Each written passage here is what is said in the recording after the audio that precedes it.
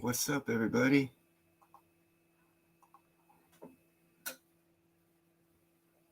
Anybody? Oh, I need to turn the sound off on this side right here. There we go. What's up, JM? Sorry. Come up here, Genevieve. You can come up here. How's everyone doing this evening? I forgot to write down what I wanted to talk about, so I'm sure something will come to me. What do you guys want to talk about? What's up, Art? Hey, why don't you come up here on the panel, Art?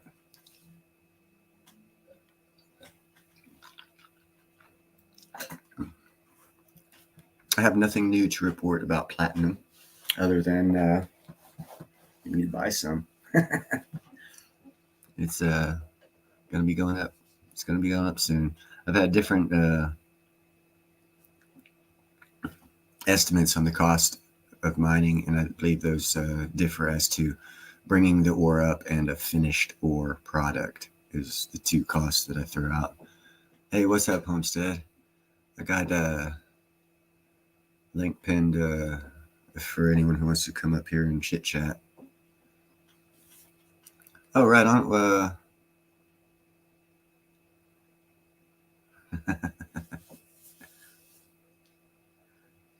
Right on. Yeah, stew's good for a couple days, several days after you make it, actually. But if you want to eat it, you go ahead and get you some. You don't have to be here, Pete. I appreciate it. Is that an AI profile? Yeah, I guess. I don't know. It's kind of small. You look like maybe a teacher or professor or something. JM looks like a dog. Pete looks like a Sasquatch. Homestead Aquarius looks like a iguana eye. Maybe not an iguana eye. Snake eye? No, it's not a snake eye. Oh, no, it is a snake eye. It's going sideways. Homestead, is that a snake eye you have as a profile picture? And who's that up there? Finn! To an Elvis style intro.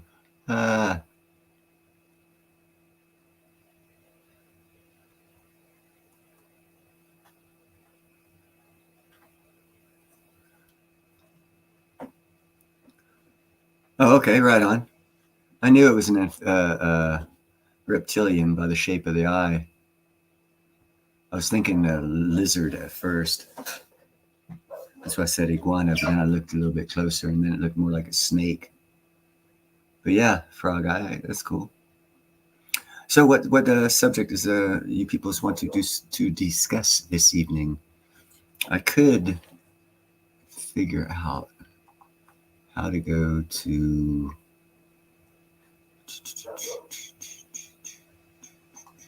I have some shit here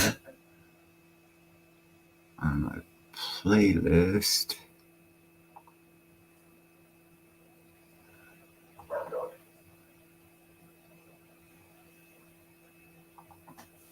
Maybe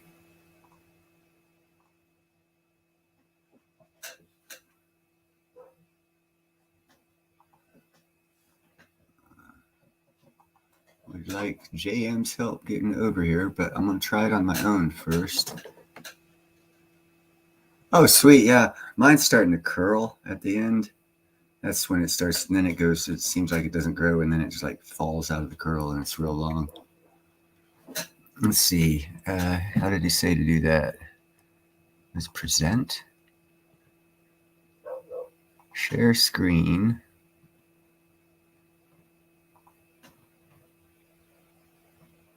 Let's see if I can do this right here. Ah, I did it right. Did I do it right?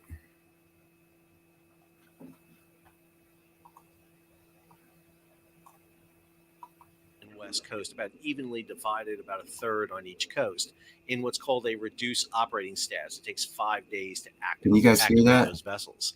They have a small cadre crew on board, about 10 personnel, but they would Can you guys require hear about that? 3 times that many to get up and running. Now, what Representative Gallagher identified was 3 key shortfalls. Number one, the size. The fact that we only have 60 ships in the Sea Lift fleet represents a vulnerability. During the Second World War, we lost 10% of our commercial vessels. 60 vessels, you are earmarked to lose potentially 6 vessels if you have a level of combat akin to what we saw in World War II. He also identifies as the age of the Sea Lift ship. The average age of the Sea Lift fleet is about 45 years old. There's a ship in the Sea Lift fleet, the gas turbine ship Admiral William M. Callahan, named for the very first commander of military Sea Lift Command. That ship is 56 years old.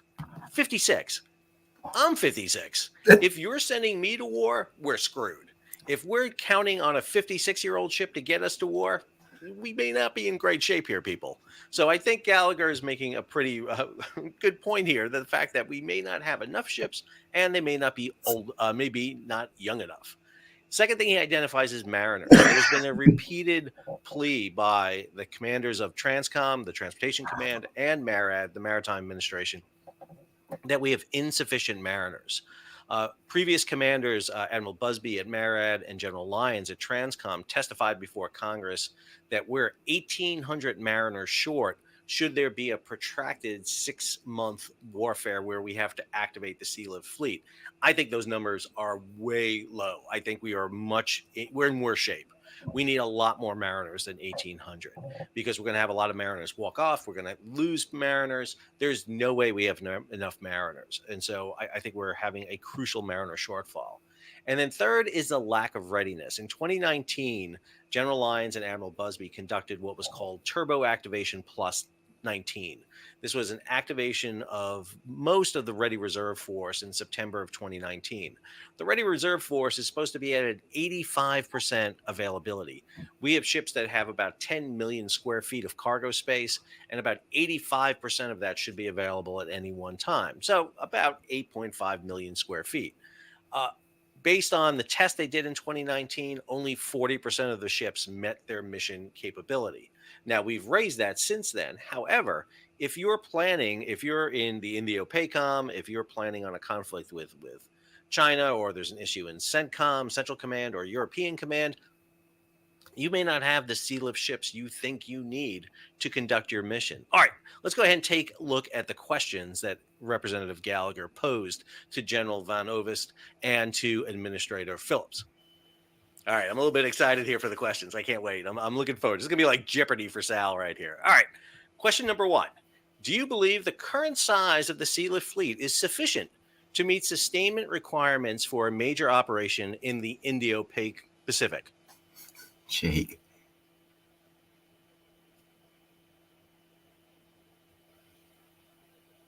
No. The answer is no. If there's any other word than no, that answer is wrong. There is not enough ships to meet this sustainment requirement. Anyhow, hey, Gandalf says hi. He wants to smell the candle there. I can't bend my arm. There we go. And he's going to lose his whiskers if he gets too close. Hey, what's up, Broken? What's up, Jeffro? But I wanted to bring you guys that to let you know that when that report gets brought forward, if it's that bad of a shape, we're going to have a lot of shipbuilding going on here real soon. I don't know if this year or next year, but there's going to be a lot of shipbuilding and maritime jobs, 2,000 to 3,000 of them opening up. If you're at all interested in that field or shipbuilding, now would be time to get into it. It's a maritime association, Unbroken, I believe.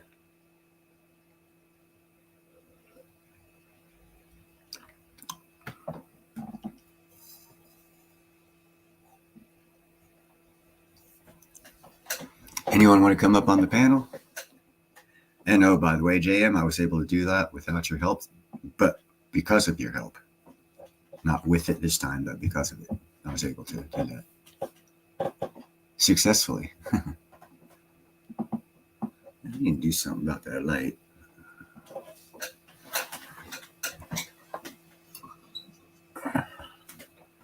There we go. So, is there any subjects you guys want to talk about? I did want to display that to y'all for show, so you get an idea of what the news is not telling you about our actual readiness for sustained combat.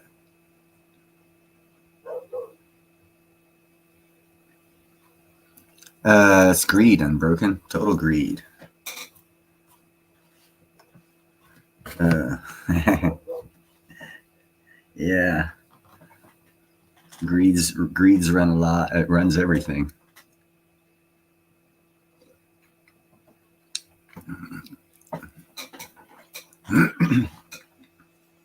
So, no, nobody wants to talk about anything.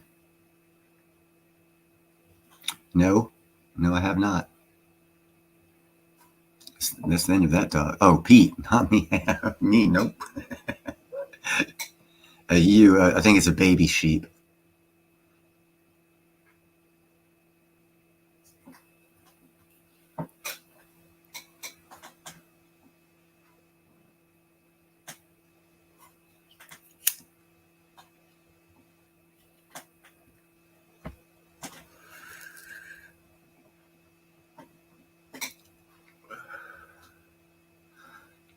This is not financial advice, but I would definitely look into mining stocks right now.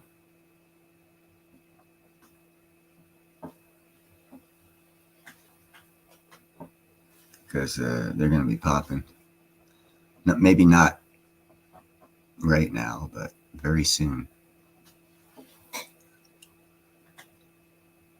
What's up, Mr. Larson, Tom? Let's see here.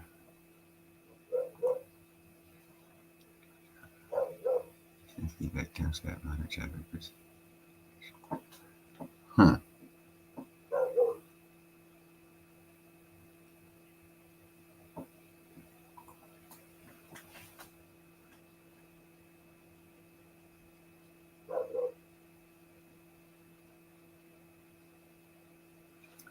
You'd be surprised.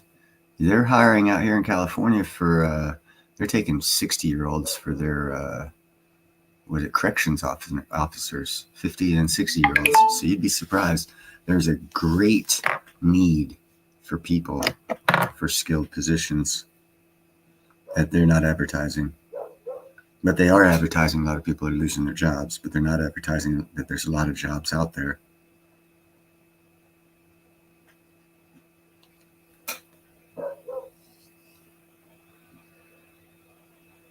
There we go. It's kind of, I can't get the light just right on him. Sorry, guys. That's Pete the Sasquatch's feet. Oh, and there's a little lamb there, too. I thought he was showing us a picture of his new boots. No, he's raising, there we go. He's raising that little baby because that little baby was not accepted by its mother. So he's hand feeding it. As any good dad should.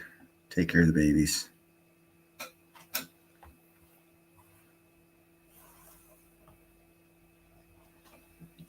Sweet, Jake.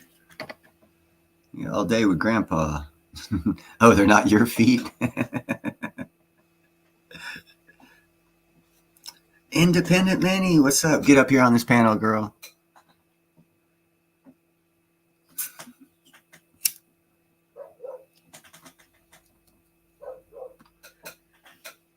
My dogs are barking at something.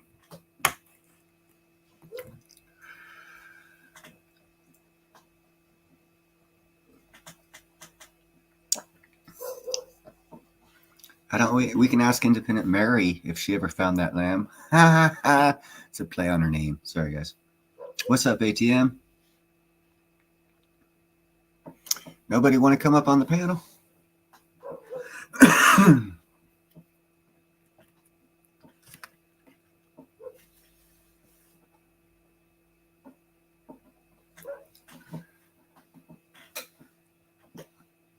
I take it that's a no.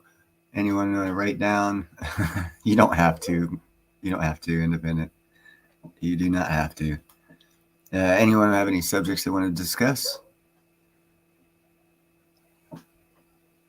Maybe about.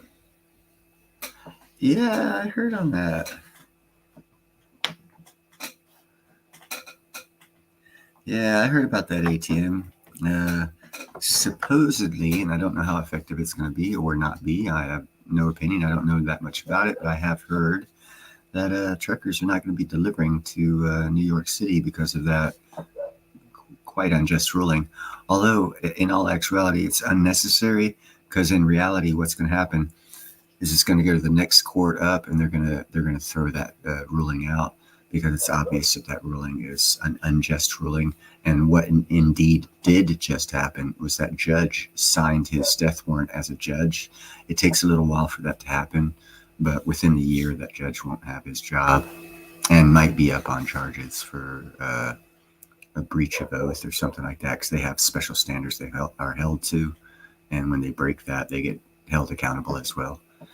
So I would look forward to that happening. And it's probably going to.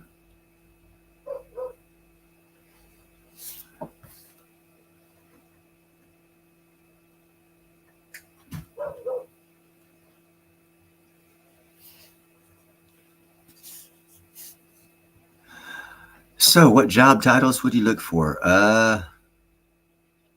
Deckhand.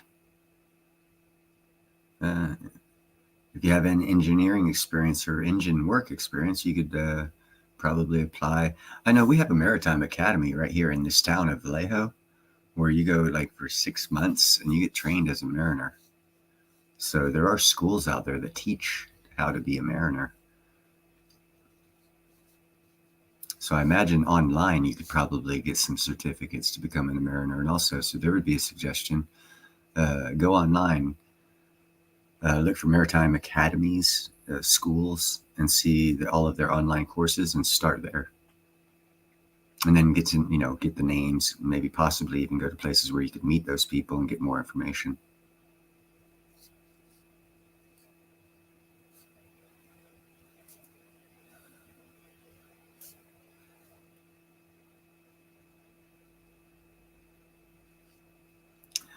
Supposedly, from what I heard, Unbroken was they're going to be protesting the judgment that judge put on the last administration leader, like $320 million, and it's a total. Everyone is like,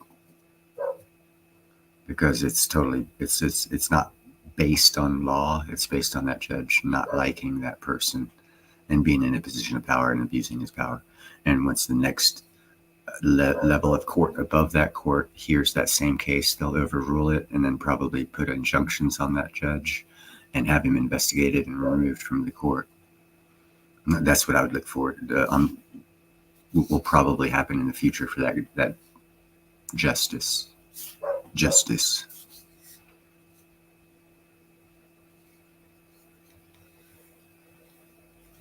What's up, John?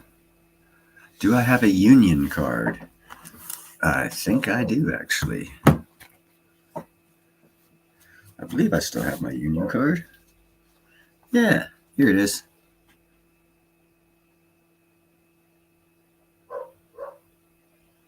It's very old.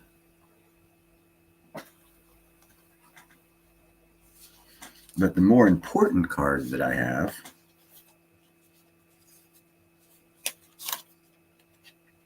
is that one. This one here took a couple months to get, and I had to get an FBI background investigation done on me, and that's why it took a couple months to get that card, because that card allows me to go places that cops don't have authorization to go. And I always like being able to do things that not even cops can do. It makes me feel special-er than them.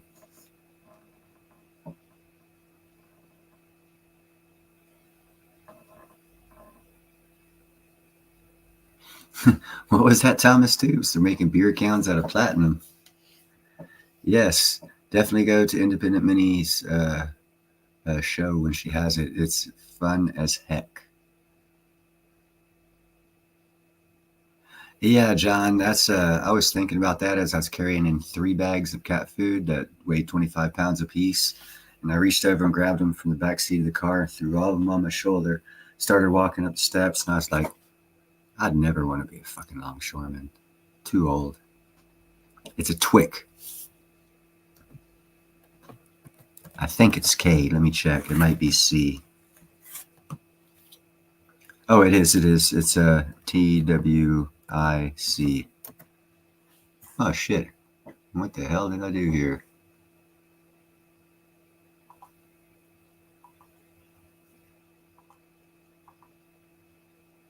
Some bitch, I did something here. There we go. Twick. Yes, Twick. Thank you, Jake. It's a card that allows me to go everywhere the Coast Guard or any mariner can go, as far as docks, fueling stations for boats where they offload oil, where boats come in and offload sugar or other stuff.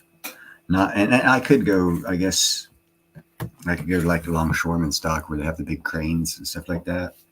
I guess I could get there too. I've never really thought about that part of it. But like I can go onto a Coast Guard installation or anywhere on Muir Island out here, right where we're at, that's all blocked off for the public. I'll just flip that card and just walk right on in because it authorizes me uh, to have all the security clearances needed to be able to enter a secure location like that, whether or not I work for them or not. Now, if they could question, hey, well, you don't work here, and then I'd have to get stopped, obviously. But when I show the Twit card, they'd be, oh, yeah, he's cool. Because most people, for one, are lazy and don't do their jobs right, and they're kind of stupid for two.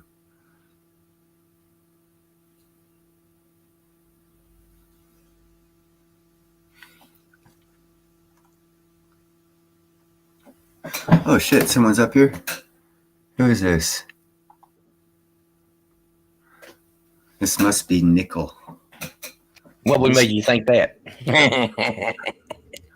What would make me think that? South Carolina primary would make me think that. Yeah. Yes, I am Jethro Bodine. I'm actually looking real close at the Highway 20 corridor between Georgia and Alabama. Around that area is where I'm looking. Hopefully by then this year I'll be able to buy something there. So how's it going, Nickel? I don't know. I just watched I was over there at the Tigers premiere about how they was going to make medals like legal tender in these different states, and it's great that the states are doing it, but Yeah, you got to it doesn't remember. affect us, though. Right. Well, you got to remember it's federal law is federal law. State. Federal law supersedes state law except for in constitutional matters. Right. So you can do this all you want. The federal government ain't going to recognize it. The federal government controls the monetary system to maintain sovereignty over the nation, which is why I say CDBCs will never work, because a country will lose their sovereignty if they lose control of the money. And what BTC presents to every country out there is a threat to their sovereignty. Just in case you want to know why, there might be some kickback to people not liking BTC, because we actually realize this, and we've realized that no country out there, other than small countries like Ecuador that are actually run by drug cartels, can be bought and paid for to use BTC. And I'm thinking that's why they did it.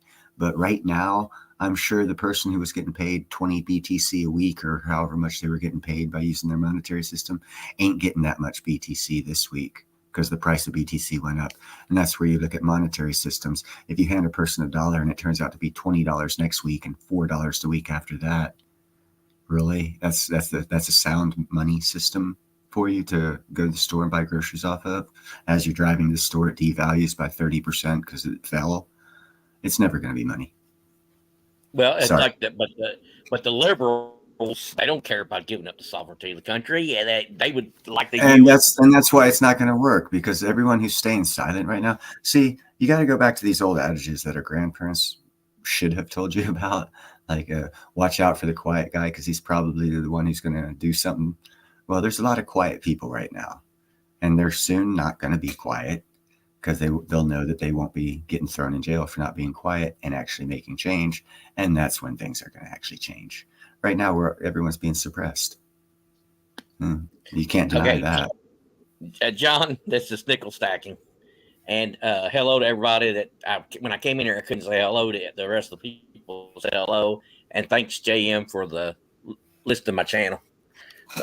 Yeah, everyone. And throw down Independent Mary, whoever has a channel. Hey, Zardos, whoever has a channel, throw it down in chat. Everyone get to know everybody. So, you know, we all can help each other. And that's, you know, kind of grassroots, how things get changed. If that's what we want to do, indeed.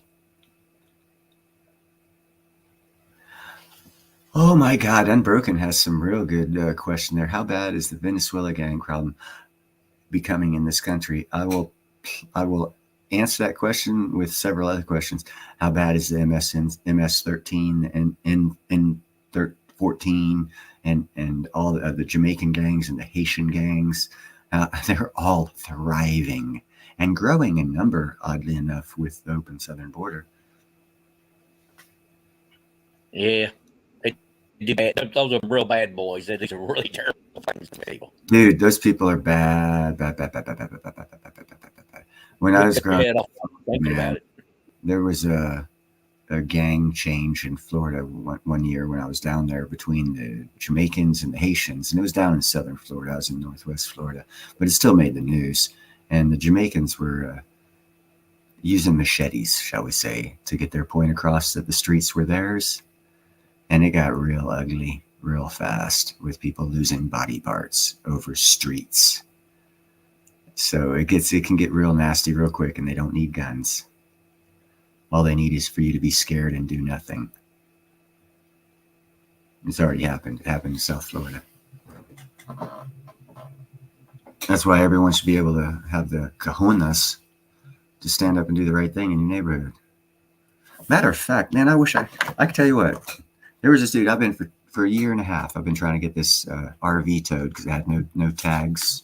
So obviously it had no insurance, which means it was illegally parked in the street. And I finally, after a year and a half, got the cops to come up here and do something. And let's see here.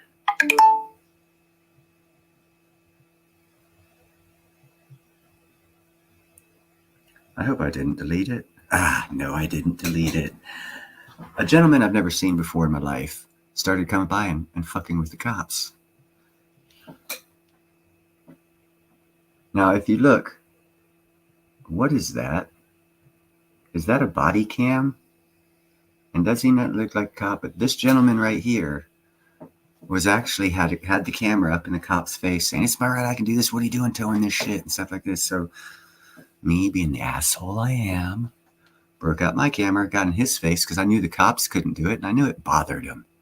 Because anytime someone's going to be a jerk to you and you can't do nothing but be kind, helpful, and grateful, it sucks.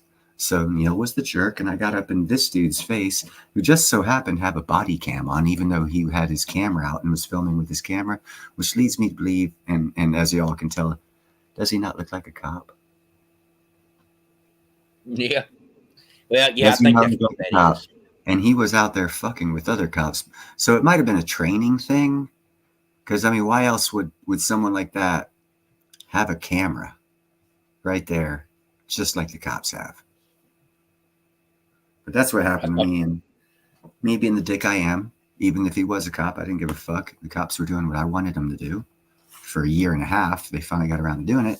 So I got up in his face, and I got a video. He said something about, and I haven't re-listened to it because it's really irrelevant. But at the end, I think he said something about anal sex and me. And I turned around and looked at him and said, "If you want to step out of the car, I'm right here." And then I looked at the video because I was going to make sure what he said. And then I saw that body cam, and I was like, "Fuck, it doesn't matter what he says." Something's hanky going on in this town. It might have been a Fed. I don't know. But that definitely looked like a body cam. And why would someone be out with a cell phone doing video with cell phone when he's got a body cam? fucking with cops.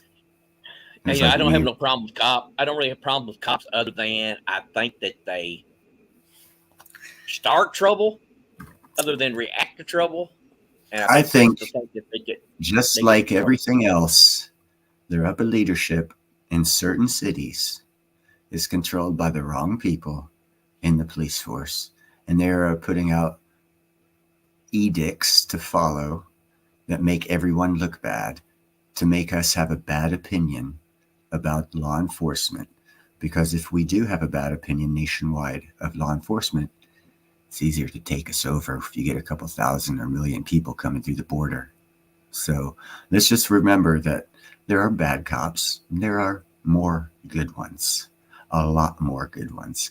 And know that there's a psyops going on. Everyone's talking about their psyops. Yeah, there's psyops going on. They're trying to make you think every cop's a bad cop by putting out stories like Floyd died with a cop on his throat and all this other crap. No, you know what the autopsy showed? He had about a pound of fucking fentanyl in his body, and he was a walking dead man anyhow. But did the news report that? No, they just wanted to report the way they wanted to make you feel and act. So don't fall into the bullshit. Fact check. Wait till the facts come in before you give opinions or act on them. Because there's a lot of bullshit going on right now to make us sway how we act. And it's off of shit that's bullshit. So just now is the time to sit back and wait and just let things fucking play out and then act. well, it's like that guy in Missouri. They would show his baby picture. The guy was 8 feet tall and twice the Yeah. size of that cop.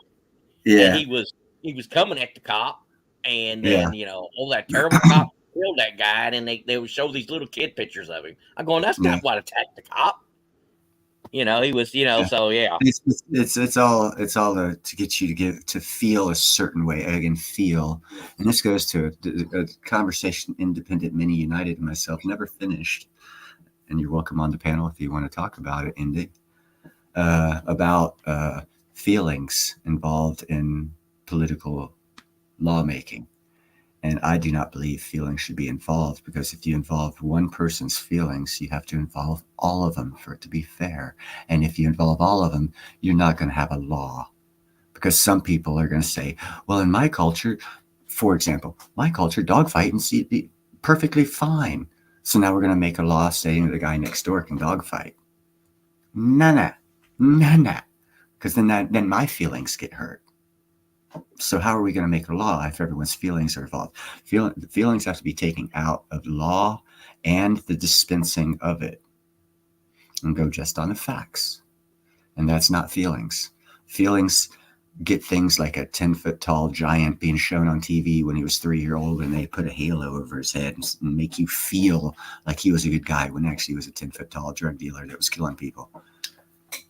Feelings can make you sway your opinion, which can get you off track, which means you're controlled, or i.e. you're a slave to someone else's way that they wanted you to act for their benefit, not the benefit of you or your country. That's my opinion on feelings in the legal system. Now, if you can, stroke a cop or give him a 50 and it works, hey, whatever.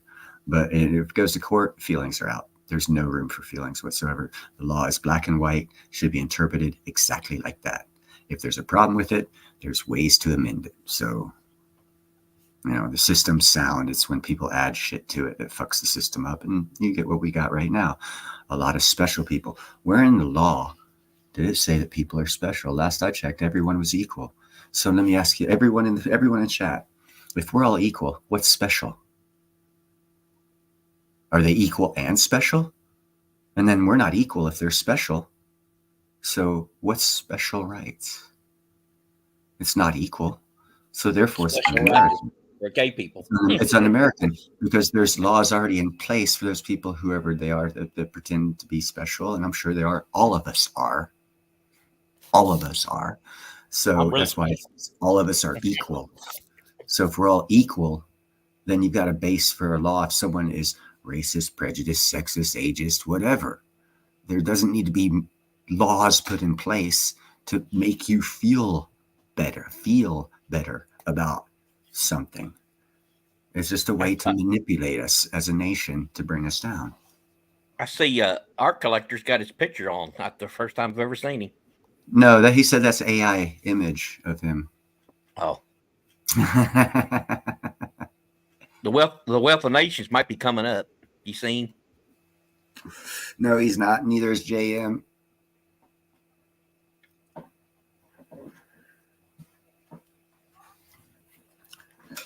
And damn, I should have saved this too. There's another topic that would really bring in a lot of conversation that I won't bring up this week.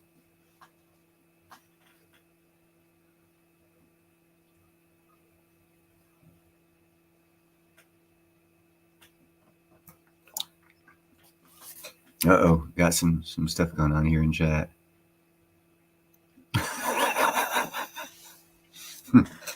ATM is gonna identify as Niels Han Dynasty.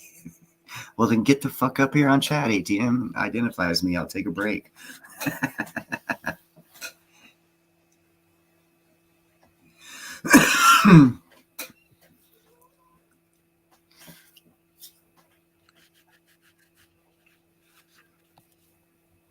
I finally got registered for the Ron's Basements giveaway.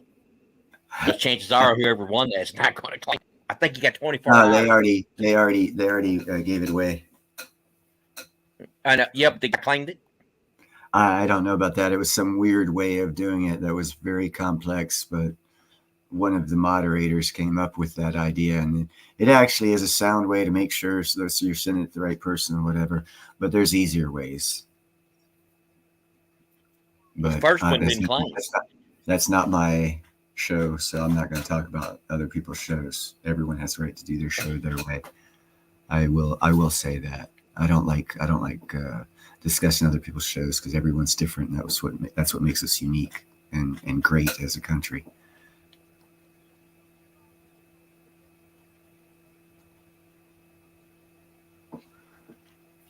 Aha. Hold on a second here. Let me.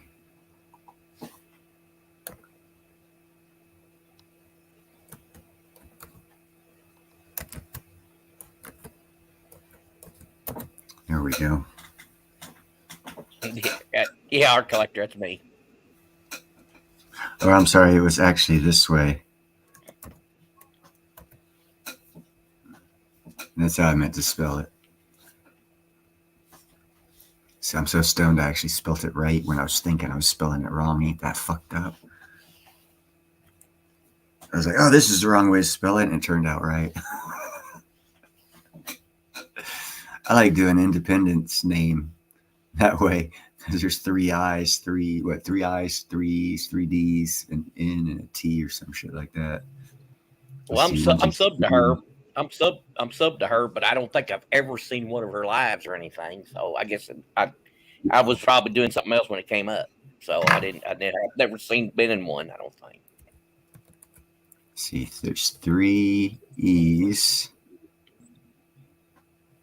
3 D's, 2 N's, and a T. I think that's right. Oh, I left out the P. Fuck. Sorry, you got to throw the P in there.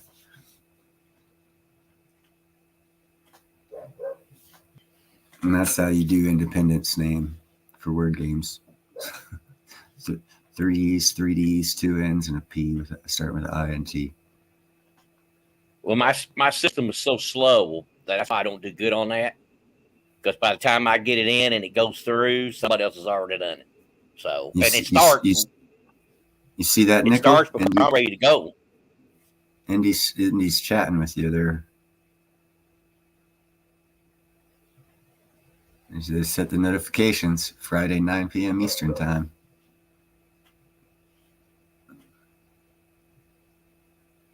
So y'all must be using. Go ahead. Y'all must be using the better system than I have, because and maybe cell phones are faster. I guess they're faster, the ones that are using cell phones. But man, JM, He's got 2 words already before I can even know what I'm, before I can even see what the letters are. So that's why I don't do good on that. No, see, you're attributing it to the wrong thing. What you need to attribute it to is he and Independent Mini are cheating. I don't know. Chad, what's up, Chad? Hold on, let me see if I can get this here. I like trying this.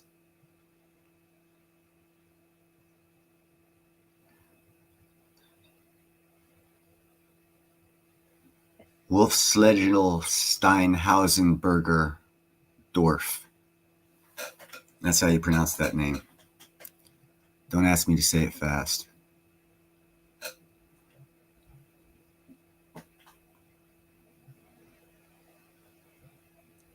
Wolfsledgel Steinhausenberger Dorf. Yeah, that's I it. think it's Chad Wolf. Whatchamajigger. Yeah, he laughs. I always tell him that. Indy, I'm joking with you, girl. I got this running thing. I always accuse anyone who's winning of cheating. That's who I am. I like having fun. I don't care about winning and losing. I just like having fun in the game, other than the game. Oh, look who we got. Hey, how's it going? I figured there's a couple things we needed to address. One, ADDRESS. Indy and I never cheat. I just explained how I just mess with certain people to add humor to the game. I have a feeling, though, Nickel, that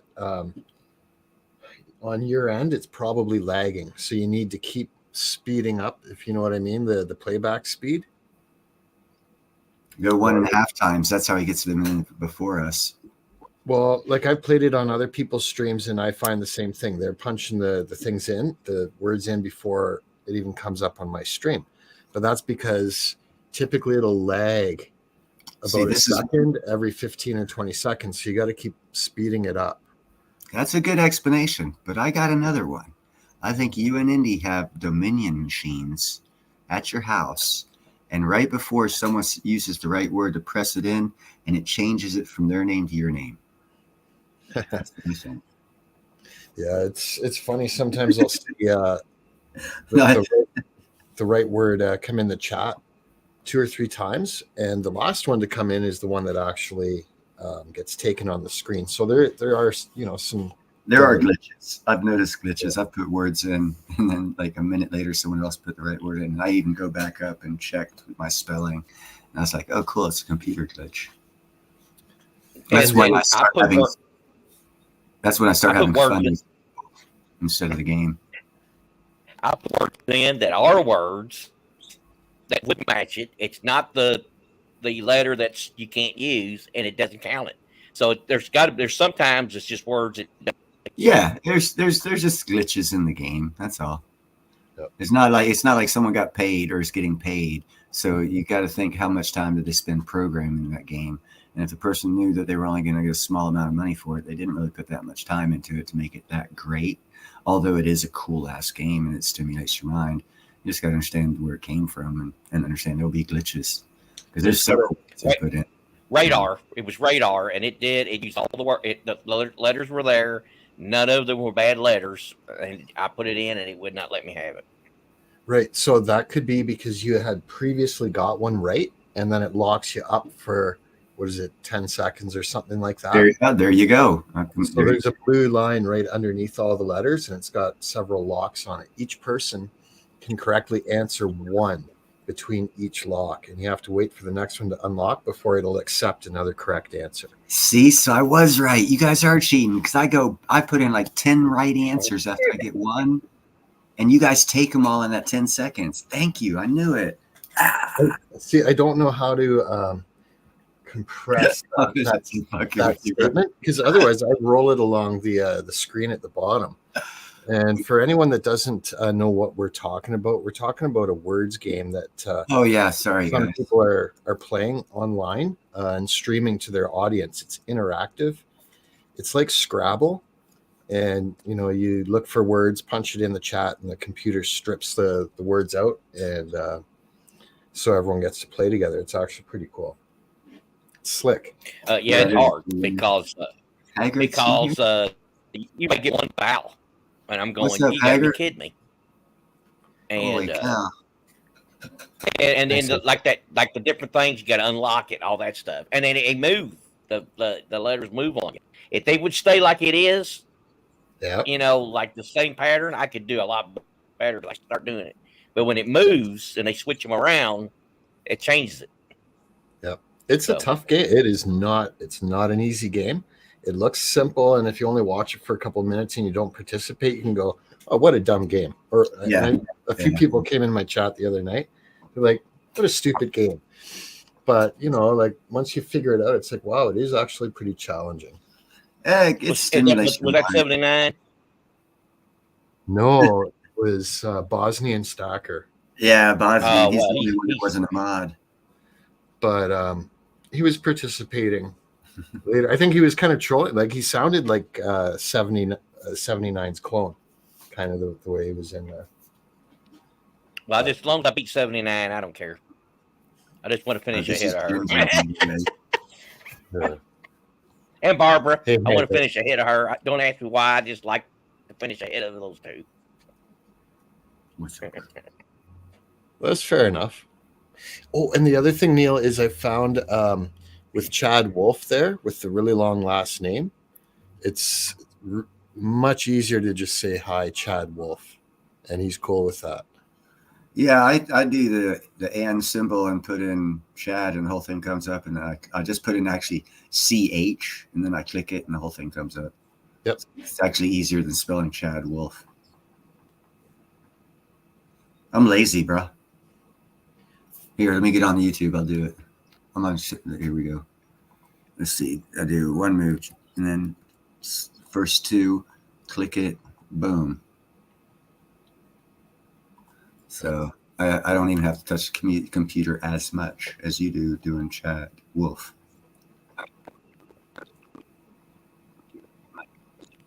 Sorry, JD. The other thing, Nickel, is it's pretty easy to stream that game to your subscribers. You could do it, try it out, and nope. The lag is. We're not going to do that game here. That's you. Your channel does that. I'm talking to Nickel though. Oh, okay. Nickel can do that. In fact, you don't even need to stream it to your audience. You could just test it out on your own and see what the lag is. But I digress. I'll digress on that. Yeah, this is for Jake's kitty, Spencer and Ginger. This is Ginger. They have a long distance. They have a long distance relationship with each other. Every time I talk with Jake, Ginger comes up, and apparently on his end, his cat Spencer comes up to the phone, and they kind of talk to each other.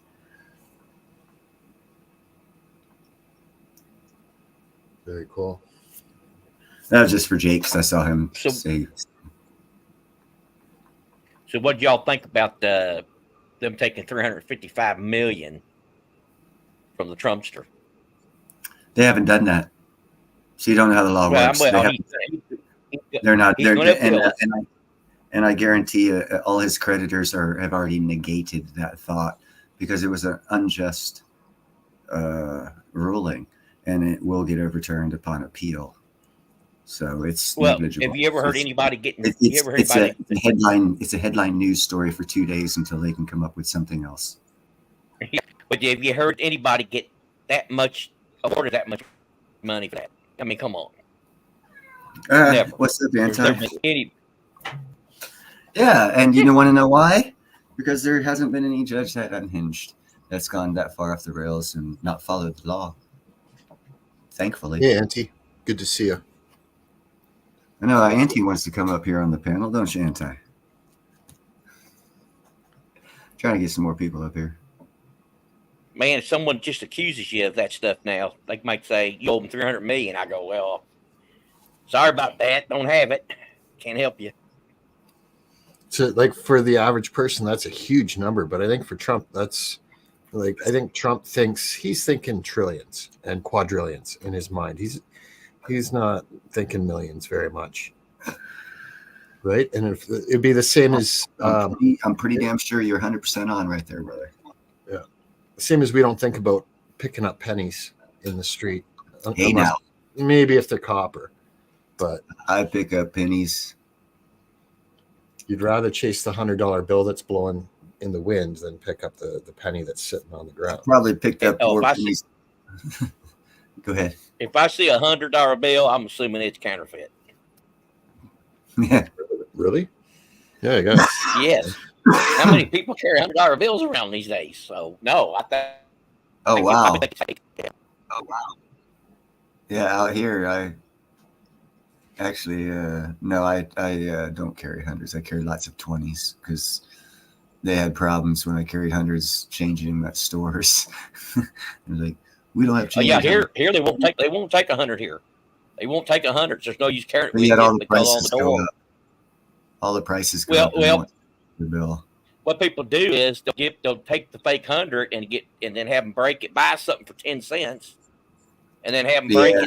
it and then when they do that, that's a big hint that is counterfeit What's up, because Al we're Gore? wanting to get the real money for the fake. We have Al Gore in the House, ex-president nominee. Hail, Gore. Greetings. See, and I would have thought that your currency in the States there would have pretty darn good security features on it, especially the newer issue. $100 bill actually is the most secure of all of our bills, believe it or not. Yeah. For all the security That's features. burned because that a lot of places will not take hundreds anymore here. A lot of them.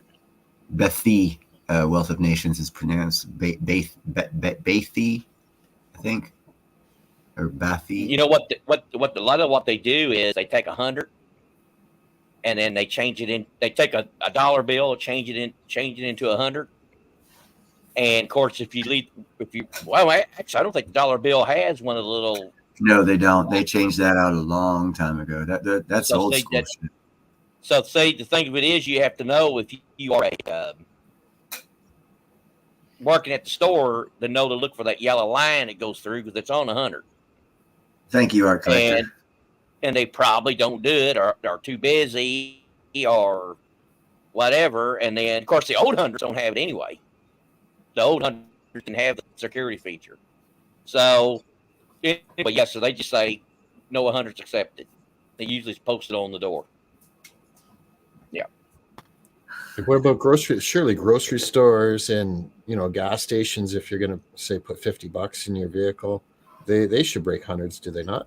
Yeah, out here they do, and that's exactly right. I have not seen anything telling you that you couldn't use hundreds, so I'm assuming. I guess you can. But see, you got to look at it also like this in the area you're in for the economy. Is it typical for you to drive 100 miles one way for a job? Probably not. Out here it is. So when people are typical to have to drive longer on a daily basis, the money system's a little different. Throwing 100 out to get change for filling your car up every other day, it's no big deal out here.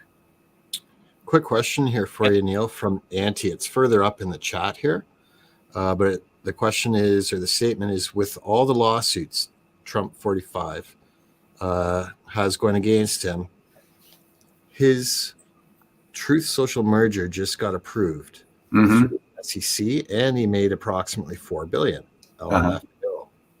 Yeah. So that's a statement, right? Right.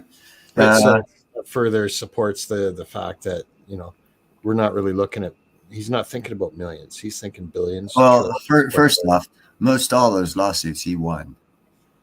So what you got to look at is the same as everyone talks about on a national level. Everyone, it's like, look over here. So there's nothing going on over there.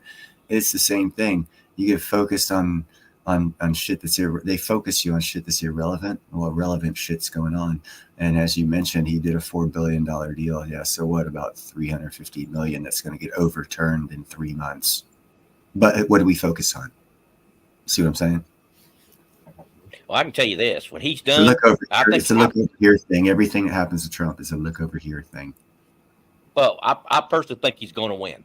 I think it's too hard to cheat with 3 major people running. I think he's going to get it. Huh? It doesn't matter. It doesn't matter. It's not going to happen for a while. So I think after he gets done with the second term, a lot of time left. There's a lot of time left. He is going to sue the crap out of a bunch of people. I can just tell you right now, because that's just And truth. I don't. He's going to get even with all. I don't speculate on stuff that hasn't happened yet. I'd rather talk about shit that's more prosperous. What he's going to do, what he's going to do, and that's out of my hands. No matter what I do, so I don't want to waste time talking about it. Basically, I have an idea exactly what's going to go down, and there's no reason to talk about it because everyone else is going to be talking about it. And that means it's a big waste of time to talk about it because you can hear it somewhere else. I want this to be about something not that you can hear somewhere else talk. That's why I don't do politics that much or religion, because you get that in other places. Yeah, it sounds like you don't want to exert too much energy in areas that aren't going to actually change your situation. That seems like a logical thing for me. It's a simple. If it falls in line with the saying, choose your battles. Yeah. Don't throw extra resources at something that won't change anything. Exactly. Focus, and that includes brain cells. While everyone else is talking about the New York Times front page, you should be concentrating on your fucking idea in your brain, how to get it to public to where you can be a billionaire while these other people are looking over there. I do still catch a little bit of MSM, usually just on like the local radio station, because I want to know what the narrative is that they're pushing. Like that's, and you get a bit of local news, like traffic and stuff like that. But as soon as it gets into the political, my brain just switches and it's like, okay, so this is what they're programming everyone with, and to me that's good to know. But I don't spend much time on it. Jake, Custom Parts always saying gold for the win. And there's something between him and I where I'll say buy silver and platinum. Sorry to get off point, but I saw something today that leads me to want to buy a little bit of gold, and it had nothing to do with the freaking price of it or what its value is or what people perceive it to be. So I might pick up some 10th ounce gold coins if I can ever afford any. So what was the reason? I do a lot of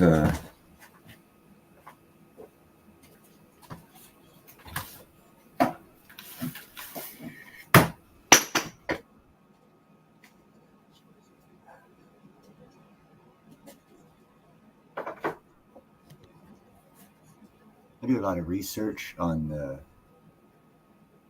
basically stuff we're not told about on religions, philosophies, and things that have happened and reasons why they happened. And through my research with the Templar Knights, and I've known about a different system that they had and I told myself, I just said, we're not going to talk about religion, but they might have had evidence for a different viewpoint of religion than we had. And in my research of this one thing, I discovered something else. They called gold manna. And there's supposedly something that you can do with gold that they had the alchemy to be able to do that's been withheld from us to this day. And if true, I'd want some gold. And seeing how hard it is to find the truth and how hard it's been for me to get this supposed information, I can only deduce that it might be a little bit more truthful than not truthful, because it fits in with the quick demise of the Templars and reasons used and actual reasons and other things through my research. It's really it's in depth, but that's as simple as I could put it, as stupid as it sounds. Did it touch on like colloidal gold? That's a thing. Kind of, sort of, yes, no. It's not like something we like our alchemy does not cover this that we've been taught. I'll say that. but you can read between the lines. Yeah. Okay, then yeah. Yeah, kind of, sort of. Yeah, kind of, sort of. Enough to make me interested in wanting to have some gold just in case it is that information does become general knowledge, and anyone can do it. Then, if gold's at 20,000 an ounce, then most people won't be able to afford to do it. You know what I'm saying? One of those kind of things. It's like, there might be enough truth in it for me to have maybe an ounce now, and before it goes to 20,000, and then I decide I might want an ounce, it'll be like, you should have already bought it, dumbass. I don't want to say that to myself. So there's more cause in my head to buy maybe an ounce of gold. What's your opinion on the theory that there might be thousands of tons, if not more, of gold just stashed in the Grand Canyon?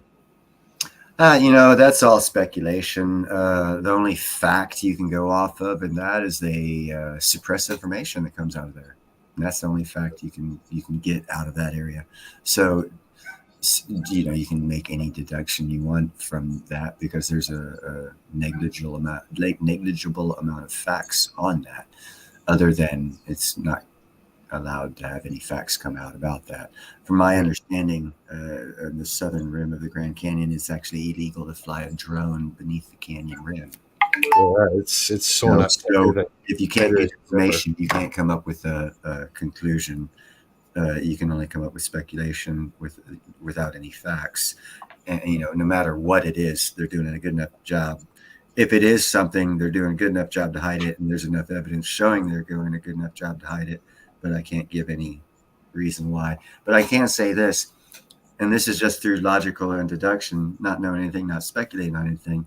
If they're using that much energy to hide something, if there was a lot of gold there, it ain't there now. So, does it matter? And I was just going to say, my suspicion is there's got to be something there. The only reason I could presume logically why you would going to keep someone away from something is for someone else to do something in that somewhere. And you won't let other people in until that something's done. And that's typical for the U.S. government. And then after they're done, it's usually a toxic waste dump for 50 years anyhow. But gotcha. You know what I'm saying? Yeah. Yeah. So that's what I get from everything that's out there, not knowing any facts whatsoever, but just seeing how things are going. It would lead me to believe that if there was something there, it was important enough for them to already take, and they're still doing it because we still can't get any information from it. So it's transitory. Independent Minnie asked a great question. She says, "Neil, what are your thoughts on the Antarctic?" It's fucking cold. I don't go where it's cold. Well, I will say this. I think there's a lot of gold out there buried. Remember, they found that gold in a Kentucky farm with their discs. It disc up the ground and found all that gold. So I think there's lots of gold out there hidden. Yeah. There's a lot of gold out there. There's as technologies get better in capturing gold through different types of sluicing systems, and the smaller they get, to catch what's known as angel's gold, which is so small you could barely, with my glasses on I could see it, but it's like it'd be real small inside a pan. Now they have sluices that can catch that. And in reality, with the world being around for 4 billion years, pretty much anywhere that a heavier mineral would get stuck in the soil, there's going to be gold. That means, clay soil, you just got to go through enough of it to get the gold. And that's the difference. How much are you going to go through to get the gold? Now, if the price goes up to $20,000 an ounce, it's worth getting 1 gram and it taking you 2 weeks to get it, because that's, a couple $900, $800 for 1 gram at that point in time. So it would be worth it. So are we getting all the gold that's out there? No, economically it's not feasible. So if they do revalue gold, I can guarantee you're going to see a lot of people getting into the smaller gold mining, and they're grandfather's fields or whatever, their farm fields, going for that angel's gold because the price will be economically feasible to do that type of operation. And that's how governments work on growing economies, is they make things more valuable, less valuable to get people into those fields. And if you look at EV, for example, EV was pushed for 20 years, subsidized all this other stuff, green economy, all this stuff. That's our money going to these companies to bring us products that they develop off of our money. And then we buy them. And then we find out after 20 years, damn, that's fucked up. We fucked up shit more than we should have. And I use the example of, if you're old enough to remember, the glass plastic war. And the excuses, all the commercials they were running, and all these things saying, oh, well, you can cut your feet, you can do all this shit, running, playing in the bay, you don't want your baby falling and hitting on glass. Plastic's so much better. Well, look at our world now. What's better, glass or plastic? Well, glass was a lot better. I'd rather have stitches than microplastic inside my system and every food I eat. So someone knew in advance. They pushed it. We went off feelings. Now we have microplastic in our system. Coca-Cola was always better out of the glass bottle. Yeah, milk was better with glass bottles. It is what it is.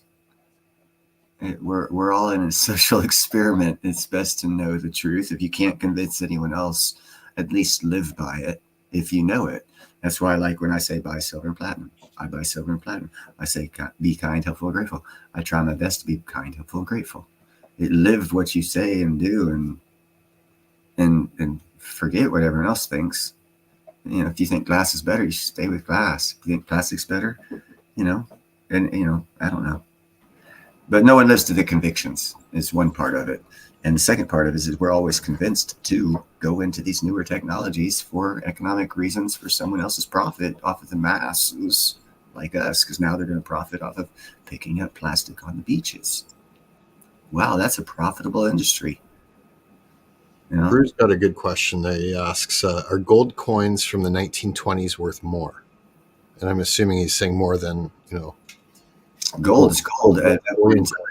Where value is gained in anything is in the person's willingness to pay what they're feeling of worth above what the average price of that product would be. In this case, gold ounce, say, just keep it simple, say 2,000 an ounce is the going price. And if you have an ounce of 1920 in a coin form, the gold rated price is still the same if it's an ounce to ounce, where you get it through historical value and people who place more relevance on that. That's where the value's gained. So using that, then yes, it's worth more because there's more people out there that would want that than the regular 1 ounce of gold. Yeah, I think that would fall under numismatic. Or something, and of course historic even. So you're opening up more markets for that 1 ounce of gold. So therefore, if you have more of a market share, the value will go up. Economics. So, but he's really talking about pre 33. Yeah, and that's historic. You open up a whole new, like Jake's Custom Parts is so much into it. He'd pay more for pre 33 for his reasons. He's in the customer base that expands the value of that coin. Me, myself, I'm not in that camp. I'm in the camp of an ounce is an ounce because I'm poor. I don't have the extra money. If I did, I might be interested in it, getting some. I'm interested in old coins. That's why I watch Long Live Coin Show. Every now and then he talks about ancient coins, and I dig all that because there's history in coins. You can fact check history with coinage. It would also determine if it's graded too. If it's graded, then it's a high grade. It's going to be. And that opens up another market, again, for market share to add value. So, yes, logically, anything older, especially in coinage form, is going to be more desirable. Therefore, more people will want it, and therefore they'll pay higher for it relative to its actual value per ounce of gold to gold. And then it's business sense. Then if Elvis owned it and it came from Elvis' estate, it's going to be worth even more. Only to those people who liked Elvis, opening up that part of the market share. And they're the ones who'd have their millionaires and their little market share that would add value to that in particular. What do you call those? Niched markets. Yeah, that's a good one. Some people pronounce it niche, and others pronounce it niche. Yeah.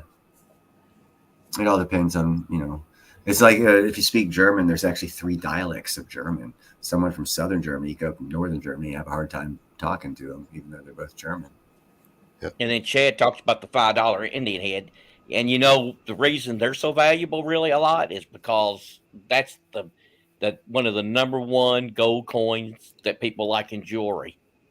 So that's why I don't see them I don't see 250s or 5s very often at all, because people love those in rings and pendants and all the other stuff. So, hello at Mark Cassidy, and to your I guess question, you can put a question mark on the back of it. Yes, you're 100% correct.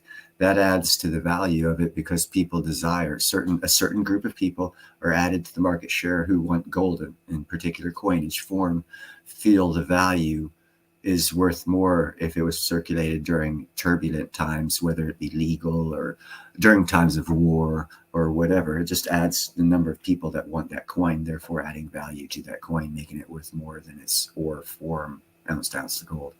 So the more, basically, there's 8%. I call it the 8% rule. If you come up with an idea, approximately 8% of the people are going to be about 95% on board with that idea, thought process wise. Your job is to shape it and form it to where more than 8% will get on board with it so that you can sell it. Same thing happens with politics too, or advertising.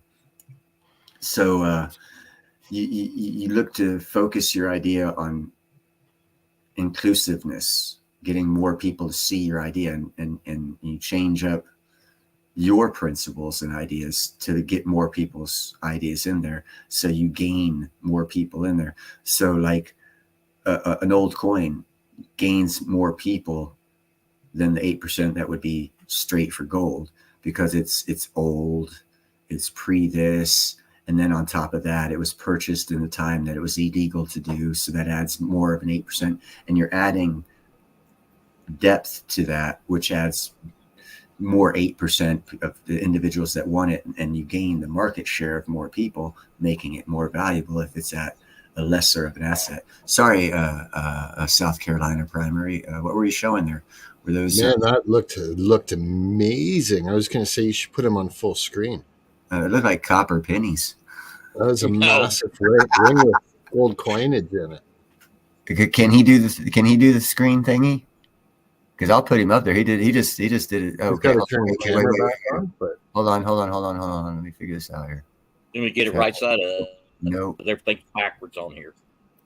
Hold on. You got to press that one. Solo layout. There we go. Solo layout. Just hold it still, Nickel, as still as you can. Yeah. See the Indian head there, guys? Yeah. What is that wrapped in rope? Is that silver? Oh, the actual ring? Yeah, the ring is silver with gold over it. Okay. Right on.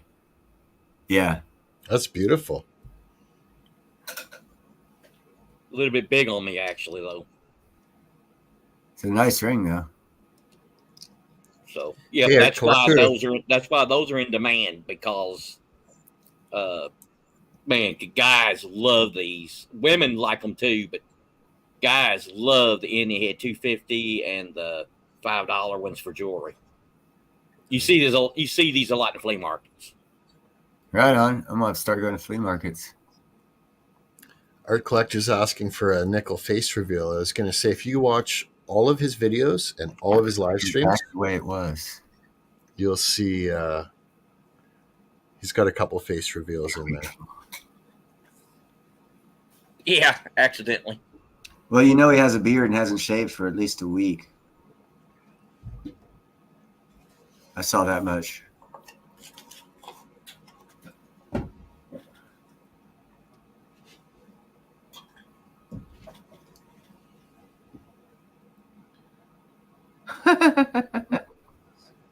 You see Art's question to you, Nickel? Yeah. What's your ring size, Nickel? I think Art Collector's picking on you. I wonder if that's 79 in disguise. Yeah. Well, actually, when I'm in the winter months, I gain weight, so it almost fits my ring finger, actual.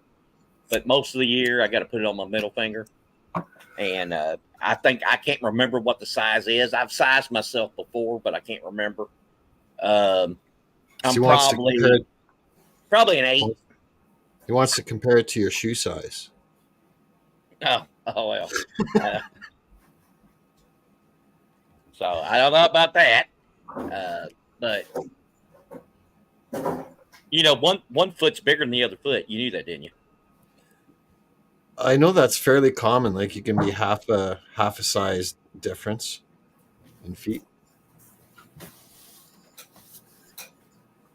Yep. Yes, it was a very good looking ring. Yeah, I thought it was awesome. That's what Homestead Aquarius was talking. Yeah, I'm actually waiting for aluminum cans to go up in value. They used to be 12-ounce cans were a dime. Well, I'm not a gold fan. Pennies on the ground. I will tell you, I'm not a gold fan, but I do love the Indian heads. So when I like Indian head pennies, I like the gold coins with Indian heads on it. I like the silver ones. I've got a silver one that's 999 silver that I think it was Sailor Stack sent me, and that one I would love to have that in a ring and have all silver. Yep. So, but I love that coin. I've never had one. He sent it, and I mean, I go, man, that's an awesome coin. Apple fritters. No cheesecake. Cream cheese. All right. Or something I like cream cheese a lot too. I like cream cheese pies and stuff. I love that stuff. One time I almost ate a whole chocolate cake on the stream. But the difference is, you saw my belly. I got to lose some weight. I'm just putting too many on. I'm almost 200 pounds now. Look at him. I know it. He could eat a suitcase full of it and wouldn't gain an ounce. You know that's criminal. You can shut me off if you want.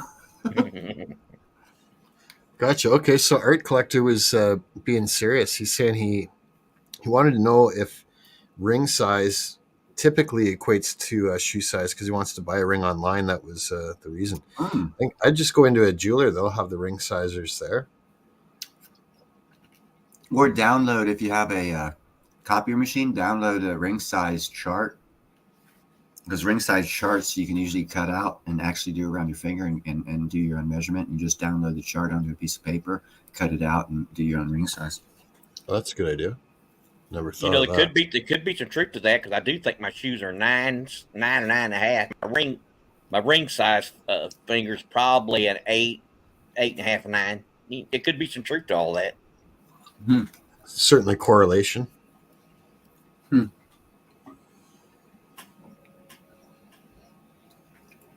Ask some big guy who's got big feet.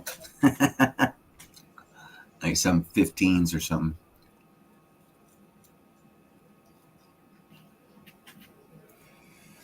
That's probably Trump's son, Barron.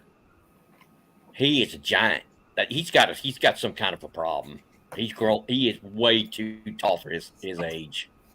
There's some type of deal there. How tall is he now? Like last time I saw, he was around 6'5". Oh my Lord, no. Trump is 6'4", 6'5". He towers over Trump now. He's got to be part of the Giants. He's got to be at least, I'd say 6'7", 6'8" right now. And he's still growing. He's going to be probably over 7 foot. Good basketball guy, huh? Football wide receiver. Hello.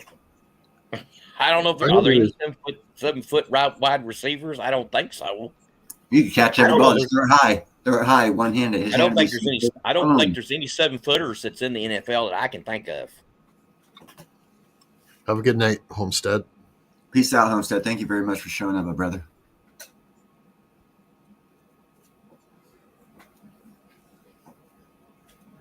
Yeah, basketball would be the logical sport. Volleyball, basketball.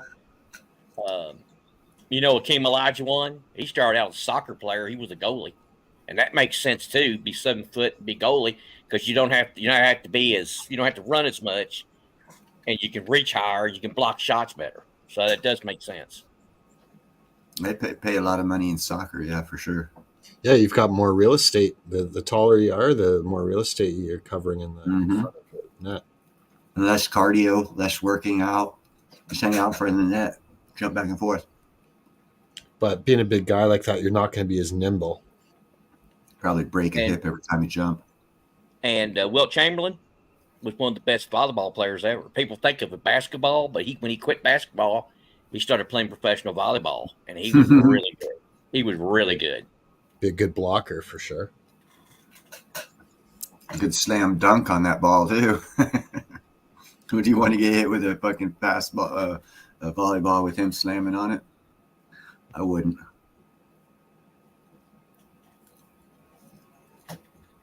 I believe the rule on volleyball is if you hit the person, if you're up on the net and you slam on them and it hits them and goes out of bounds, it's their fault, so you get the point. Yeah, if it touches them, yeah, so they have to slam, save if you slam on someone real hard, it doesn't matter where the ball goes. If it pops up in there hella hard, because then they only have one hit to get over the net anyhow, or two hits if you're playing with more than three people. I remember when I was coaching a softball team, girls little league, and they kept talking. I had to wait on this player to come. I got her in the draft or something. Oh, she's good at volleyball. She's great. So I'm expecting a draft. And I said, well, I can use her for first base. I like the tall dudes, tall people to be at first base. She comes in, she's only like 5 foot. And I go, look around, I go, you're the volleyball player? And she said, yeah. And I looked at the others. They said, she's great at saving them, keep them from hitting the ground. And so her deal was to set other people up and keep it from touching the ground. And so she was smaller to the ground. So how about a shock, dude? I mean, I was expecting this absolute giant. And no, I said, you got to be kidding me. Thomas. Psych. That would be fun, actually. With the girl pin you. I'd lose every match. Come on, sit on my face, so pin me. Yeah. After a while, I win every match because they wouldn't want to do it. I don't know what you guys have going on there in the States, but here in Canada, it's getting outrageous. Like, they've got guys going into women's field hockey and like rugby and stuff like that. There's where a lot of lawsuits contact, and these guys that are pretending to be women. There's a lot of lawsuits right now on that down here. Oh man, it's like I can't believe that the associations would allow that. No, what's awful cool is that we don't forget the names, because when all this crave and rave and short scenarios shit's over with, they're still going to be who they are, and they're going to have to fucking answer for it. And that's going to be really cool. Yeah. If they don't skip out to the Antarctic first. Yeah, that was Indy's question about the Antarctic. I kind of blew it off. There's only thing I truly know about the Antarctic is in 2020 there was a group of scientists and students that were going for like their PhD or something like that. They had to do a thesis, and they were going to do it, but COVID hit, and it prevented everything that they were doing, and it fucked with their careers because they couldn't do the paper. So all the scholar scientists who were in the school got together with other guys and decided to send up a weather balloon, a real huge weather balloon carrying every piece of scientific equipment that the weather balloon could, and they'd monitored it as it went around the world, and it went over, I think it was Antarctica. And they discovered a couple things. One of them, which I found interesting, was the God particles going in a different direction, and a lot of them all at once. Mm-hmm. And that's all that they reported. Nothing to it. And if you know what the God particle is, it's supposed to be from the Big Bang, so it only goes in one direction. And if you look at the Antarctic as well, or it might be the Arctic, I think it's the Antarctic, where there's a 2-kilometer cube with sensors. That's 2 kilometers in the ice at a cube with sensors every so often to try and catch images or whatever, however they label it, of this God particle proving its existence. And this science group found tens and tens of them coming out of the Antarctic with their scientific equipment during COVID. Hey, William. I haven't heard any other science papers out on that, which I was obviously very interested in. But so and that's why, anytime anything goes quiet, I'm always like, right on, yeah. I suspect that the landmass of the Antarctic is much greater than most people believe. I would suspect that we probably have something like a Stargate working somewhere down there. It wouldn't surprise me. Like, I would explain God particles being captured coming out in all in one direction if it was the ending of a wormhole facing in whatever direction the outlet was. Because if it theoretically, because and obviously Nickel knows I'm big into space, but theoretically, if there was wormholes along their trajectory, however many millions or trillions of light years they were to go, they would capture a few God particles, and they would always stream the way the hole was streaming. So at the exit of that hole, they would all shoot out. That makes logical sense with no science back into just projection and theory, because there is no science. No one's done science. I haven't even heard a follow-up on that paper, and it's been 3 years. So, that's my only logical conclusion based on what limited evidence I know about that coming from the Antarctic. Chad's comments something else there. Now, in the women's prisons, they're getting pregnant from other women inmates. Oh my goodness gracious me! They need to send that girl to a man's prison and see how many times he gets it. I bet he'll be running with it every night. White stuff coming out.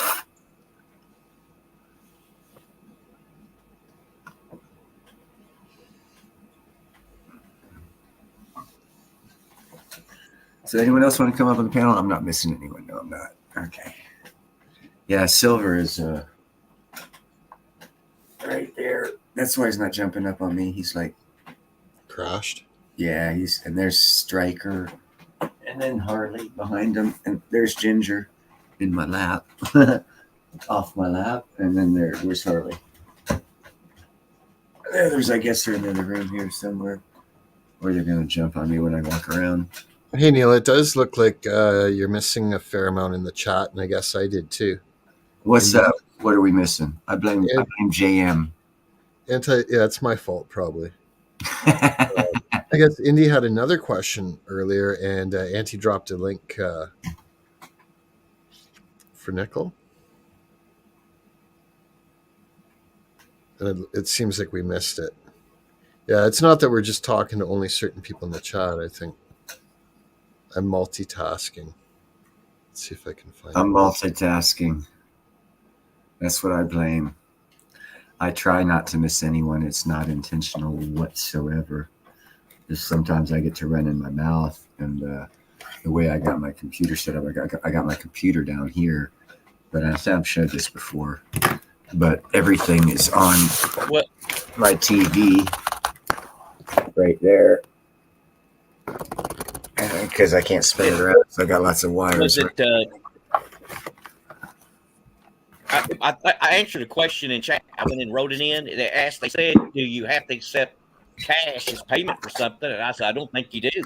If you own a business, small business, and you have an item for sale or a service, I think you can ask for whatever payment you want, whatever form. I don't think you have to take cash. That's 100% true and legal. If you're performing the service, whatever type payment you want is what the person who's receiving your service has to pay in. It's just we've accepted it to be the U.S. dollar for so many years. Everyone's naturally expected it to do that. And that's an issue because of people's expectations and understanding. No one really understands that. But yeah, you're 100% correct. Chad wants to know about artifacts. Hold on, what's William talking about here? Did he say something here? I missed it.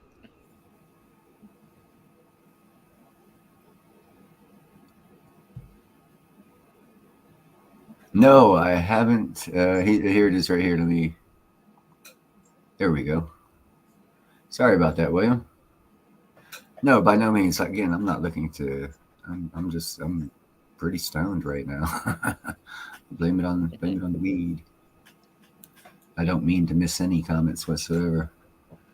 And no, I saw nothing about it. I do have, and let's see if I can do this. This will be cool if I can make it work. I'm glad JM's here. In case I can't make it work, I can ask him. I'm looking through. Let's see.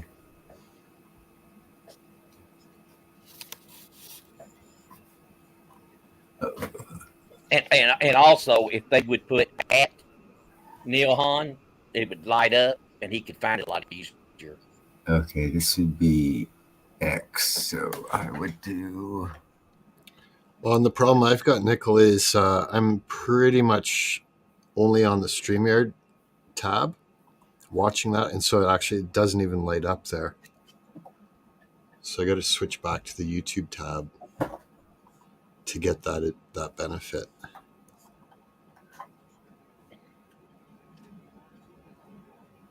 There we go. Can you guys see that? A little writing right here.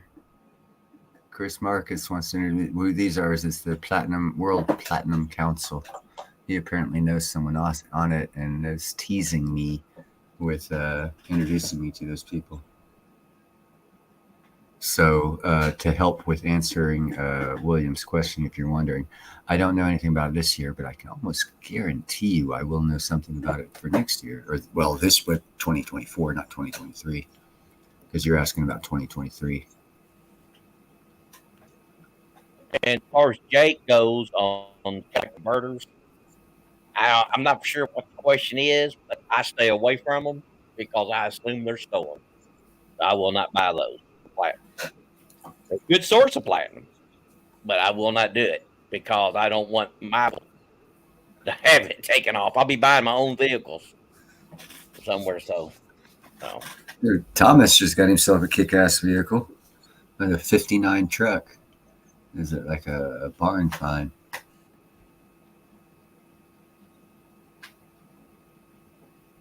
I'll have to check that out, William. I'm an ignorant son of a bitch that got into this precious metals arena about 3 years ago, maybe a little longer, and was attracted to platinum. Started learning about it. Realized no one talked about it, so I ran with it, and I'm still learning. So it would be nice to hook up with them and find out about these other avenues of technology that are going to replace platinum as well as possible. Not everything's going to be perfect. And I do know that anything they try the first time usually fails.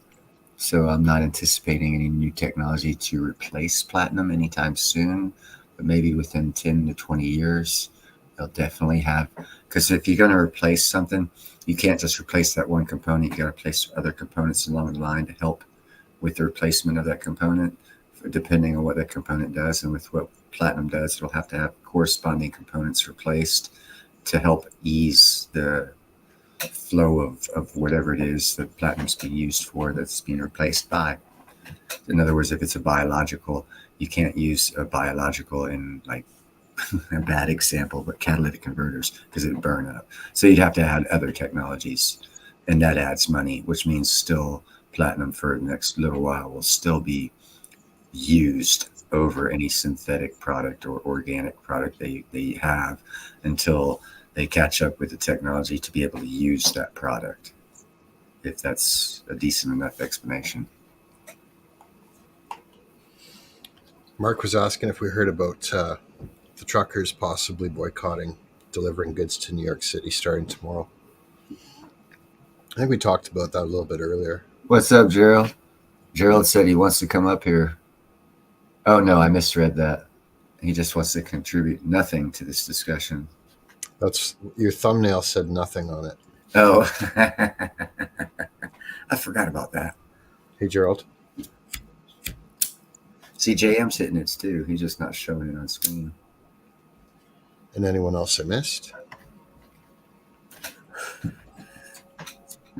Actually, this right here could affect me getting a job doing it on screen, but I just don't give a fuck.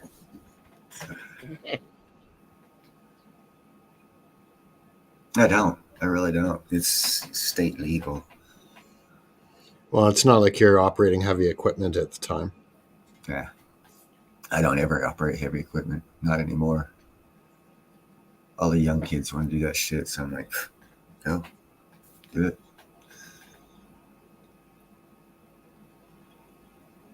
Yeah, there was a time that I thought I really wanted to drive one of those massive dump trucks that they have in the mines. Dude, there's good money in this called being an operating engineer, and that's one of the most down here anyhow in America. It's one of the most well-paid unions, or not the, no, maybe the most well-paid union, if not the most, in the top 3 of the most well-paid unions jobs to have is an operating engineer.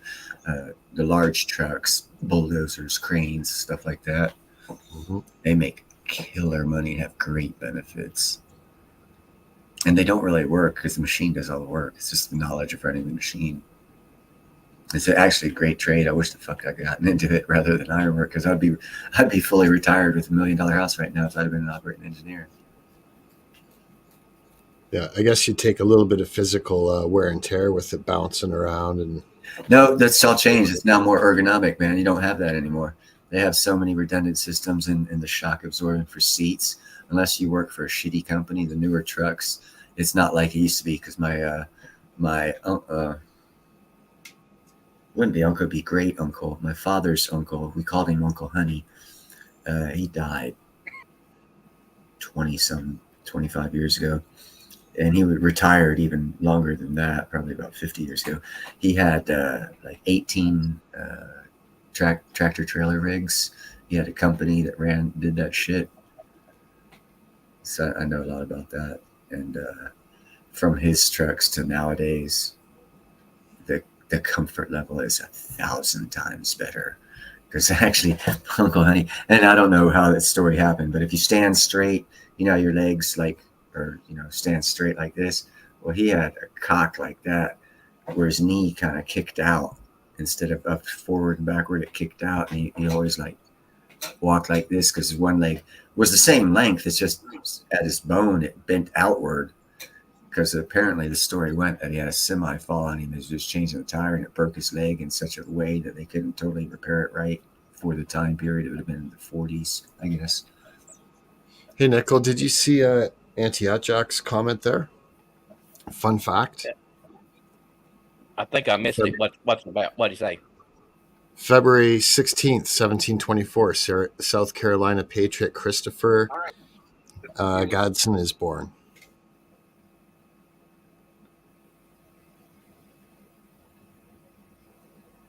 I think broke up.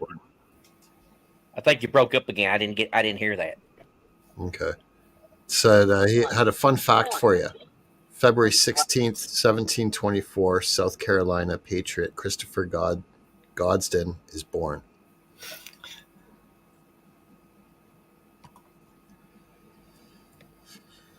Okay. If you scroll up in the chat, I think he's telling you he's into the South Carolina primary. How did you change one of those tires on one of those big dump trucks? Crane? Who are you talking to? Yeah, he was talking about wanting to drive one of them. I'm going, well, the tire goes out. I wonder how they changed those sunk guns. Those tires are. You could. You talking about like this 10-foot tall tires? You go in there with a front end loader and fucking use the front end loader with a chain and rig around the tire. Use the front end loader to pick up on it a little bit, pull it out, put it back. You'd have to use a heavy duty front end loader. I'm pretty sure they're going to have top notch mechanics in there too, right? I would hope insurance would require that, and properly run organization would see the benefits of hiring an expert rather than a couple fucking rookies. But business is business, bro. Aunt Susie's son needed a job, and Dad loaned me money to get the fucking mine going, so I got to hire him. That happens all the time. So you don't always get the best qualified people in the positions they're supposed to be in.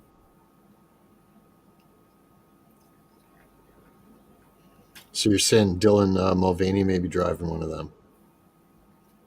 Who the hell? I understand that shit happens, Oh, Zardos. Nepotism and cronyism, I believe the vocabulary.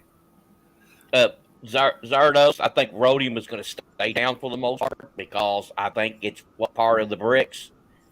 And as Neil has explained, I think there's a correlation to that. That's probably going to keep that price down. So I don't. I'm not going to comment on rhodium, but I can tell you right now, palladium. Anytime they want to drop the price any further, all they got to do is open one of 12 mines in Ontario and start flooding the market, and the price will drop like a son of a bitch. So it's a controlled market. The price can't. That's only explanation for platinum. Platinum should be higher than gold. So the only Yeah, thing there's an economic war going on and a lot of other issues with Africa, and I think Africa just capitulated with whomever they're at war with the South African president making the speech he just made and using the word mine or mining like 7 times in the first 2 sentences of his opening statement to the African nations during some African conference. So I'm thinking mining is going to be one hell of an important issue this year. And since the South African president's also president of the G20 this year, and the G20 is the financial arm, and if you research what the G20 does, they are the financial arm, and whoever's president pushes investments for that year in whatever way they want to push it. And the South African president who's going to be heading the G20 is pushing for mining. And I did a report about a year ago about Australia, Indonesia area, and all their miners getting together and having a conference.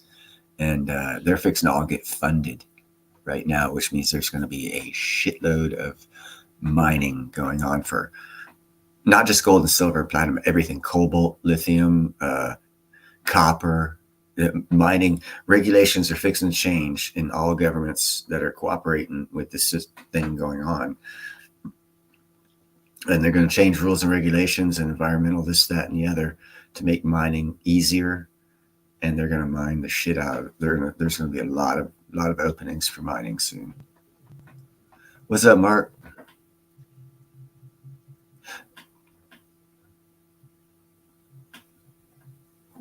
See what I'm talking about? Mark knows what I'm talking about. When it comes to getting gold anywhere, you just have the right sluice box. You can collect that Angel's gold. It's everywhere. Actually, I know this one guy. He bought a piece of equipment, old piece of what was it? Some shit. I think it was like a rock ore, because there's several types of processing for gold depending on what style you get.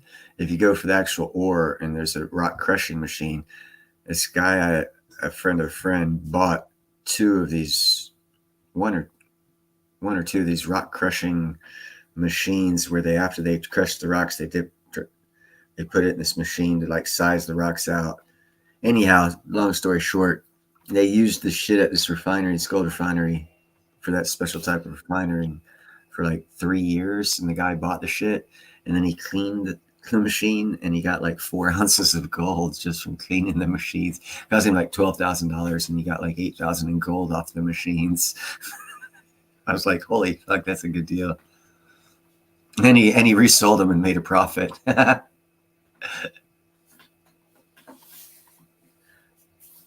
don't know why I told you that. I just thought it was funny as shit. Oh no, Nickel left. You must have bad internet.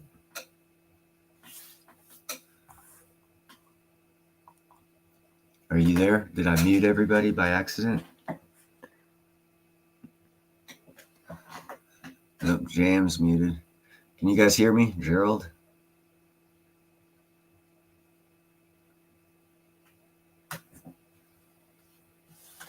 Is there anybody out there? I would say not if you could hear me, but I can't see you, so the song ends there. Fever and 3 buzzing. Yeah, wherever you guys live, man, get a small sluice and go to areas that would the soil would retain shit. There's different types of soils. They talk black soil is the best soil for gold, but clay is pretty damn good as well. It retains the smaller particulates of gold very well. So if no one's sluiced for gold in your backyard or you're out in your 50 acres for the past million or 2 million years, you'll probably get some gold.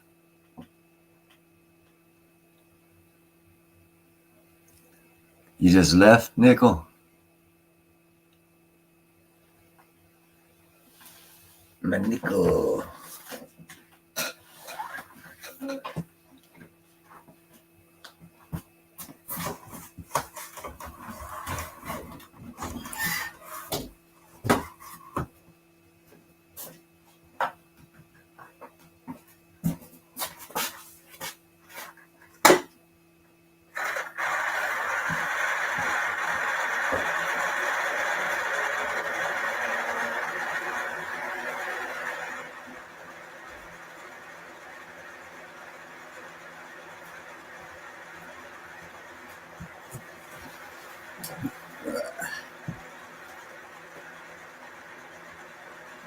JM muted his microphone. I think he probably went to the bathroom or something like that.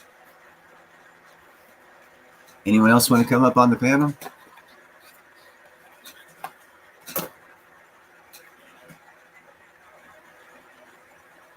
Very much so, Mark Cassidy. A lot of golds out there.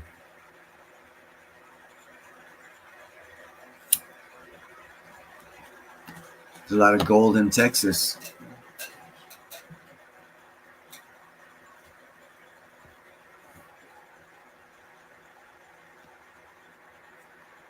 I was talking to Thomas about that, getting gold out of water. He actually brought the subject up. I don't know if he's still with us. It's 9, almost 10 o'clock where he's at.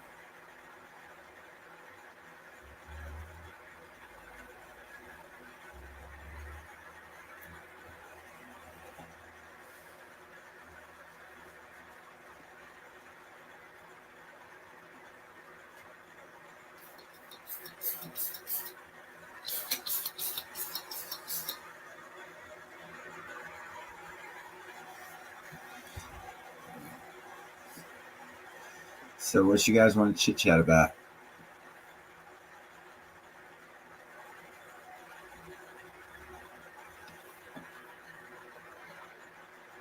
Yeah, get Jake up here. Sorry, I had to take a break there. I knew you did. I told people you probably had to go smoke a cigarette or something personal. Did I miss everything?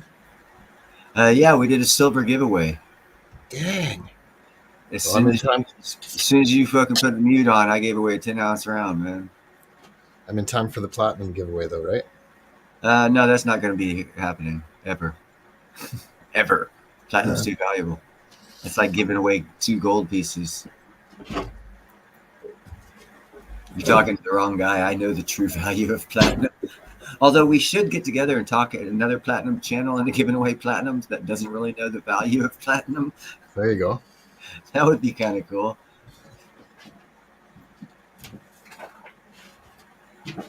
What happened to Nickel? Did he lose internet or? He was started talking shit about you, so I kicked him off the stream. Good, man. I knew I could count on you. I got your back, Jam, man. I got your back. Gerald, congratulations to the winners. Hey, thank you for stopping by, Jethro. Thank you very much, brother. Maybe next time we can get you up here talking with us.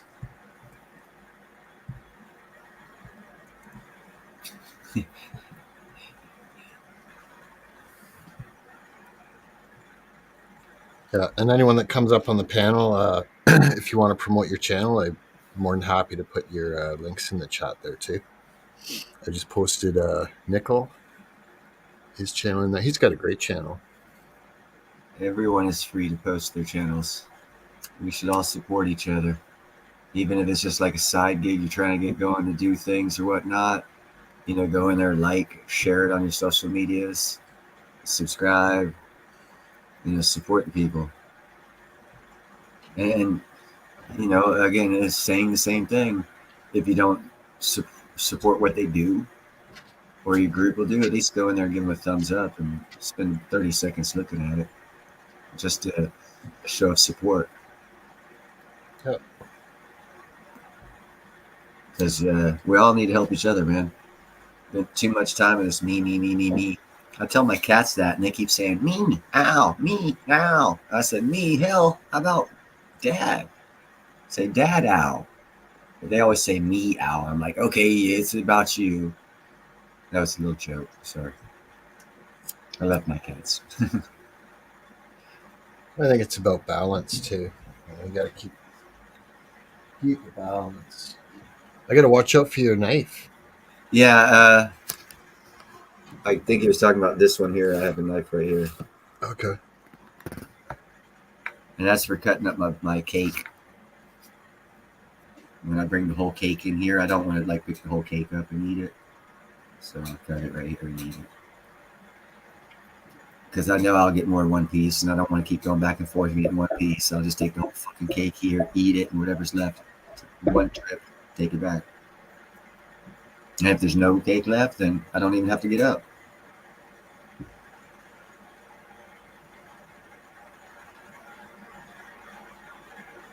Advice: have a great time, man. Arizona's freaking beautiful if you go to the right place, or depending on what you consider beautiful. Their deserts, they're pretty fucking kick-ass, man. They're pretty kick-ass. They got these fucking nice rocks and shit, little mountainy type formations. It all depends what they got. Beautiful Tucson area is beautiful.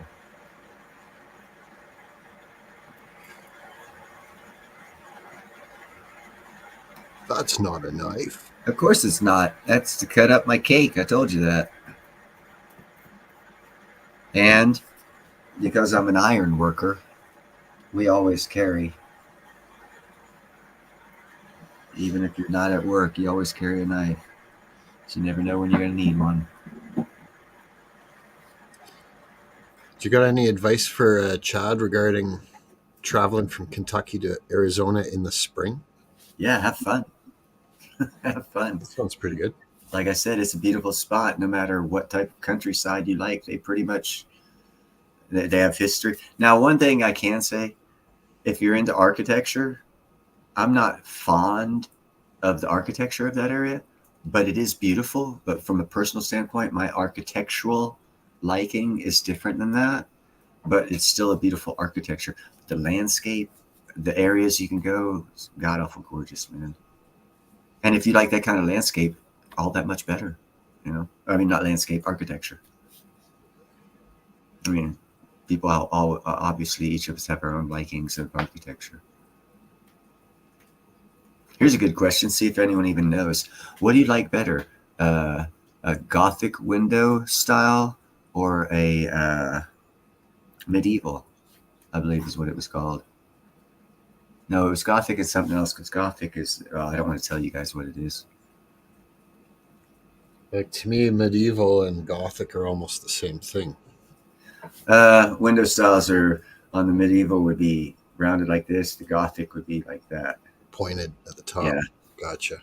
And that's the difference of the architecture. And see, you have to be into architecture to understand, like the difference of the articulations or whatever, If you're not into architecture, then, it's no big deal to you. It's only meaningful for people who appreciate it. Which goes back to the pre-33s. It's more meaningful to those who appreciate the pre-33. So it crosses its value. Same for architecture. People who like that architecture pay more for that style of architecture over someone who doesn't. So it's a universal concept of value. Or the oldest saying out there, or not the oldest, but one of the oldest is, what is it? Price is in the eyes of the beholder or something like that. Mm-hmm. It's an old saying. So if you just value. Yeah, values in the eyes of the beholder. So You just put your, that's where marketing comes in. More people you can hit with your marketing, more people you will find that value, find value in what you're marketing. And if you're really cheap and sleazy, you put up a computer and next thing you know, you got telemarketing just for that exact same reason. And it's actually determined by when a buyer and seller agree. Well, yeah, that's arbitration. If it's not already out there, you try to do an arbitration like that when you go to Walmart, they don't even know what the fuck you're talking about. They say, this is the price. Yeah, you can't barter them down. No, I've tried, bro. Negotiate them down. I tried paying with silver. I've tried all that kind of shit, man. They look at me like, what the fuck is that? I'm like, don't worry about it. Pull out the fiat currency. You guys will be just fine. Mm-hmm. Yeah. If you want to know how many people will survive this, go to Walmart with a couple of fucking silver dollars, but go with cash too. I mean, and try and pay with silver dollars, and whatever look you get will let you know who's not going to be there. They're going to be in that line. Sorry, guys. And John Beefy got it right. Actually, it's beauty is in the eyes of the beholder. Yeah, beauty is in the eyes of the beholder. Yeah, and beauty adds value. So the architecture, pre-33s, the beauty of whatever adds value. It's a universal concept. Subject to change too. Yeah, and that's a universal constant as well, because the eyes change, the beholder changes. Although, and that's actually, look at Mona Lisa. Every generation, she gets more valuable.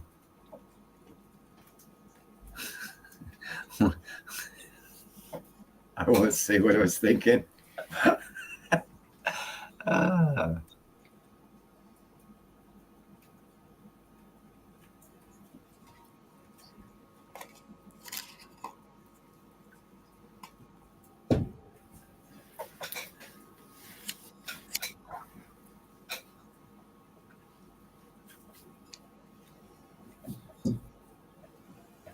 Is that your other brother from another mother, Nickel? You know, I did, speaking of change and value and all this other stuff, to add to this topic, I did a little a video. Let's see. Where the fuck can I do this here?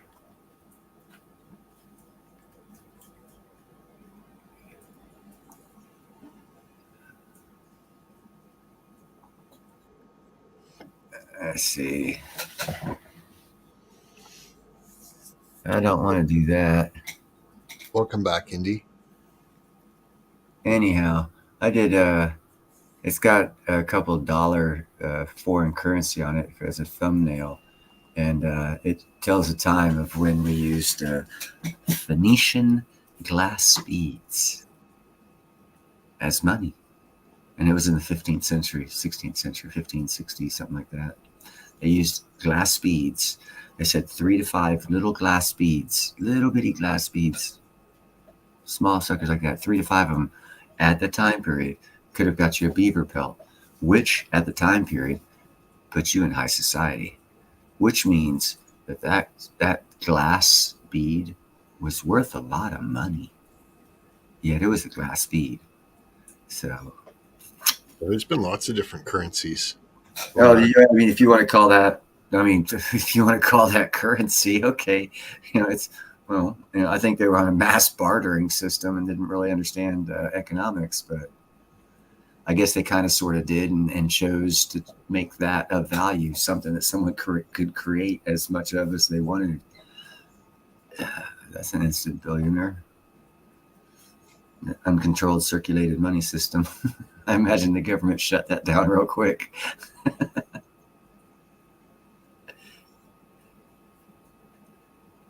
It's like counterfeiting. That's why I say nowadays CDBC won't go on, because what you're doing is you're taking the power away from the government, because the power of the government is its currency.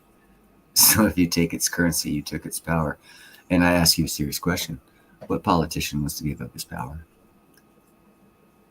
There you go. That's who's going to fight BDC. And if they allow it, they've got a rug pull coming of some sort or another to where they will stay in control. Because First off, power hates a vacuum.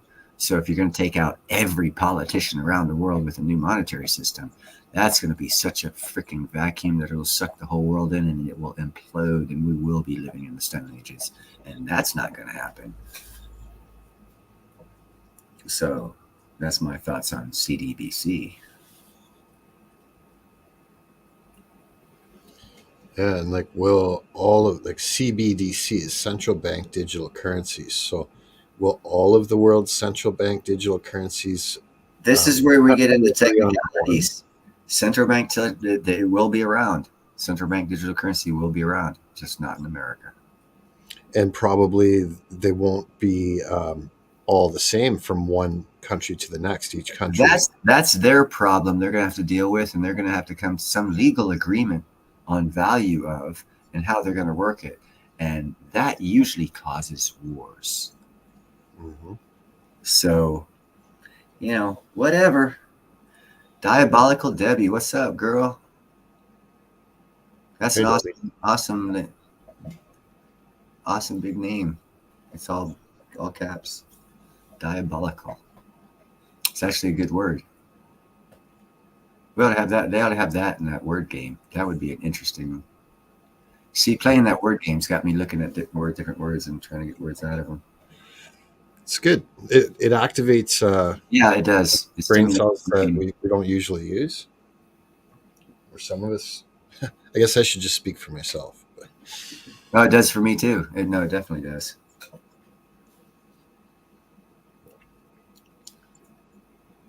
Uh-oh. We have a majority of women coming in here now. I'm in trouble. I think you're all right. Just go with your tagline. Be kind, helpful, and grateful. Yep. That's very digestible. For most people, I think, or it should be. Yeah, you would hope it would be. I can agree with that. I stress the word you could hope. Yeah. There are a lot of people out there that doesn't apply to. Yeah. For every one person that way, there's probably two that are not that way. Oh, Jake, are you on your way to Indiana? You are more than welcome. As a matter of fact, let me get over here and since you know Independent Mini, we can go ahead and do this for you. How's that?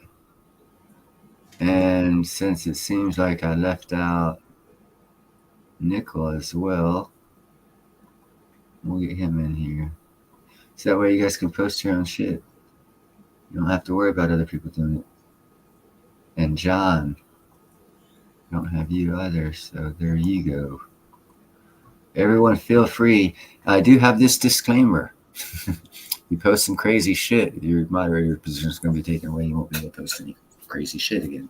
This is what I like to think is somewhat of a, I don't want to say family friendly because I don't have family, but a mature. See, that's even the wrong word to use because that leads you down a different road.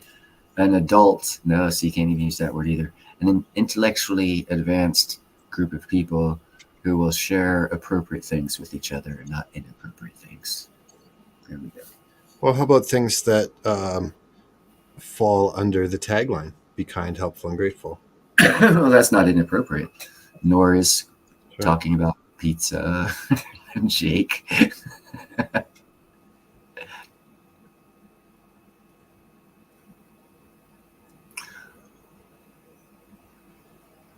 Well, she's now a moderator, and so is Nickel.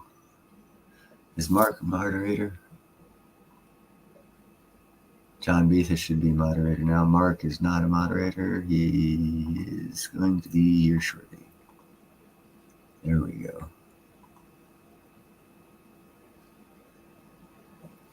He might not show up right away, but all you guys just got made moderators. All you guys who were not Smurfs are now Smurfs.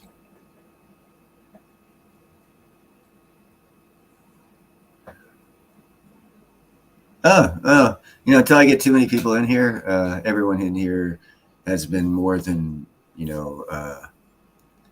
respectful of each other in the chat, and I believe, and I've seen a lot of you in other chats, and you've always acted the same, which is very respectful for others. So until I get more than 20 people in here, I think you're doing good.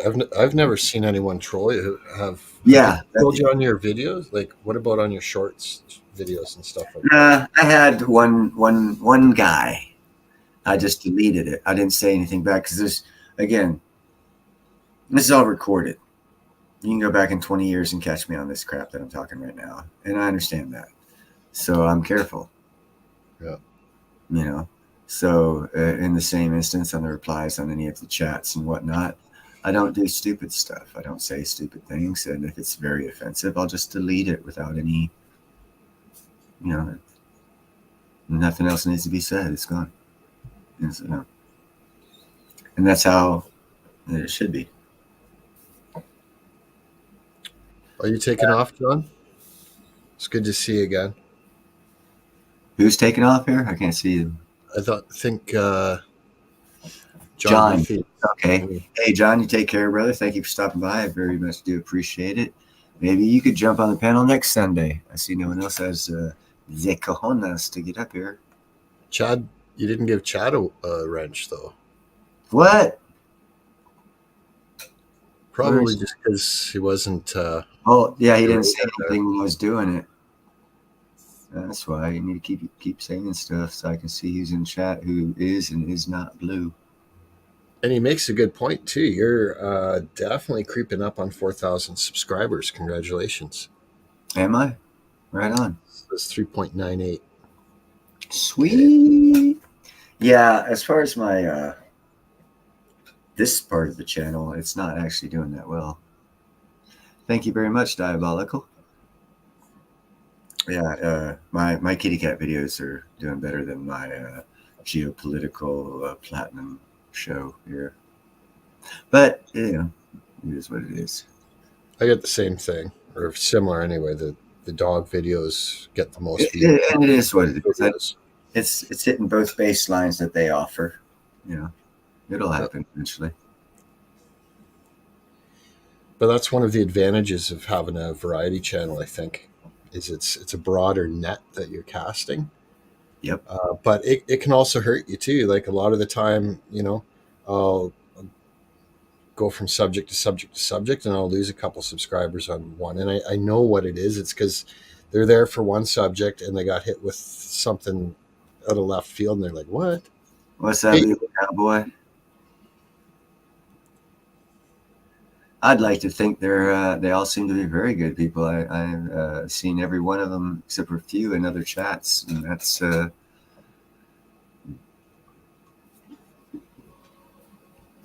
bueno. Right on. Hold on a second here. Quit making the chat roll so I can click on his name. This is because I was given advice to do so. So I will. Yeah, here shortly I'll quit doing that once I get when my lives get to where I got 30 people in there, I'll quit doing that because it'll be, I know the regulars will all be blue. And I do that also. I'll also do that because in 2 years when I have 2,000 people in here, I'll have more than enough moderators that'll be online that might be able to help. Yep, that's pretty much how I do it. Is as long as I know the person and I know they're not a total jerk, then then I'm good with it. Yeah. And as your channel grows, it'll be good because when the trolls come in, you've got people. If you miss it, you've got people that can help you out with that too. I can say, and I do appreciate what you're saying there. This is to Chad. He said he gets good ideas watching me. I can say I know for a fact that what I've said when it comes to my knowledge on Platnum has added over $1 million worth of sales to Platnum because I've not talked people into it. I've informed them of what's up with Platnum like I do. And they've made investments according to the new knowledge they gained about the precious metal industry. And it's added to well over $1 million in purchases from what my knowledge of platinum is to them. So I do know it's decent knowledge. Not the best, I'm sure, but definitely not the worst. But it's also the sort of thing that I think so few people are really looking at it. And that's why I started the bandwagon, baby. I put the cart first, and I'm waiting for the horse to catch up, and I'm still pushing. Well, and it does make sense too. The narrower the market, when the demand kicks in, the less it can be manipulated. And the higher the price will go. And right now, depending, and I put out, and I want to clarify this. I put out a couple different things on the cost to mine platinum. There's different when you type in the cost to mine an ounce of platinum, which I suggest everybody does. You'll all come up with different numbers that I have. And the explanation for that is, it's a general search, and it comes up with the cost to mine an ounce of ore, or the cost of ounce to mine the coin from mine to mint. And those are the two different prices. That's where you get up to an $1,800 price to mine an ounce of platinum, to as low as $900 an ounce to mine an ounce of platinum. Because if you were to pay the $900 level that they're talking about, you get a rock with the ore in it. Nicholas asking, oops, sorry to interrupt you. Sorry, go ahead, brother. No, you never interrupt. Always talk. Talk what you need to. Different subject. Nickel was just asking me there if I would consider Kenji to be a troll. He's talking about Kenshi. And I would say, he's a person that is very, very knowledgeable. But yeah, he trolls anybody that likes silver and anyone that doesn't like Bitcoin. He like Sal especially. He trolls him, and that's why I think he's banned from Sal's channel now. Thank you, Mark. And he's very disrespectful. Kenji is, and that's very disrespectful. I like everyone here on this channel, even though everyone might not agree with whatever everyone else is talking about. We're still very respectful and still able to present our views and hopefully learn, good or bad, learn. And that's what makes people grow, makes us all more intelligent and able to make better choices and decisions to have better consequences for our lives. Because knowledge is power, whether you like the knowledge you're getting or not. If it's a factual knowledge, it's a good thing to have. You have to change your perspective. If it's factual and you think it's bad, then you need to reevaluate to see where you might be misconceiving the perception that was given to you, or that you accepted, or however you gained that perception. And it happens to me all the time. It comes with knowledge, and I use Albert Einstein as an example now more than ever. His E equal MC square is no longer relevant. Imagine that, the smartest guy in the world, and he's no longer relevant. Cool. Or at least his science, his math is no longer relevant. We've advanced past it. Did you see Evil Cowboy's comments? No, I did not. He's putting out all sorts of information to you. Evil Cowboy, where's the Scroll up a couple.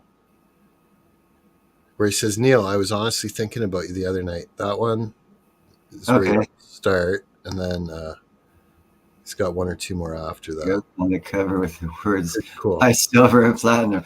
Right on, brother. One below that. I tell you what you could do. Get a hold of either Andy Sheckman or Chris Marcus and tell them to give me a discount link for my platinum commercial and advertise my platinum commercial, because that way it'll save you the money of having to rent that billboard. Because right now Chris Marcus has a commercial in mind, but Andy Sheckman himself wanted to do more of a testimonial videos thing, and I told him, I'm not into testimonials. I want a discount link and a video for discounts on platinum. So that's what I'm discussing with them. So if someone else mentioned to them to do that, that would help me out greatly.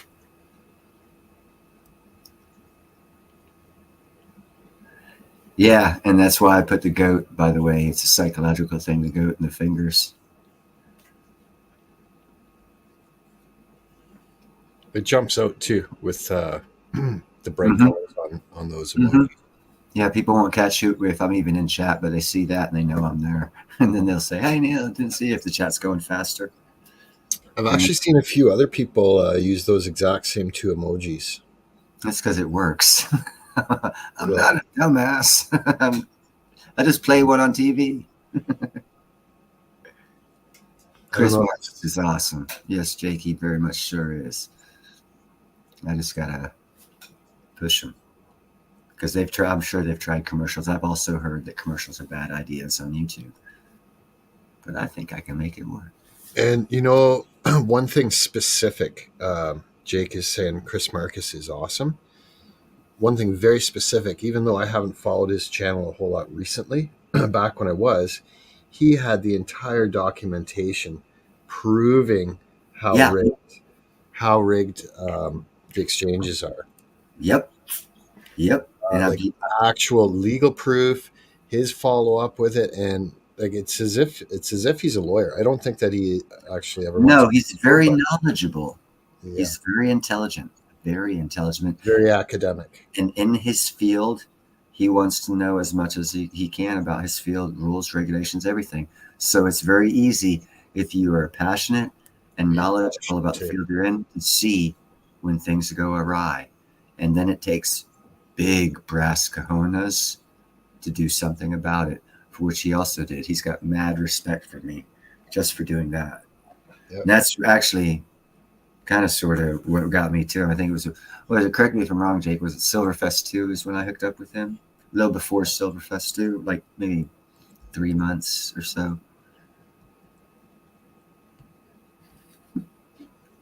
If you can't see.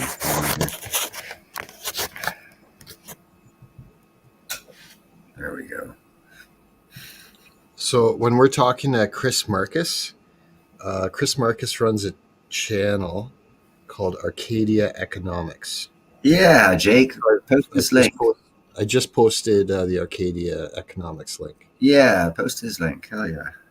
That's Chris Marcus, which is the guy we were talking about. And I guess we all agree he's awesome. He is. He's an awesome human being. Good for the silver market, too, as a promoter.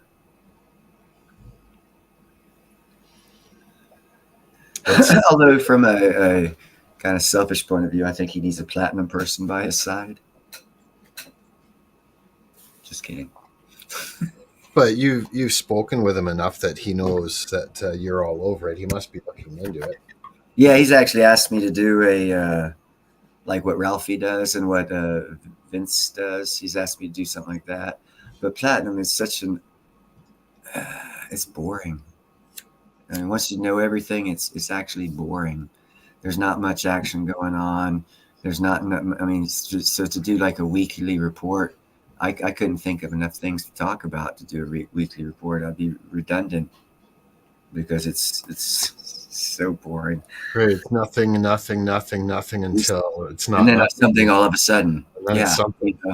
And how can you do a weekly or monthly show on that? Look at what Platinum's done in the past 3 months. Let's do that.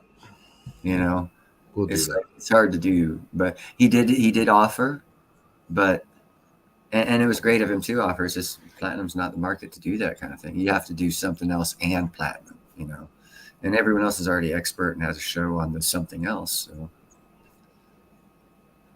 I kind of jumped on a limited passenger train, high profile limited passenger train. Yes, Debbie, it most certainly is. And that's why we're always going to have cash in America.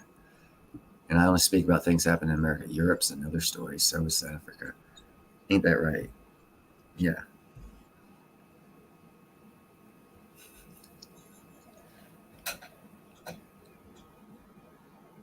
Not that we won't have like we have now. We have the ability for a cashless society now. But there's always going to be cash. There's too much money in it as a business. That's another thing people don't talk about, the business of cash. There's a lot of negatives, but there's some positives too. It's untraceable. Well, not really. I guess that was a lie. It's very traceable. That's why they have serial numbers. So there, Neil, I just shared a screen for Platinum year to date, which is just shy of 3 months. Yeah, it's very boring. Down, down, sideways, sideways, little down, sideways. But it can be super volatile too. Like it can take Yeah. off like crazy. Yeah, and it's fixing to. Buy silver and platinum. Buy it now. Buy it now. That's going back to 1969. Where's that high at? The date? Yeah. April, May. Yeah, May 2008. Oh, 2000. That's when it got to 2200. Yep, May 2008. Just before that financial crisis. Yes. And for those of you people who actually know about charts, and I know very little about charts, as you well know, I'm a geopolitical, and I think geopolitical is the new charts. But as far as little that I know in charts, would that high not be a new low in charts? If you've already seen the chart go by and make its new low and base off its new low, look at it from its new low till its old high, and it'll look something like that chart right there without it making its new retracing and getting to its new high, getting to its old high, using it as a base of a new low on its upward momentum. Like I said, I don't know charts too much, but that's what it kind of looks like to me. But it shows you where it is, and it shows you the volatility in it. Yeah, it also shows you that years they're not doing too much. No, but you can see it cranked up like crazy and got smacked right back to its starting point. Then it recovered 2/3 of that loss, and right back down to the starting point again, and it's right back down at this.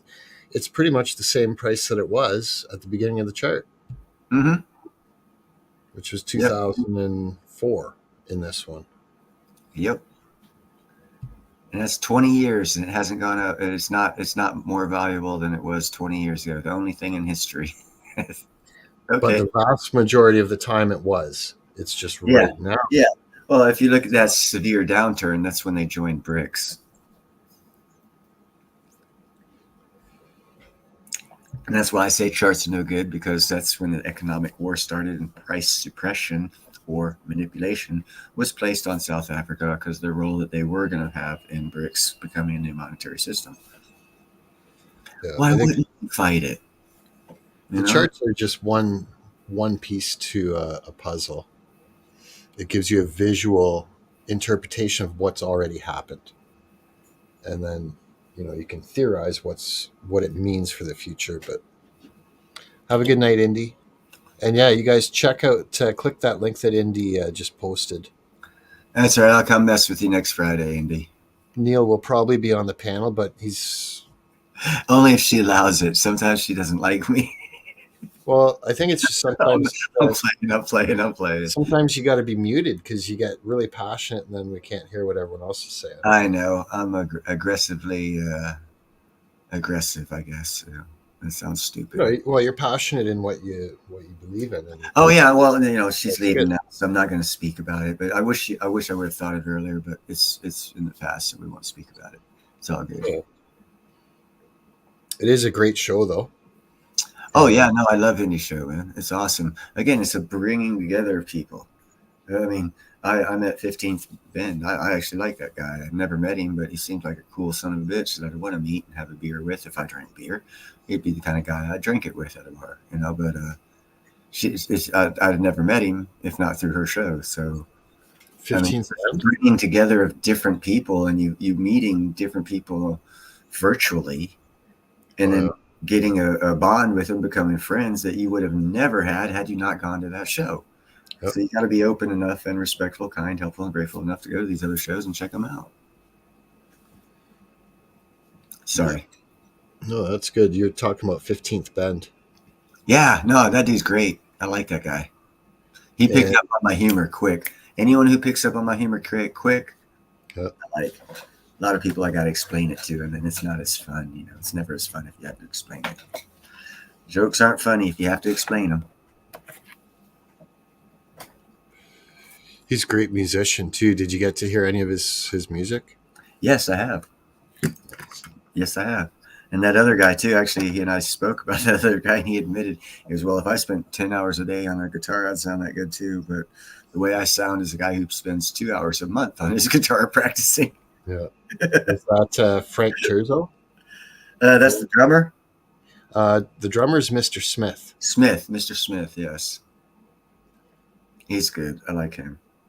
Mm-hmm. No, I don't stay on your show for the whole time. I'm like with you on your show. I'll come in, come out. Yeah. Very seldom, only on my show. And the only reason I'm here is because I can't leave because it's my show. It's your show. Or else I'd have left for about 20 minutes and come back, you know. Hey, you guys still here? Okay, cool. Well, you know what, buddy? If I get Andy Sheckman on, I'll do that. I'll say, Andy, take over. I'm going to take off for a half hour. Just keep telling people, do what you do, brother. Stage is yours. I'll be back. That's one of the things with that words game. You can put it on, like I can literally put it on autopilot. Yeah. And go to bed and just let it run 8-10 hours, because I'm not even using StreamYard for that, right? I'm using Restream, which gives you unlimited.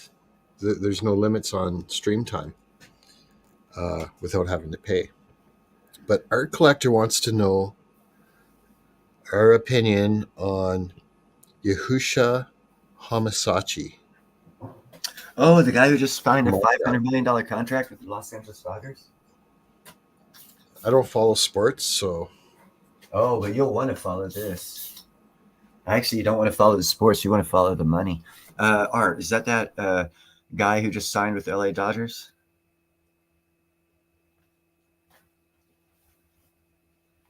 Because I think that was funny as shit. He's a very intelligent man. He signed a deal. I think it's a 5-year deal, $500 million for LA Dodgers. He said, I'll take $2 million a year as a taxable income. You hold off on the rest of the money. And then after the 5-year contract's over and I move out of state, you can pay me the rest of the money.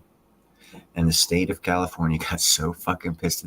They're like, well, we're going to lose $98 million in taxes if he does it that way. Yeah, that's all they care about. I was like, what the fuck? That's his goddamn money. He's not your goddamn money, you pieces of shit. There's going to be a lot more people wheeling and dealing like that too. Yeah, no, once that starts happening, man, when's the last time you've heard of that, right? Yeah. No, when the big boys are talking deals like that, that state's fucked. Oh, by the way, that's the state I live in, and we are fucked. Except for Stryker. Stryker's not. Stryker. Get up there.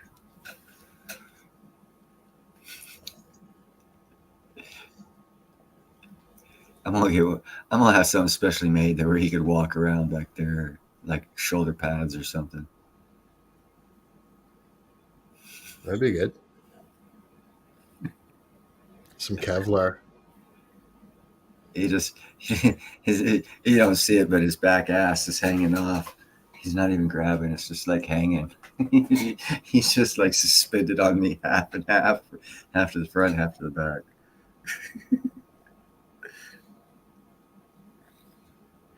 He's a good looking cat. And the contrast in the black and the white is so. His face looks cool. Show him. Give him a facial. Give him a facial, Boogie. Come here. Give him a facial. Give him a facial. Face reveal.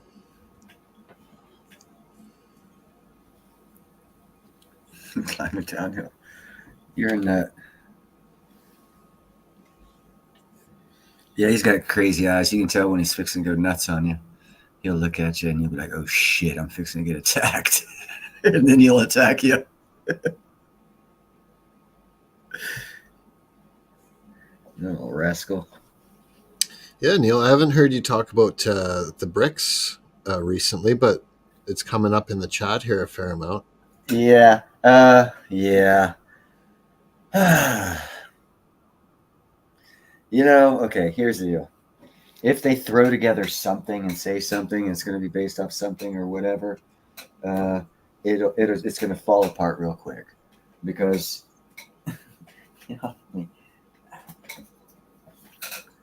they're still adding countries. So if they come up with a commodities-backed something or other, there's going to have to be a set of rules for how much whatever they're calling their thing is backed by, and it's going to have to be set up denominationally to the new whatever it is they've got. And every country that's coming in is going to have to agree to that. And trust all the other parties equally, which it ain't happening. You know, I'm glad you're seeing what I'm seeing. I was just trying to explain it from the simpler perspective of the logistical issues that'll cause new members. And I wasn't even going to go to the existing members who already want to go to war with each other, probably won't agree enough on enough of things to come up with whatever the thing is that they're going to create will be worth in whatever commodity they choose. Because when two countries are warring, they're not going to agree on a new monetary system that'll benefit their enemy. So what they do have in common, though, is their hatred of the dollar. The hatred of the dollar does not overcome the Shiite Sunni issue, and it doesn't overcome the power issues that Egypt and Ethiopia are presenting. What solved those problems was Russia saying they were going to and starting to build a nuclear power plant in Egypt. That's what stopped that war. It took a nuclear power plant to be delivered to them.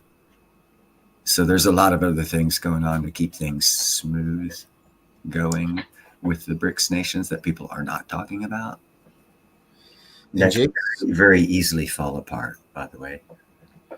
Jake's saying that the Shanghai exchange is in full control of the arbitrage from West. Oh, they're making money then. I wonder how much arbitrage there is. And for anyone that doesn't know, arbitrage is the difference. The middleman. No, not even the middleman. It's taking one object from one market at one price and taking it to another market that it's the same object is marked higher as a price, and then selling it and then taking the profit. From my understanding, that's arbitrage. Yep. And possibly due to currency fluctuations. So you've got the commodity. Yeah, currency is usually where it's one commodity that is that's what's a constant. What varies is the currencies. So it's the middle. What do they agree on? And I wonder how much separation there is right now in that. All I know is a year and a half ago, a young entrepreneurial farmer from Africa who grew watermelons could have bought several apartments with his crop. I don't know what he did with it, but he could have got several apartments in China with those watermelons. I did a report on it. The Central Bank of China about a year and a half ago was taking watermelons as down payments for houses in China. Give you confidence in the yuan?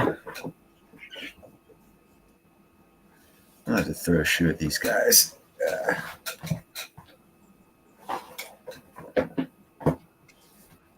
You guys play nice. I don't know if you heard that. My two little babies were fighting. But I hope that answered the question, whatever the question was. By the way, go ahead. It was just a statement. Diabolical Debbie, I hope you're not offended, or Evil Cowboy. I smoke weed.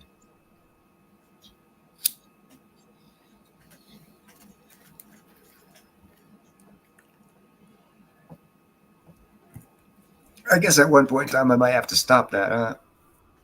Once I get too many people in here. You can just shut your camera off. Lots of people do that. Yeah, I'm lazy though. I could probably do this too, Yep. Or I get a piece of paper, fold it in half, and just throw it on top of the computer. It depends though. Like there's tons of people that, do whatever live, they're smoking, drinking, partying.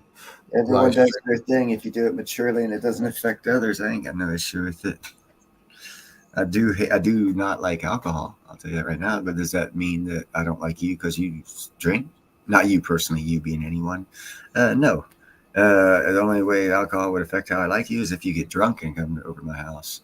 Knowing I don't like alcohol, why the fuck would you come over to my house if you're drunk? Because then I'd be aggravated quicker because you're obviously inebriated and not in control of your facilities, and it would aggravate me even more. So don't come over to my house drunk, and we won't have no problems if you drink. Sounds reasonable. Yeah, it's just not much to ask. I get along with pretty much anyone. Just because I disagree with things doesn't mean I don't get along with you. Because I understand that shit about people, man. You don't have to get along with everything people say for you to like them. Disagreements and not liking the same things makes us different. And that's what makes us likable. I disagree with you. You disagree? Right on. Yeah, absolutely.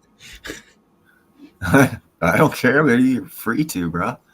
I hope everything works out well for you. It was just for the sake of I know. exemplifying your statement. Long live coins. What's up, my brother? Yeah, we'll see.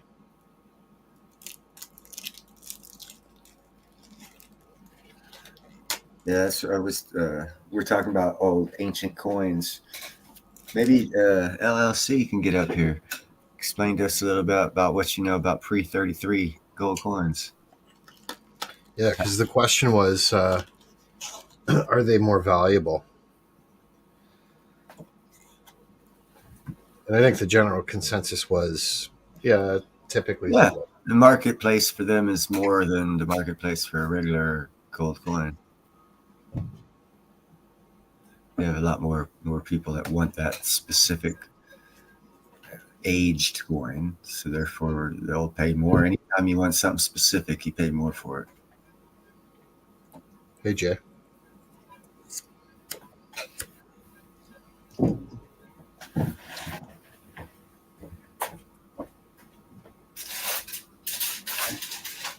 Well, that's one of the things that.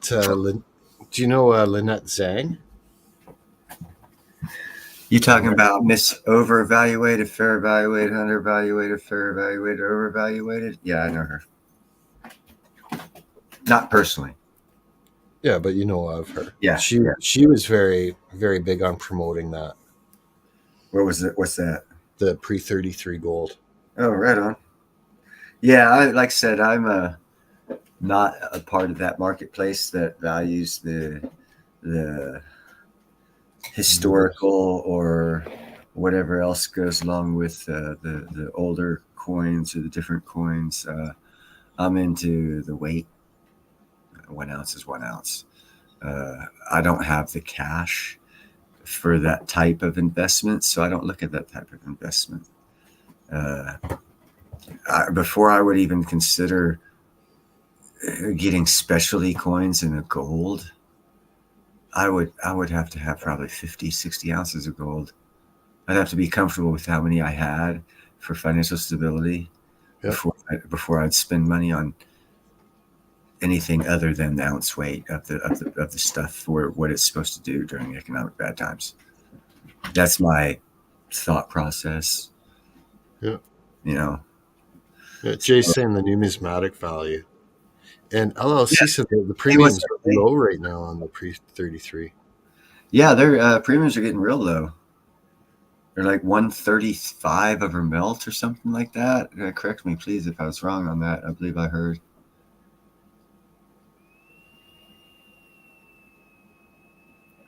See, long-lived coins, I'm actually jealous of long-lived coins.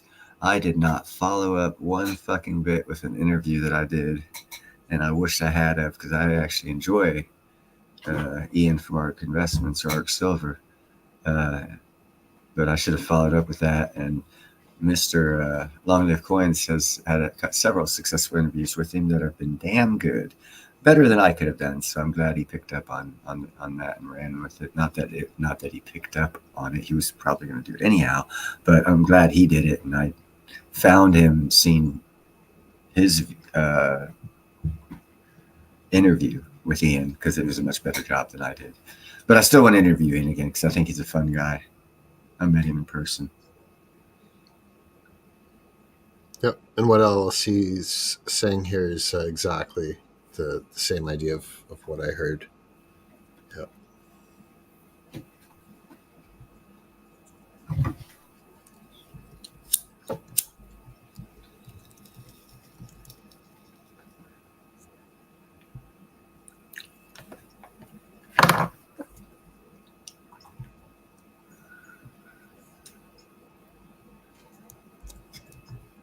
Uh-oh.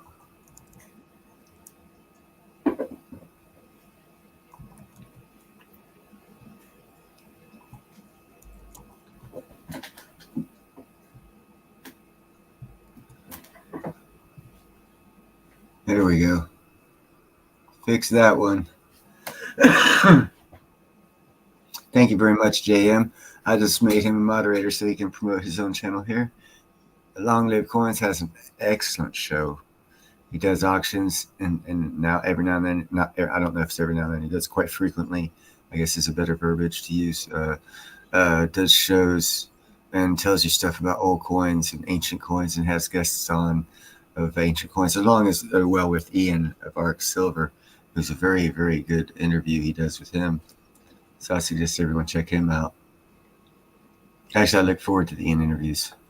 He promotes osmium. I should actually get a link. You have a link for that, Long Live Coins? You're a moderator now. You can put the link up for Ian's osmium if you'd like. I don't have it. Yeah, and I never really looked into osmium at all.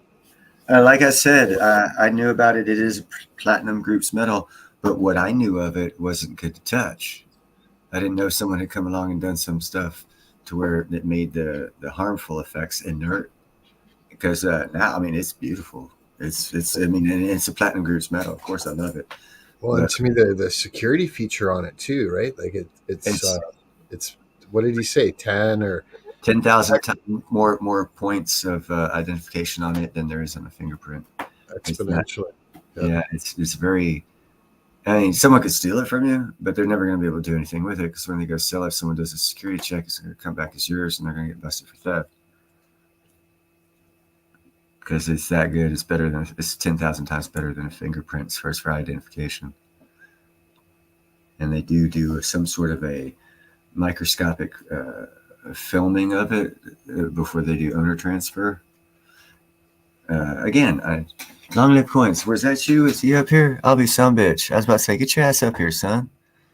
I'm doing a shitty job of explaining your shit. You know more than me about it. I'm trying to do things from what I remember from your show. You're here. It's your. Why am I trying this? I can get it from the horse's mouth. Can you hear me? What was that? I didn't hear you. What? Pardon me? Huh? Okay. Someone else talking to him? I can't hear anybody. There we go. Oh, almost had some video. He said, "What's that? That's it reminds me of the Klingon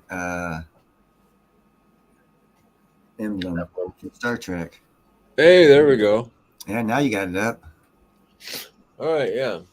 Yeah, let's know about that osmium stuff. Drop Ian's link. It's an amazing product.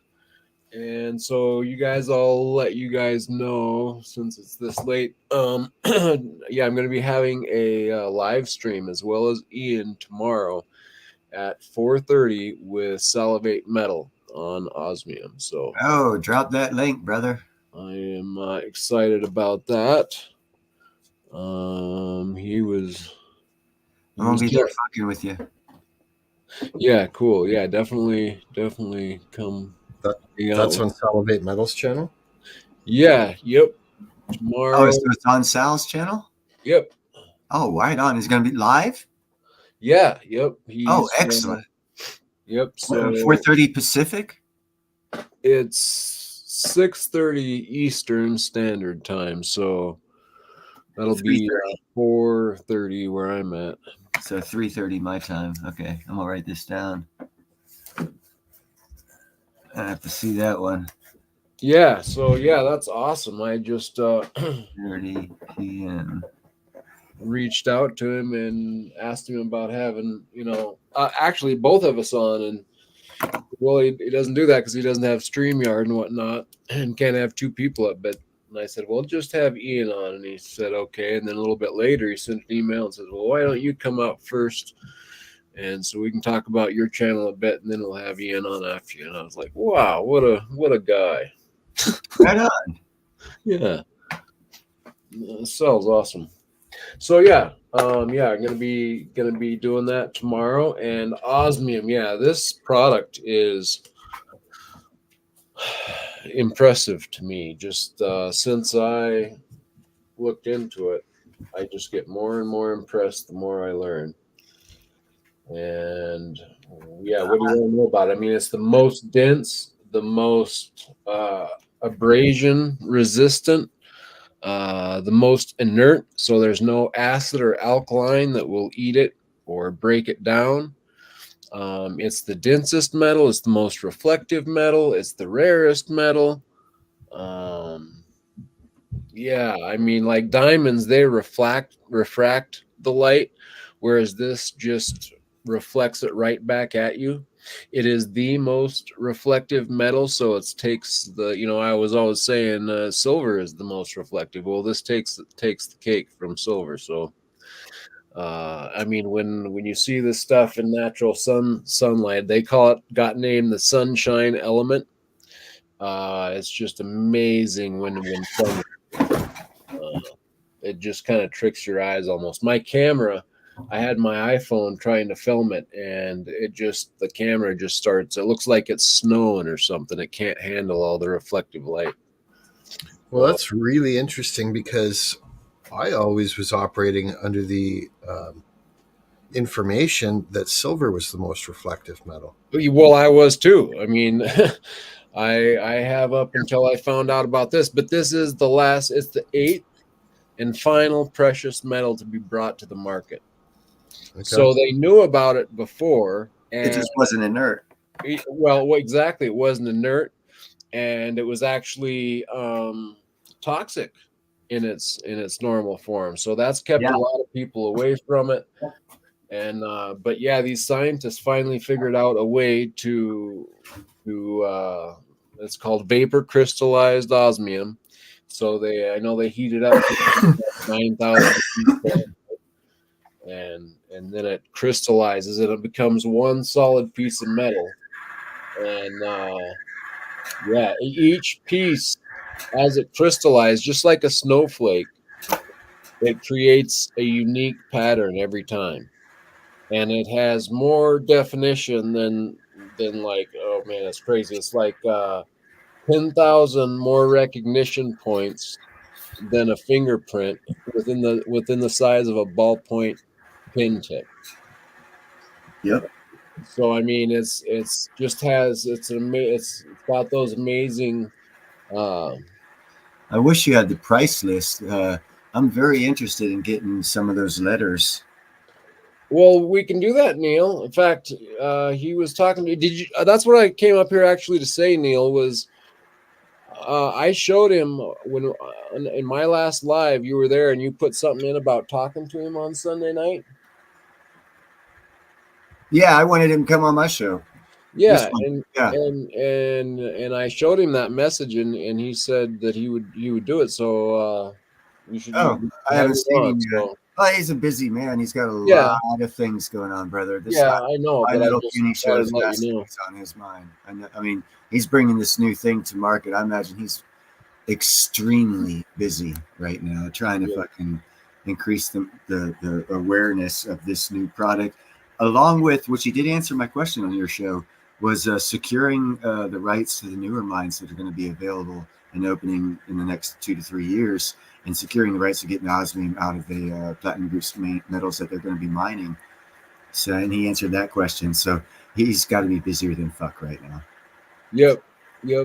I mean, the whole Osmium Institute, the more I find out about them, and the way she was talking, I seen another interview that Scarlett Klaus did, and she's kind of been with them since the beginning. She knows a lot about it. She's really smart. And like I said, I'm in the PGMs, mostly platinum and a little bit of palladium, not really. I don't. And I mean, I know they've been watching that market hard. They've looked at it. She was even talking about it, and it's last time I looked at it, it wasn't worth touching, because it was just dangerous. It was something you say you didn't want to collect it because it was dangerous. I never kept up with it because of that. Sure. So, in the meanwhile, they came up with new technology and makes me look like a dumbass and not want to keep up with that. I should have. Well, no, I mean, like you say, this is a brand. It just hit the market 10 years ago, and Ian is the first dealer in North America So I mean, it just landed on our shore, Yep. just this last year. That's, So I mean, it's fresh to the market. That's why I'm hot all over this, man. As And much as for me being hot all over anything, I don't get too hot over anything really. exactly, yeah. And I'm is- not into crypto myself, so this is my new crypto, man. In fact, Yeah, that's pretty it's much. been compared to crypto. Pretty much, yeah. So, I mean, with its recognition capability, the fact that you get to hold this metal, but at the same time, it's also backed up on the Osmium Institute's worldwide log, so that you can check your piece at any time. No one can steal it from you and then try to resell it on the black market, because you have to be the one to sell it through your code. You And have a code. they hold the image at a separate location, so for security. So Yeah, you it don't can't be resold without yeah. From my understanding, when you change ownership, you got to go through them and notify them that printed code of the picture they took now is well, changing it's not ownership. necessarily that. I don't think we'll talk more to Ian about that, but I don't think it's necessarily that they have to know. It's that, like, once, so I haven't even got my code yet. I bought a piece, but I just Yeah. trust Ian enough that Well, he's it's given like it you said, it's story and new. whatnot. But the point of it is, once I get my code, so there's a code that comes on the piece, but then there's also another code that allows you to sell it if you want to. So no one can get that piece and have it lawfully or resell it lawfully without me giving that code away. So it's just like securing it to you digitally, but yet you're holding the asset physically, which I like. So That's I like that myself. It's like rocking. It's a double security on the purchase Yep. right off the bat. You're gained the security with the purchase. Yep, and it's the densest thing that there is. So you can't make something to be like it. You can't be replicated. So yeah, it's amazing. And people are already using it as like a barter currency, and that's what I was going to say. She was talking about was even the fact that it could be compared to or used as a currency, because I mean people are already doing that. Some of the wealth funds over across the pond, I guess, are already using it as money in that way, because it's What's the price per gram on that stuff? so if you want, have you shared, how to share a screen, Neil? Yeah, put up there whatever you want. So well, okay, or you yourself type in, or can you type in? Oh shit! Now you're asking some complicated shit, brother. Come on. Well, if you type in, I'm an iron worker here. Hold on. Now I'll be able to get to it. Hold on. Let me. All right. Type in what? buy osmium, Buy osmium. OSMIUM. And that's it. Just buy osmium. Yep. Okay. And then got here showing results. It's got a whole group of pictures, and then see underneath it goes to see.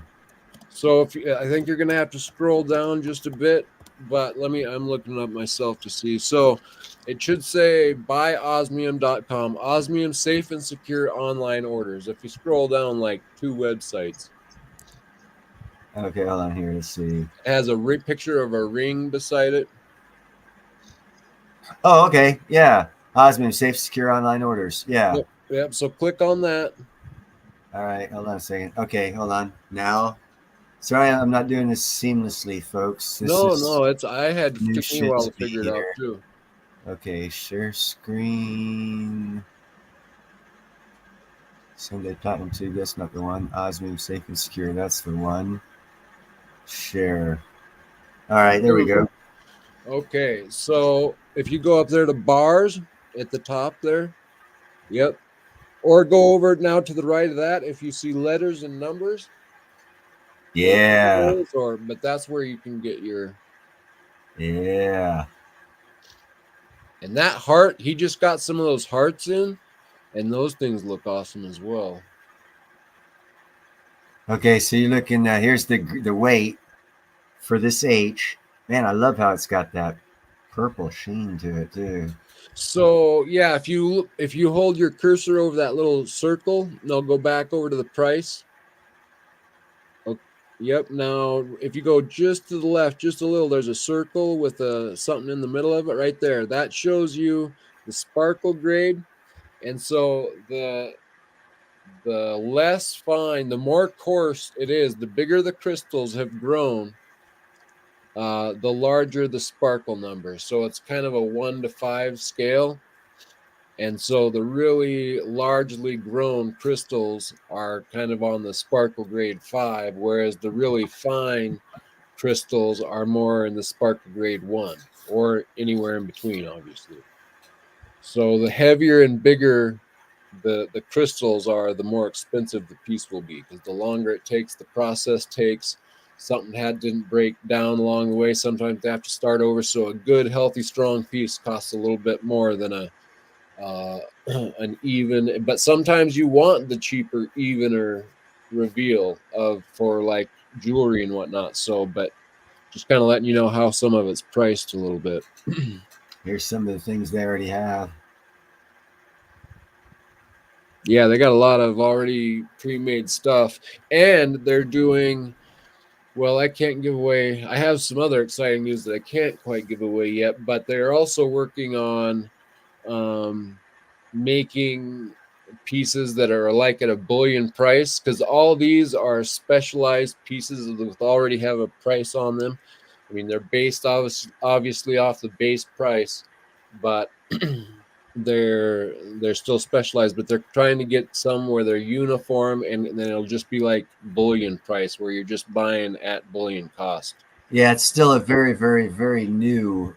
Yep, totally. Yeah, no, this is a good little investment in my personal opinion. This is not financial advice. I'm not a financial advisor.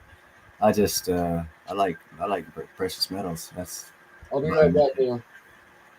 and I like opportunity. I'm gonna take that back down, get it back up to S.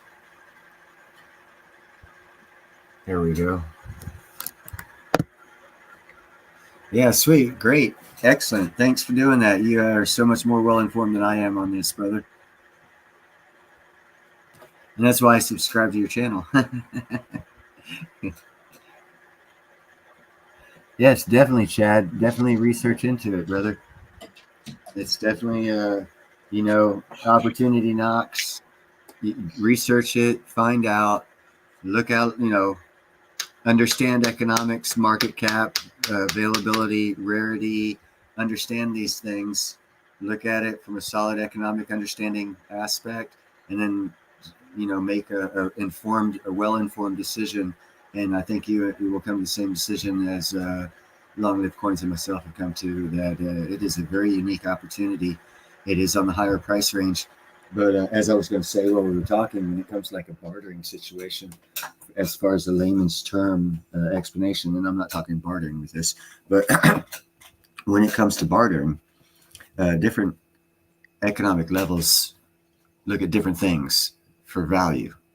So if you have something of extreme value, you won't be dealing with people who don't have things of extreme value to barter with. So you're in another class of barter when it comes to bartering. So it's always good to have a lot of different types of assets for the availability it could bring you in the future, if you believe that we're going to get to a scenario where barter will be. I don't think we will, personally. I don't think America will come to that. But if you do, that would be one layman's terms explanation of, like you lay with dogs, you get fleas. If you're gonna barter with cigarettes and booze, you're gonna deal with this cigarettes and alcoholics. Kind So nickel stacking is saying here in one of his comments, it is 1,500 an ounce. I'm not sure. You might be looking at osmium in its raw form or in its like bar form, but once we're talking about vapor crystallized osmium, and that is about $1,400 a gram, not an ounce. Yeah. And about 1430, 1450 right now, something like that. I can tell you right now, like I said, I think I'm gonna get myself an H, and someone's gonna hate me, whoever I find to do it, because I'm gonna have it put in platinum. Platinum. I mean, yeah, I'm having Ian talk to his jeweler about that. So yeah, no, it'll be extra expensive because the melting stage of platinum is twice that of the other metals, so you can anticipate a higher cost on anything when it comes to putting anything with platinum. You can just guarantee yourself that. Okay, yeah, that's what I heard, and working with it's harder and everything. Yeah, so there's all these extra expenses that'll come in. So you really gotta. I mean, I would actually, for an economic standpoint, for the explanation I just gave, actually for the barter thing, you don't want to outspend yourself to try and outclass yourself, and you might want to actually go with silver because it would be an actual cheaper and more reflective backing for it. Oh, silver is my main base for sure. Silver, I love silver. In fact, this was a surprise for me when I found it. I wasn't expecting it. I wasn't planning on getting into it. And but once I seen it in person and heard more about it, it was just like, oh. I know the exact feeling, brother. About 5 years ago, I was real big into crypto, huge. I was a moderator for a rather large channel. We had a couple 100,000 people. I was his number one mod. I was researching just like I do now. I was researching. It was new to me. So I hopped in with all enthusiasm, as I always do with anything. And I started researching heavy. And all my research led to silver. Wow, that's awesome. Yeah. And I started talking about this shit and silver in the discourse, in the discords that I was a member of. And I was like, dude, man, all my research, because they all commented on, how in depth I do my research and shit. I found out XLM had signed a contract with the Treasury Department, same with Algo, and all this other shit, which technically doesn't make them crypto, which means when crypto falls, they won't, because they're not really crypto. People are still looking at it like crypto. And I was like, wow, you guys are big on this decentralization thing, but I just discovered that these things aren't decentralized, and you don't give a fuck. So really, what are you selling here? It's just not adding up, and it just everything led to silver. So they finally got sick of me talking about silver and kind of booted me from their community. And I came over, and I didn't actually come over to the silver community. I didn't actually even know there was one. I started researching more in silver and started researching platinum, got into YouTube and heard a lot of people talk about, and I was expecting to hear people talk about platinum. And I only heard them talk about gold and silver. And I was like, what the fuck are these people missing? I mean, they're about as daft as the freaking crypto community is on the facts. So that's why I started hollering about it. And now I'm seeing this osmium thing, and with as much interest as I had with the platinum when I got into this, I have about that much interest in this osmium. Yeah, that's it's interesting, and it's a platinum group's metals. So there you go. That's what really derived my interest to it, because I did know about it, and it was nice, and is very very very rare. But you couldn't touch it, so it's like owning uranium. It's like it's I'll own this stock. I don't really want it at the house. You know what I'm saying? Right. But osmium's not like that, because it's more rare than uranium. So you'd only want to buy it if you could hold it. So you couldn't hold it at the time. I was researching all this stuff. So I was like, no, at least the information wasn't out there where I was. Yep, for sure. So now, I typed in to Google question, where is osmium mined? Oh, it's mined in South Africa and Russia. It came back. It says osmium occurs in iridosyl and in platinum-bearing river sands in the Urals, URALS, North America and South America. It is also found in the nickel-bearing ores of Sudbury, Ontario. Interesting. Other platinum metals, and Sudbury's not that far from me. That's northwest where I am. Really? Well, it's 1,500 times more rare than gold. That's like crazy rare. Small market cap. So it's like 100 times more rare than platinum. And if they were to mine it all, now they won't, I can tell you. But if all that they think that they could get to, it would be about a meter squared, or fit underneath your desk, about 3 foot by 3 foot, roughly. So it's the densest element, and it's very very rare. So, and might I add, I could have been wrong about the space mining just for platinum, because they would find osmium with it. because in the formation of asteroids, you first get the platinum group metals, which is typically the majority would be platinum because of the rarity of the osmium, but it would be in there. And then iron would group in with it, and then all the other minerals that are out there would start piling on it and make a bigger asteroid. So they could be going for osmium as well as with the platinum, and the osmium being the actual prize of the space mining. Just a thought I just had. Hey, Chad commented on one of my osmium videos. Hey, thanks for coming over, Chad. I appreciate that. I'm not even going to go for the last name, but I like it. Wolfenschleidengestenshausenbergerdorf. His last name is Wolf. It's just saying Chad Wolf. There you go. Yeah, cool. I'm trying to see if that thing to roll off the tongue. That's a tongue twisting fucking last name. Yeah. German. It's actually several German words put together is what it is. The Hausen, that's what. Yeah, that's me off. Yeah, the Bergendorf also. Yeah.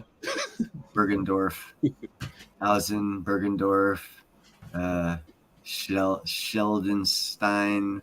So it's like three names. It's Wolf and then three names, and you just got to roll them all together. And German's already kind of complicated when it comes to the linguistics speaking it, because they got some weird ass shit going on with the German language. But yeah, osmium is very much of an interest to me. Yeah. Oh, now that I'm into it, man, I feel like I stumbled onto a gem of a. Well, it's like it is exactly. I mean, it's the rarest metal in just coming to market. I mean, talk about interesting and yeah. I mean, you like silver. You get going about silver. This is like a racehorse of silver. You know what I mean. I think the issue it's going to face is the acceptance level. How yeah, right. I agree, but I mean,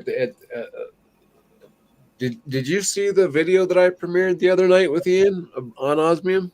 I've seen all the ones you produced with him. Okay, cool, awesome. Well, that last one, it's showing them getting it into the market, and that violin that stopped there at Ian's. Mm-hmm. That thing sold. It said in that video for or is up for sale. I'm not sure if it's sold anyway for a ridiculous amount. But that's toured the world now, and they're making more of those instruments, different instruments now in it. Now is actually a good time in history for a new product line of something like this because of the economic scenarios. People who have mega money are looking to throw it into an asset class that's tangible and they can hold, that retains more value than the other metals. Going just to the thought process of you could have $1 million in silver, $1 million of platinum, $1 million of gold, or $1 million in osmium. Which one would you want to run with? Right, no doubt, right? You know what I'm saying? In that way, in a store of value, that's one of the better ones in a way to look at it like that. For sure. I'd grab maybe 20 ounces of gold, 40 ounces of platinum, and then all the osmium I could carry. You know? I just shared a screen of what I think is the violin that. Yes, I was going to do that. Thank you for doing that, JM. Cool. 24 grams. 61,000 euro. That's about. Oh, that's just but okay. That's that is cool what you're showing there, but that's just an osmium violin that's actually purely out of osmium. So they made a real violin that you can play on. Yeah, and it's mostly out of wood, but it's got osmium inlaid in it. Yeah. Oh, I see. Okay. And they've put it on tour around the world, and like famous musicians have played with it. I bet they paid a lot for that fucking violin too. And that's the thing. And I'll have to go back. I think I know, but I'm not going to say because it'll be wrong. It was a crazy number, and they're going to make more of these. And I mean, it's big enough news in itself around the world that's one thing that's helping, let alone there's some large watch manufacturers that are in the high end luxury, What and is they've it? made them out with osmium, and so that's helping push it. And let alone now the jewelry industry is starting to catch on as well. So you Now's get the time to jump in on it. It's a 'Cause great way to market it. I'm thinking even in high-end vehicles, there could be little Dude, osmium. if you understand the marketing, they've just from what this is the first time I've heard of this, and I'm thinking genius here, because who they need to present this to is that class, the upper class, to get the larger purchases. You And got to it. well, make, that's already. I mean, they have that's their most purchases so Yeah. far is wealthy. to make it available to the rest of us is awesome. Yep. That's going to increase their market share for what little there is to be had. Which And means I've heard them talk of a sound money aspect of it. Like, so they know, they're aware of that as well. So they made sure that you could have ownership in the way you do and still hold it, but yet still have that security. So I mean, from what I hear, it's Yeah, I more- definitely have to do a lot more research, but I definitely don't want to take my time researching and miss any opportunity to be one of the first guys to talk about it, such as yourself with Ian that I've seen. yeah. So I definitely, and like I said, I'd like to see him on my show because I would like to hop on that bandwagon. Yep. I'm just reach out to him and you'll be good to go. Right on. Yeah, maybe I can get a hold of him by next Sunday. Yeah, sure, man. And they talked to you. You seen about the platinum as well. Yeah, once I get,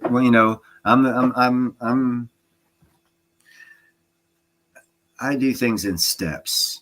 Sure. No, yeah, I'm just making And sure that I you. got to get them steps taken care of, which will take finances as well. Sure. And after I get that out of the way, no matter whatever's happening, I got to stick with my thing. And once I get that over with, I'll be freed up. Unless something happens where I get some extra here or there.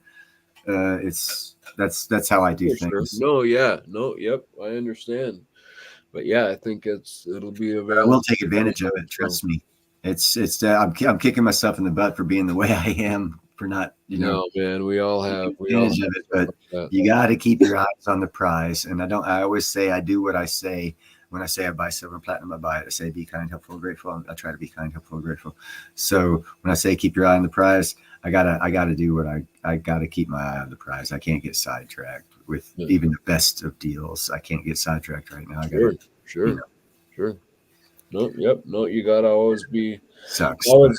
I had an interview with JT Coin Rings today, and that was one of the things that he was saying, and I pointed out that I need that like a shirt with that on it, where you keep a fund for those events that you're not expecting that we all have pop up, but I'm always pushing myself too hard into the metals, and then I have to unload some before you need to, and Yeah. it's not such a big problem for me because I am set up the way I am, but it's just a problem that you have to watch, and it's much better to give yourself that little bit of leadway than get caught out. Yep. Yeah, you got to stack cash too. Yeah. Everyone's got to get to a higher financial level than where they are at right now. Obviously, we're all hopefully are trying to achieve that. What's up, Chef? What is up? Yeah. Yeah, no, I started out with Nilo as well, ex Nilo, and when I got my first 3 ounces of silver, like it was a big deal, and I remember looking at a 10-ounce bar and thinking, man, that's going to be a long time before I can get that. And I remember looking at a gold 1 ounce and saying, oh, no, I don't know that I'll ever get there. But I mean, you just slowly plug away at it. And before you know, man, you got a stack that makes you able to sleep a little bit better at night. So Yeah, I'm a weirdo. The year before last, I think it was, I started, I collected and got up to like 300 ounces. I gave about 120 of those ounces away, and then I sold most of the rest of it. Got back up to like 140 ounces and sold it back down to about 40. And through that whole experience, I never got into silver to stack for myself. I got into it basically to give it away to wake people up, which is why I gave away those ounces I did. And then I started going with the theory of I was going to use it as a bank rather than my bank. And I've been trying to see how that works for myself. And I haven't fully transitioned into being able to do that, but I am trying to where I instead of because I find as I get my priorities have changed or prices have changed as well to where the funds coming in doesn't seem to go as far to where and also the extra that I used to have, I want to put in other places other than silver right now. Yeah. Because I have my eyes on the price. So I find that I can't fully initiate be my own bank thing Sure. because where I am in life. Yeah. But I do hope to be able to get there to where, I'll have enough at the house to where I'll be able to just roll off of it and keep, and that number that I have at the house will grow up to a certain point to where I'll be able to roll for like a year without any income just off of what I have and maintain the same level and, do all that good stuff is the end game, which I'm sure most of us are working for, if not even. Right. Yeah. That's what I was going to say. Yeah. Welcome to the club. Yeah. Yeah. So we're all on this journey together and we all need to help each other out for sure. Yep. And I have received a lot of help from everybody and I appreciate that. Yeah. Cool. Have a good night, Gerald. Yes, Gerald. Enjoyed having you here. I appreciate you being here.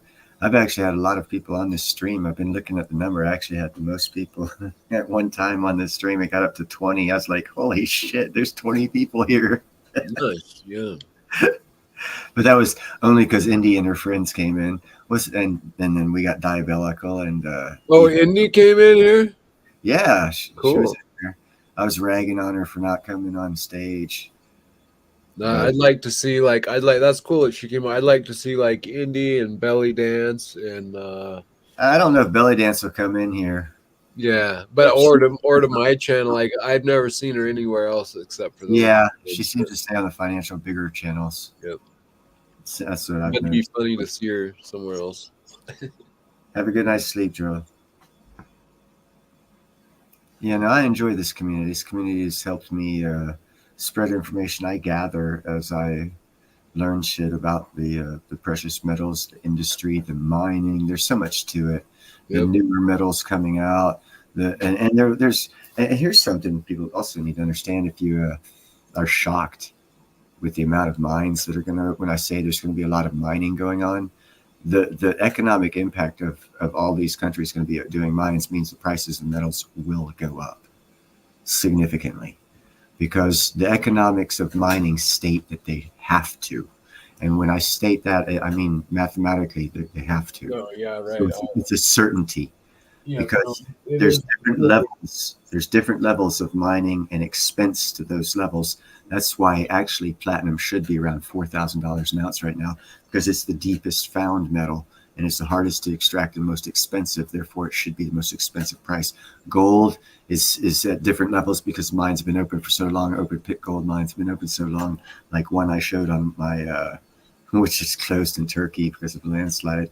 It's been open for several decades.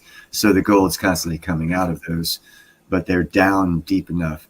And then when it comes to silver, you have surface level, medium level, deeper level. Right now, the mines are mostly, and they got different levels because the countries are all different. And they all want their silver availability. So they'll go to the deeper mines and mine it. So the price varies per ounce mining, but they basically are all in the same relative economic area of cost to mine, somewhere between $9 and $14 for that level on the crest of the earth where the mines are located. For that to be economically viable, they're running low of. But so the price is going to have to go up so they can afford to go to the next crust layer or the lower levels of the crust layer. And then there's going to be an abundant amount of silver at a higher price. And that's so. Nickel is asking, does Sal have osmium? Yes, but again, I believe his is the cube form. And hopefully he'll tell us or have it probably out even tomorrow and we'll get to see it. But that'd be cool. I believe he has the like Neil was saying, the older form of it. Yeah. Or I mean that's still in the same form today, but the non-vapor crystallized osmium. So I think he does have that, but I don't believe he has the vapor crystallized. I think we're going to talk about it tomorrow, and so we'll find out that information. Is it in space, Nickel? Good question, but I don't know. Yes. I personally I really doubt it. Yes, it is. Osmium. I'm with you on that. Osmium's inside platinum group metals, which are probably grouped up with the platinum in the middle and center of asteroids. Yes. Not a lot of it at all, but yes. No, but that's where it's going to occur, where you find Yeah. the greatest amount of platinum. You're most likely to find osmium, I would think. I think we mostly find it on the ground right now. Yeah, no, right now it's Deep in the ground, and it is hard to find. You have to move like 10,000 tons of platinum or something to get like an ounce, or I can't remember. That's a good. I got to remember what that. Actually. more than that. I got it. Yeah, I got to memorize all these numbers so I actually know what I'm talking about. Yes, you do, because it takes 10 tons of ore to get 1 ounce of platinum. So if it's more rare than platinum, you'd have to probably move like 1,000 tons of ore to get 1 ounce of that. Yeah, stuff. well, platinum is more rare than gold, and osmium is 1,500 times more rare than gold. So it would make it to platinum like it's still quite a bit more rare than platinum, but not quite. What's platinum to gold? Do you know? But it depends on what numbers you listen to. I've gotten anywhere from 27 to 30 to 1. Okay. Yeah, no, I like platinum too. I do. I've been, in fact, I got to re-up on it a little bit. It kind of sold down a little. I got to get me some more, and that's a good time to now. In fact, I even got a little bit of palladium while I was down so low. And more of palladium's starting. Palladium's starting to look nice. Yeah, right. I mean, nice. And what was it 3 or 4 months ago where I'm like, it's going to have to come down. It was up over 2,000. It was like 20. No, it's starting to get to that. I might buy some range. It's starting in my judgment. It's getting closer to its value right now. Values always change, but right now it's still slightly overvalued. I'm looking for 800 range, but once it gets around 800 range, I'll probably pick some up. Yeah, well, we were close there for a minute. Yeah, no, it's getting there, and that's how I know things. That's just another indicator in my viewpoint of platinum price breaking upward, along with the fact that the South African president is fixing to be president of the G20 for 1 year, and also mentioned mining so many damn times in his speech to the continent of Africa, every country in Africa. All he mentioned was mining. I did a video on it. It should encourage everyone to invest in mining, because if that whole continent's getting involved in it, let me tell you what, right now, one thing power hates is a vacuum, and one thing every country hates is to leave a vacuum for another country to fill. So that means every country's going to do mining.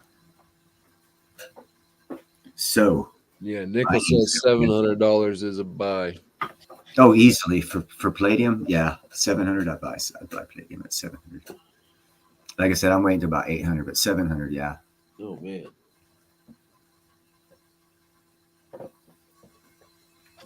But there's several indicators out there that show me, and from the way I see things, that platinum's fixing to jump like a sumbitch.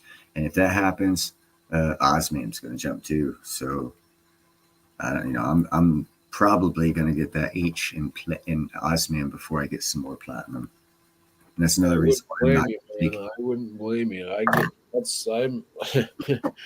got that for my wife, and now I'm getting her some earrings to go with it. It's like it's going to be hard to focus on something else the more I learn about it, man. Whew. And like I said, I want exposure at the least. Yep. At the very least, I want some exposure, because if prices do what I'm expecting them to do, it's going to exponentially go up too, and it's better than platinum. So it'll be a better investment in platinum because it's a smaller marketplace. I need to put some tea in this. I'll be back in less than 15 seconds. Yep. Don't forget to steep it properly. Yeah, and one interesting thing about this osmium is, like, when they're putting it into these different forms or in jewelry, it's not something that like the rest of the precious metals can be melted down and reformed into a new ring or whatever, but osmium's not going to be remelted down. The Yeah. process to get it to this state is costly, and just wouldn't be worth it to redo it. So it's got to be something that you're going to pass down and pass down and pass down, because it's going to run out. It'll be the first precious metal to run out. So I'm gonna have my H. Probably have it right here. It'll probably be sparkling like my glasses. I'm gonna probably put one right here and get an earring made with it. I think Ian was pointing that H out, or at least he was talking. I know I heard him talk. I think he was talking. Maybe he was just talking to me about it. But No, he pointed the H out on that video. oh, to you? Okay, yeah. Because I said, because someone else was talking about it, and I said, he said someone had asked about is it in letter form, and I asked in the chat for Ian to pull out his letters, and he focused the first one on the H, and that's what I was like. I need that bastard. He's got one too. Damn it. Chef says he has a titanium watch. Interesting. Yeah, titanium watches were pretty big in several years ago. They were supposed to compete with Rolex. Rolex. Thank you. Rolex. Oops. Hold on, let me catch up with myself. This one's for you, Chef.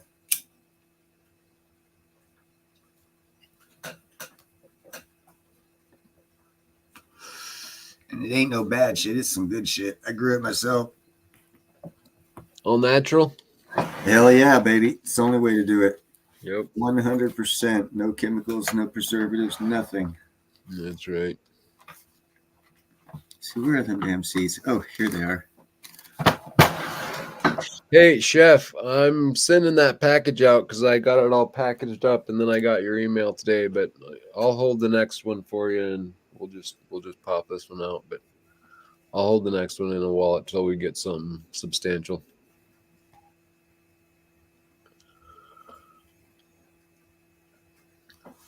Yeah, nice. Yep. This is my weed for next year.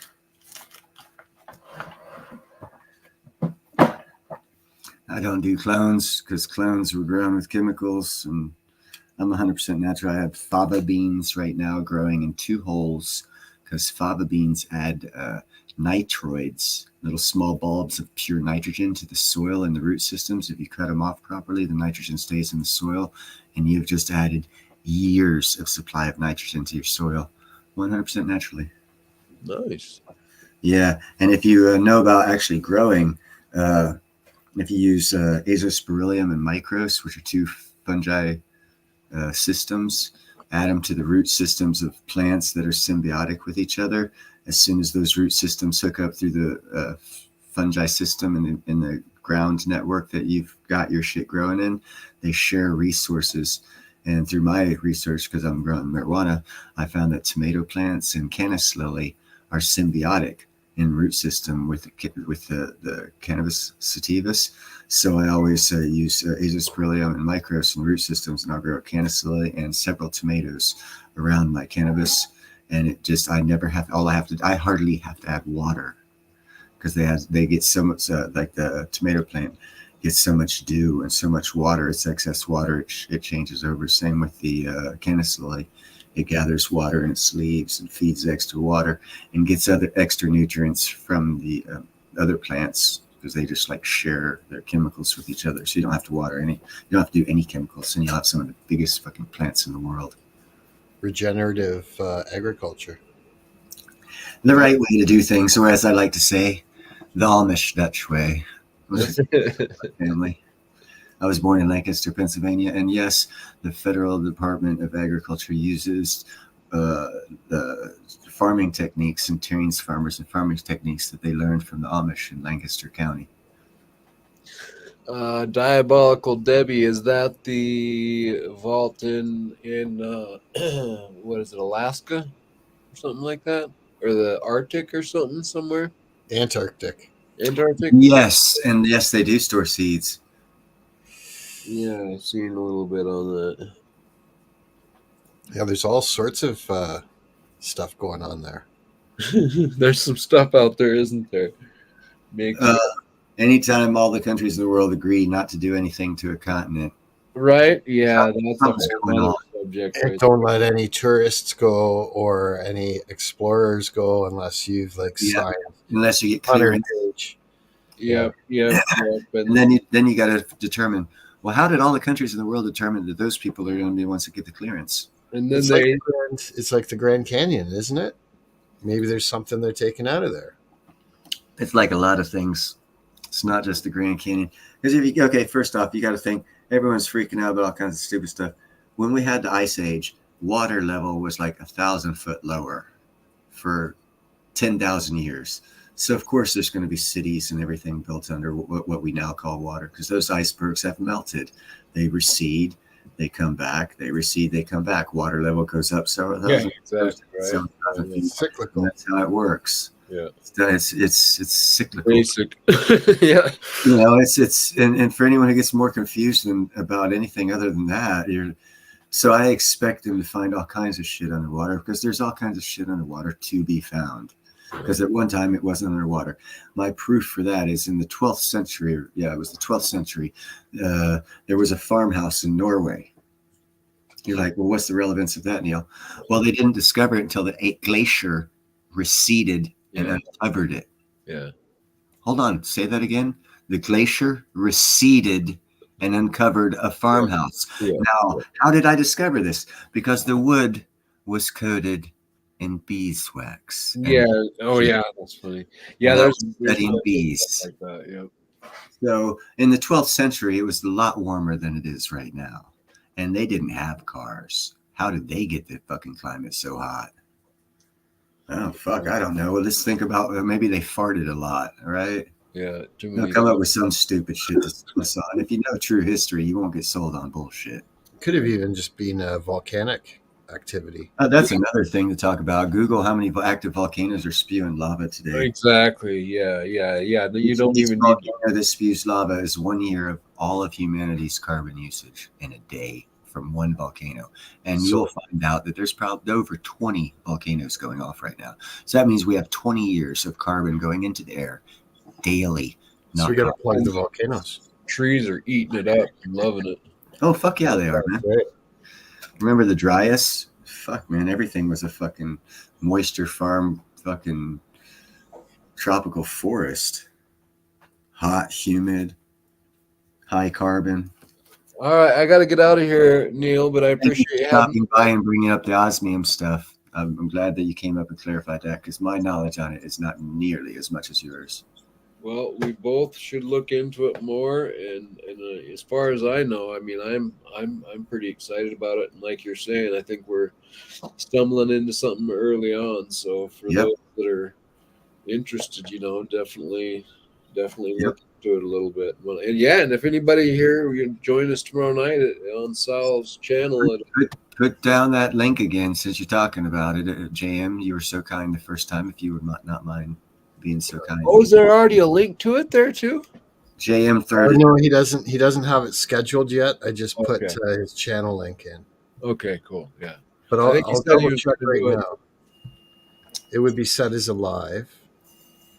Yeah, and I think he said he was going to set it up right before we did it. So it's not scheduled yet. What it would be Pacific time. It's 3:30. So Central time it would be 4:30.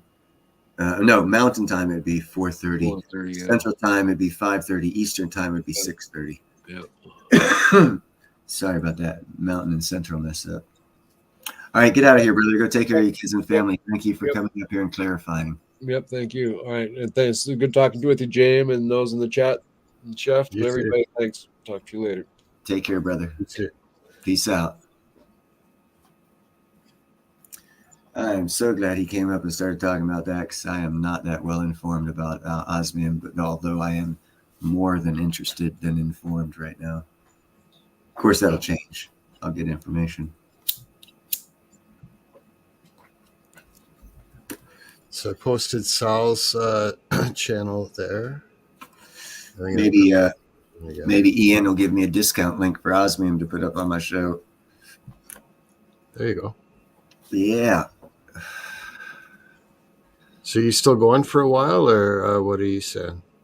What do you guys think? I Should could go another half hour, but Mm. I got to take a quick break. Should I stay or should I go now? There was a song about that.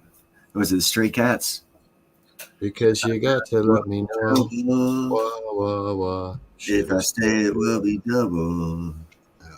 So come on and let me know. Should I stay or should I go? You know what's funny is what's stuck in my head is the Weird Al version of that. As soon as I hear his, because I probably heard his 5 times as much as the original, because I had a couple of his albums, right? Thank you, Diabolical. I appreciate that. We just express our opinions and share information that we've learned. That's all. Self-research. Everyone should just self-research. If you learn one thing a day, in 1 year, you've learned 365 things. Go to college and see if you come out of there knowing 365 things after one semester. So you can self-educate quicker than shit. You just keep your mind on it. It's easy to learn one thing a day. You just gotta want to learn. With the internet, you can learn something new every minute. I'm in so many chats, man. If I'm not talking, I'm probably on fucking some other tab because someone said something, and I'm instantly researching it to fact check them. If nothing else, not to be a dick, but so that I can learn something. Yep. And I learn several things a day. Some of the shit blows my mind. Most of it doesn't. Some of it does.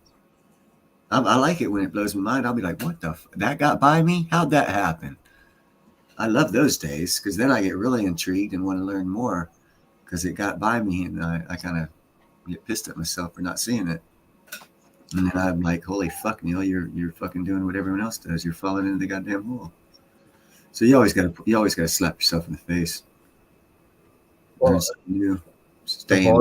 The volume of information is continuing to increase exponentially. So it's getting easier for people to be confused. Yeah, you gotta be able to filter. Put the information in perspective. Don't learn about how cars work before you learn how to drive. Learn how to drive, then figure out how the car works. Does this work right? No, a steering wheel. It's a bad analogy. Horrible analogy now I think about it. But all right, I was going to actually say, it's actually, I think it would be the opposite. Yeah, that's why I say I still know what you're saying. I hear you. It was a horrible analogy, but off the top of my head, I couldn't think of a better one. But you don't want to learn like how a cell breaks apart before you learn anything about the cell. That's a better one. Because if you learn about how it breaks apart, it's harder to understand where it came from to break apart. And then you got to go backwards in your learning and then go back forward. It just seems kind of non-intuitive. Yeah, always, even if it seems stupid, start at the beginning and research up and get to where you want to be because you learn so much more. Share a link for what? I'll be right back. I think Chef just wants to hit. What am I sharing a link for, Chef? To come up on the panel? Is there not one up there? There should be. Yeah, there's one up there. So if you want a link for the panel, I'll put it up here. I'm in StreamYard right now. I know there's one in on the YouTube. So I'll put one in StreamYard and it probably will come up again in YouTube. Is that what you're talking about, brother? Excuse me. Oh, I've got sativa metals pinned. Holy shit. I think I smoked one too many. Thanks for coming by. It's been nice having new people in here. Too bad Evil Cowboy didn't hang out a little bit longer. This does get boring though sometimes. So after it all, you just look at what you're looking at. This ugly mug and this stupid shit behind me.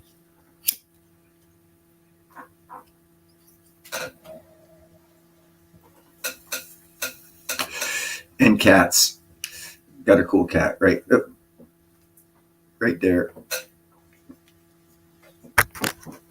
Oh, he already jumped off the bed. He was fucking with the other cat. That's actually a cat right there. Right there. The one that was fucking with him is down by my feet, fucking with my feet right now. Then, oh, sorry, kitty cat. Hold on. Let me get up there, chef. There we go.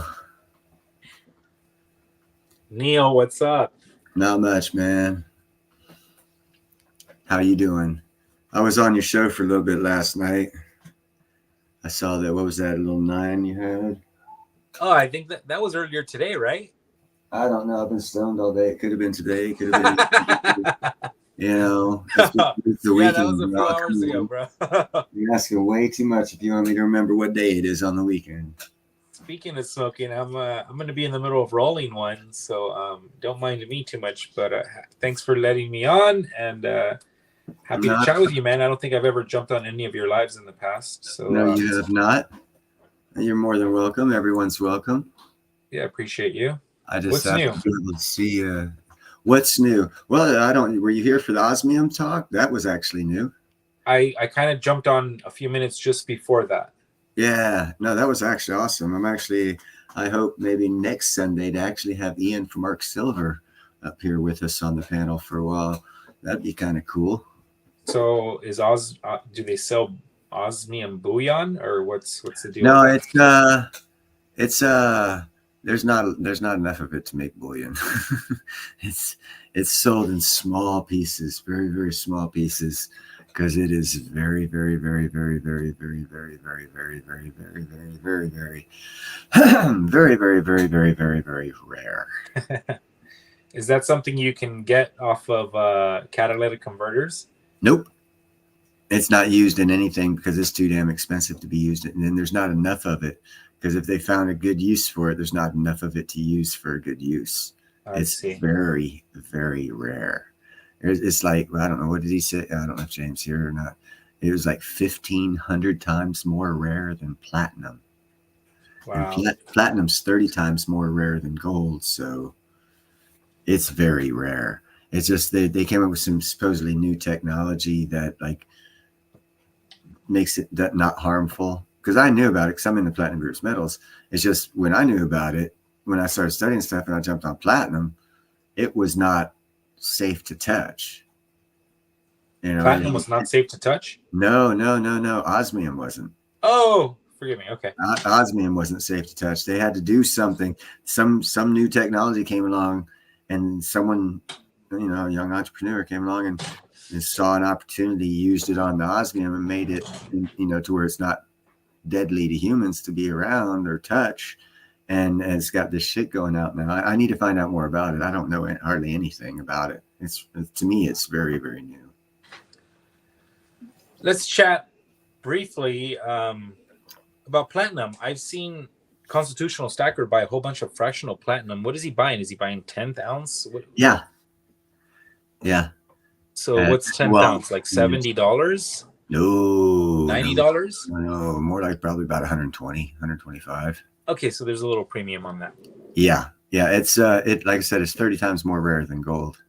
And actually, there's not going to be any for sale here next year or so unless they start doing something somewhere, somehow, some way. it's gonna before anything happens to silver being an unobtainium, platinum will not be available. And it's getting close. Within a year, platinum will not be available. Because as the economy worsens, smart people who have money, not like me, I'm a smart, stupid person because I'm poor, they'll buy the fuck out of platinum to preserve their wealth out of the fiat dollar that's going to go away this year. And when it goes away, all the money people are going to look for assets to store that money in. Yes, they're going to buy the shitload of gold. Yes, they're going to buy a shitload of silver, but all of the platinum will be bought. And what that does is it causes the price to skyrocket because they're not going to buy all the gold and silver. They'll buy a lot off the COMEX, but there's still going to be shitloads out there to buy. Platinum's not like that. It's rare, and it's going to be gone sometime towards the end. When the dollar collapses, platinum will be gone. You won't be able. You'll be able to say, I want 50,000 an ounce, and someone might actually give it to you. That's my projection. That won't happen with gold or silver. You'll get. I've been thinking of buying a 1/10 of an ounce just to have it in the stack.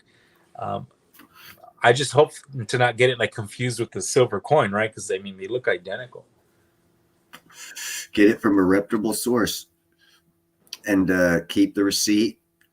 Keep all the paperwork with it, and that guarantees, if nothing else, that at least you have a legal lawsuit against that in particular company because you proved purchase. You know what I'm saying? So you'll always be able to get your money back eventually if they fucked you. Not too many. You can't do that with Bitcoin. You know. I think the best thing to do then, like at least for my first purchase, because I definitely want at least one coin, right? Just to probably buy it online. No, what you need to do, Constitutional, is you need to hook up with, or excuse me, Chef, you need to hook up with Constitutional and get my number from him and give me a call. I will be able to hook you up with a 10,000 platinum at a better rate than anyone will ever be able to give you, but it's this special deal and it'll only happen one time and it's only for 1/10 ounce, but it'll be lower than what any store will sell you. There will be no premium, no, it'll just be for spot, but only once. Only because I like you, and Constitution didn't ask. He just started buying, so he lost the opportunity. Yeah, right. You know what I'm saying? He just started buying and then told me about it. I was like, okay, cool. You don't want it? Fine, no problem. You know, I'm gonna take you up on that offer. I just called him 10 minutes ago. It's the first time I called him. We usually like chat via email, and he forwarded my call, which I thought was super funny. He's probably like, "Who's this guy? Unknown number." Yeah, it's probably a baby's mama over here trying to get me for child support. Trying to get fucking child support from me. I don't have kids. I was never married. Yeah, okay. Yeah. So I left him a nice voicemail. He'll call me back, but I'll ask him for your number. And yeah, I think if I can get my first coin from someone in the community, that'd be great, man. That's better than supporting some of these shops. And no, you won't be supporting anything, brother.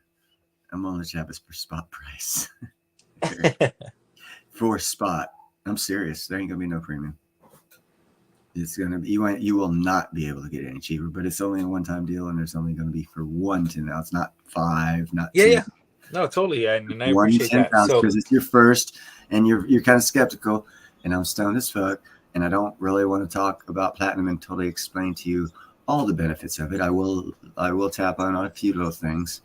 But it's your first one. You're skeptical of it, so you deserve to get a good deal to get in because you also have a channel and you can talk about it just as does Constitutional. And like I said, I would have given him this deal, but he just fucking started buying, didn't even talk to nobody, just started buying. I was like, yeah, he's diving in at first, you know. Go, boy. I ain't gonna stop you. I'm gonna encourage you to buy that shit. It's a great thing to buy, premium or no premium. Well, I'm thinking if you're talking a 10th ounce, even if you're only getting one, usually the fractional, especially on platinum, is outrageous premiums. So if you're getting he'll get it for like I don't know, like $195, something like that. Whatever. Who's here with us? Is that JM Unleashed? Yeah. What's up, JM? Good to see you. And then is this Constitutional or Chef? What was that? Sorry. Is this Constitutional or Chef Stalker? No, this is Chef. Chef, okay. I did give Constitutional a call like 10 minutes ago, but he didn't answer my call. He's way asleep, bro. Dude, you get first off, he'll be in bed by 8 o'clock, man. No, he stays up late. I've been on.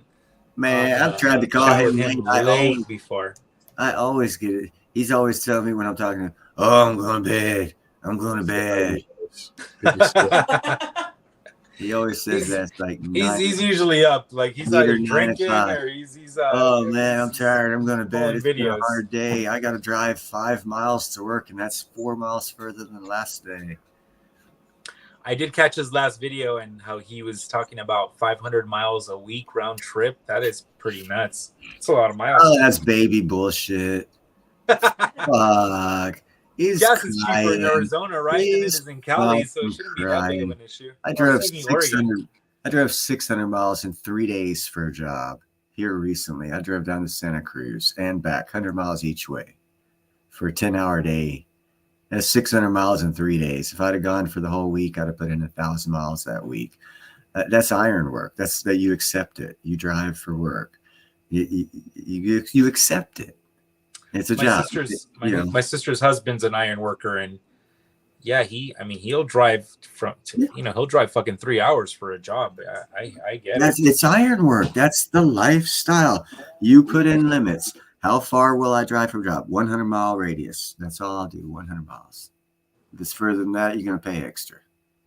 But I'll drive it. But you're going to pay extra because it's a skill. Skill is like it's barter. We barter for our fucking paycheck. That's why we get paid decent money.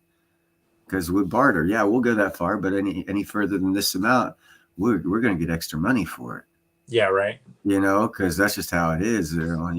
But check this out. Check this part out. See, you're looking at the wrong. Another flip side of that coin is our tasks are so valuable. Our skill is so valuable that they can't fill it locally. That someone has to drive that far to fill it. That's how valuable a task that is to know. Valuable a skill. You don't see CPAs driving 3 hours to do a job because they got a CPA right next door. They got a doctor right next door. They got a lawyer right next door. They got a carpenter. They got a plumber. They got all this shit right next door.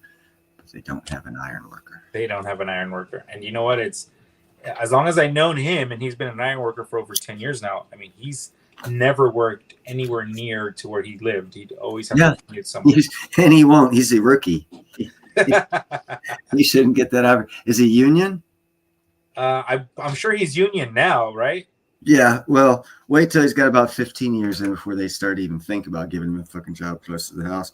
That or he's sucking dick. I mean, I would assume he's been doing it over 10 years now, and I'm surprised. How long does it take before they make you like a fucking foreman or something? It's all about initiative. You take it. So he doesn't have it. Yeah. So it ain't gonna be given to you. It's not gonna be given to you. The ironwork is also it's very valuable. It's also very unique, as it's very, and they're trying to change it, but it's very testosterone driven. The more aggressive you are in leading, the more rein they'll give you to lead. I would have been a great foreman, I think. But I chose the chef industry, so here we are. I'm looking to get out of it. I've done it too long. Do you have like 401k and all that good stuff from it? Oh, I got a union retirement. We also have an annuity.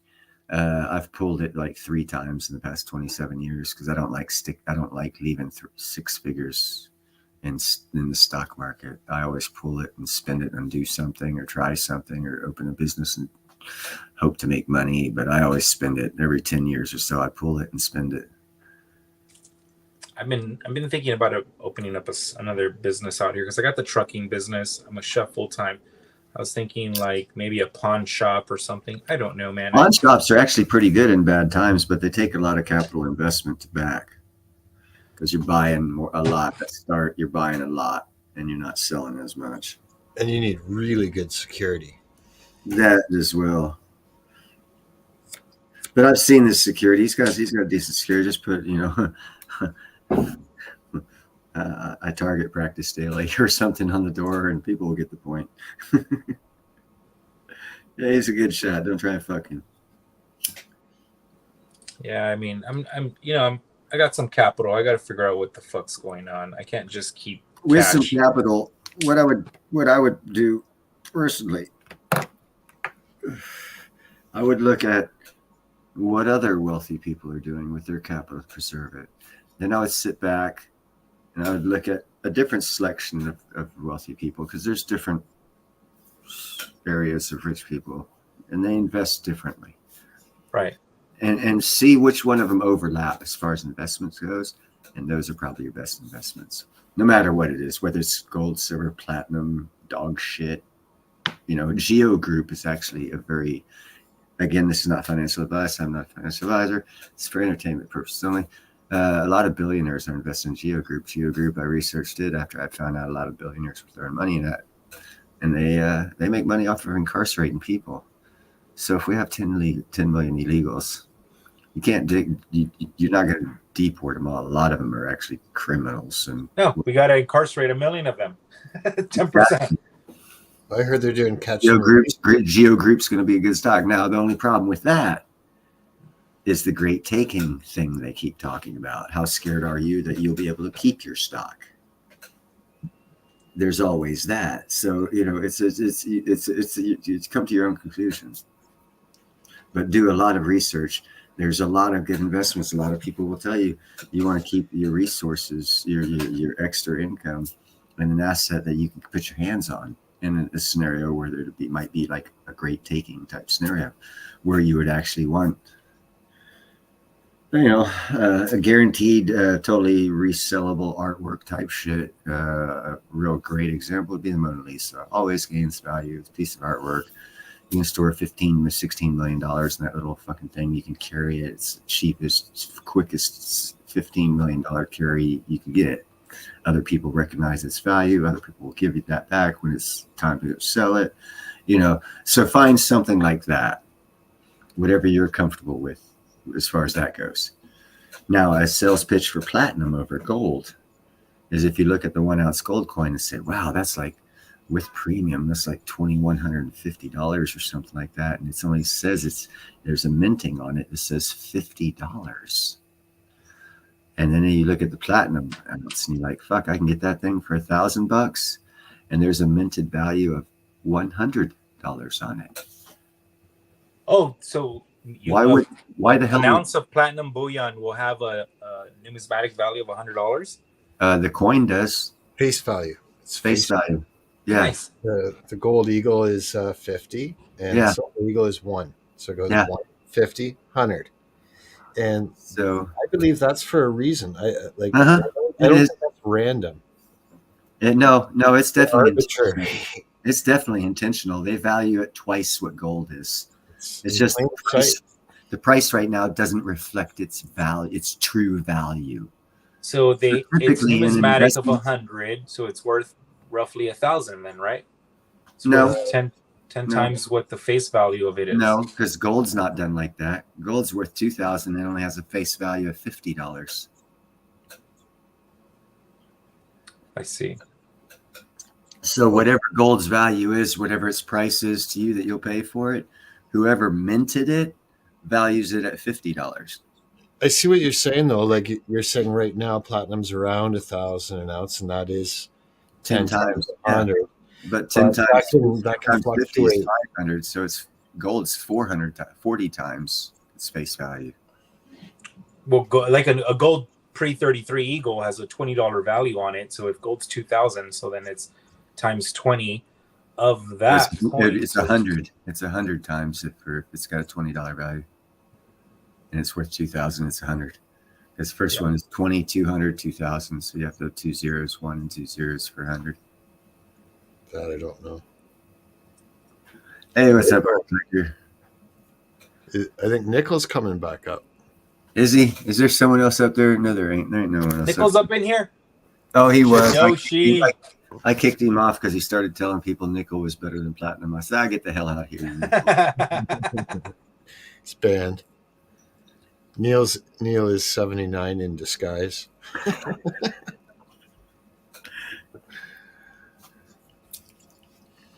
He's more than welcome to come up here if he wants to.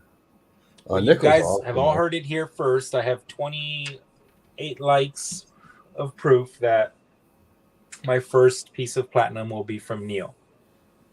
Yeah, get a hold of Constitutional. Sweet. My first and only piece of platinum will be from Neil.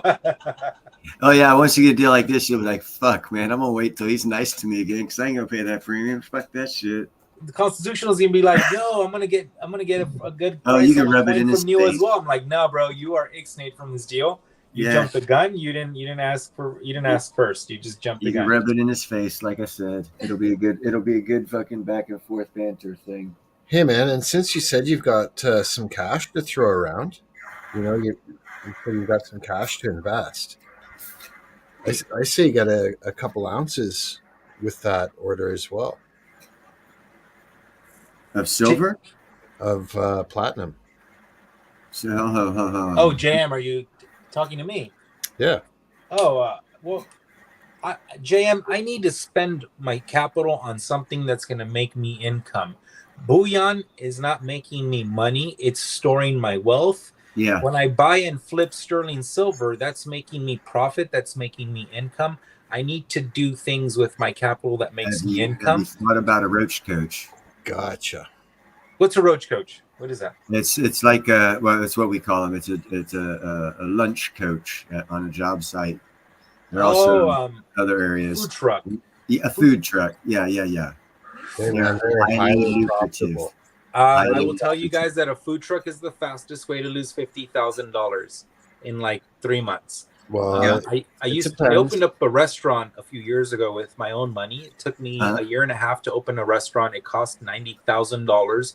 Yep. In a year and a half, we were closed, and I was able to sell equipment and shit for about 10 grand.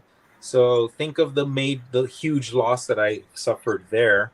Mm-hmm. I will never, ever, guys, even though I'm in the food industry and I make very good money in my living in the food industry, I will never, from trial and error, open a restaurant in my life again with my own money, nor will I do it with anyone else's money, because I feel like I would do it with someone else's money before I did it with my own money, because there's about a 90% failure rate in restaurants. It's really sad to hear. It's really sad to hear that, though.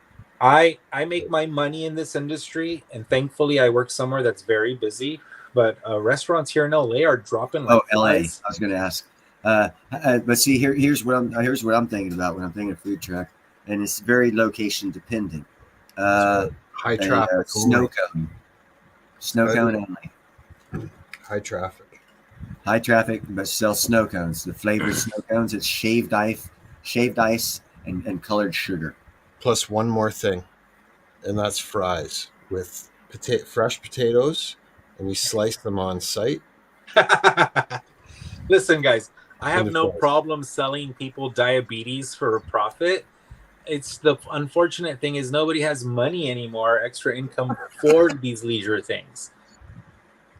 That's why you go to the beach, man, because the people are probably tourists. Those are probably the brokest people out there. They don't even have a wallet in their pocket. They're wearing bikinis. I don't know. There was a business in Pensacola Beach that all I did was, they called it snow cones. All I did was sell shaved ice, and it fucking made a killing in 3 months.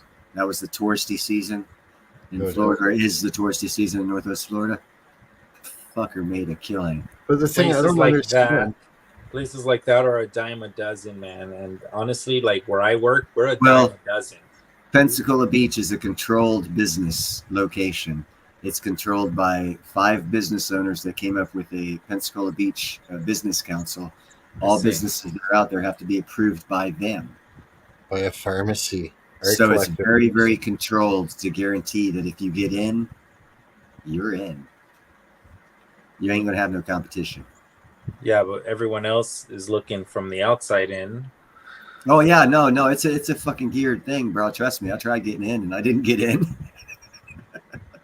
but once you're in, you're set for life, bro, because you got a guaranteed you ain't gonna have no competition. You just pay them their little fees or whatever the fuck they ask in their little thing to be their little council. And once your business is in, you're set. It's 3 months at a time. It's a seasonal business. And every season is different.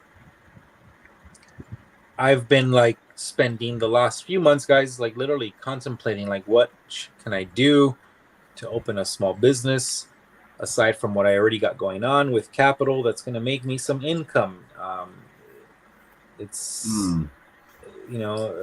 Pawn shops were one thing.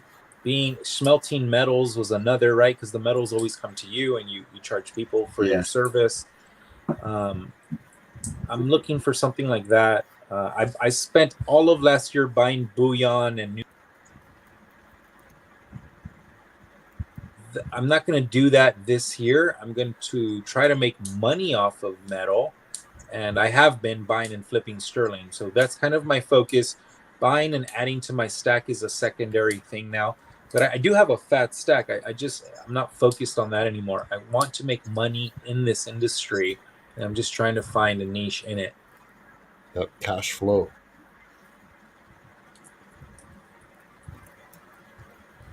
I have no clue, my friend, right off the top of my head. Well, I think the highest value thing is if you can make jewelry out of it, because then you can get. Well, that's the highest percentage. If you, especially the way you're doing it. That's very true, actually. Who was talking about? You can create jewelry. You can mark up the price of your metal, fucking, 50, 100%. The way you're getting your silver, dude. You could mark it up and it would still be discounted. Actually, Nicole, and actually make sure you charge double the price and still discount it. You're absolutely right. Yeah, make sure the way you're getting it, because I've seen your show, the way you're getting your silver, instead of selling your silver, if you make the fucking jewelry out of that shit, mark the price up, it's still discounted, dude, for them, and you're making a hell of a lot more. You just have the time to create whatever it is, and for that, you can do a sand molding or a more permanent, different type of molding. Here's another one, buddy. I got an even better idea for you, man, and that is buy scrap copper and melt it into the funky, high art copper stuff. Even just like the 1 pound and 5 pound copper bars. The markup I'm seeing on them is like just insane. Honestly, I think anything to do with whatever metal, if you can make profit on, is worth diving into. But I do notice that if I go buy a fucking gold ring that's 2 grams of 14 karat gold, and 14 karat gold is $35 a gram, you're paying $70 a gram. So the markup there is over is double the markup, over double. So that can be potentially the best way to make crazy profits on your gold, on your generally silver. The rule of thumb is jewelry is a 300% markup from the spot price. I was just going to say another, like a great marketing idea. I can see it on a billboard, and that is we'll buy your wedding ring, when your marriage breaks up, because they paid went to a dealer, they paid 5 times what it's worth, right? And then when it breaks up, they want to sell the freaking thing, and nobody will give them more than 15, maybe 20% of what they paid. Or basically spot. I mean, right? I can show you guys about 17 grams of old gold jewelry that I bought from somebody that was like old rings, their grandmothers and stuff. Like, if you can buy them below spot, guys, I will, and I do, and I hold on to it, and I'm going to take it to melt, because it doesn't sound like a lot, but 14 grams of 14 karat gold, some 18 karat and 10 karat mixed into there, 14 grams is easily over $400 in cash. Yeah. There's a lot of money in this. Here's a thought for you, and I don't know how much extra you'd have to do. You'd have to do a little, not much, but it sounds like you already have the stuff to smelt. Have you tried making purple gold? Never heard of it.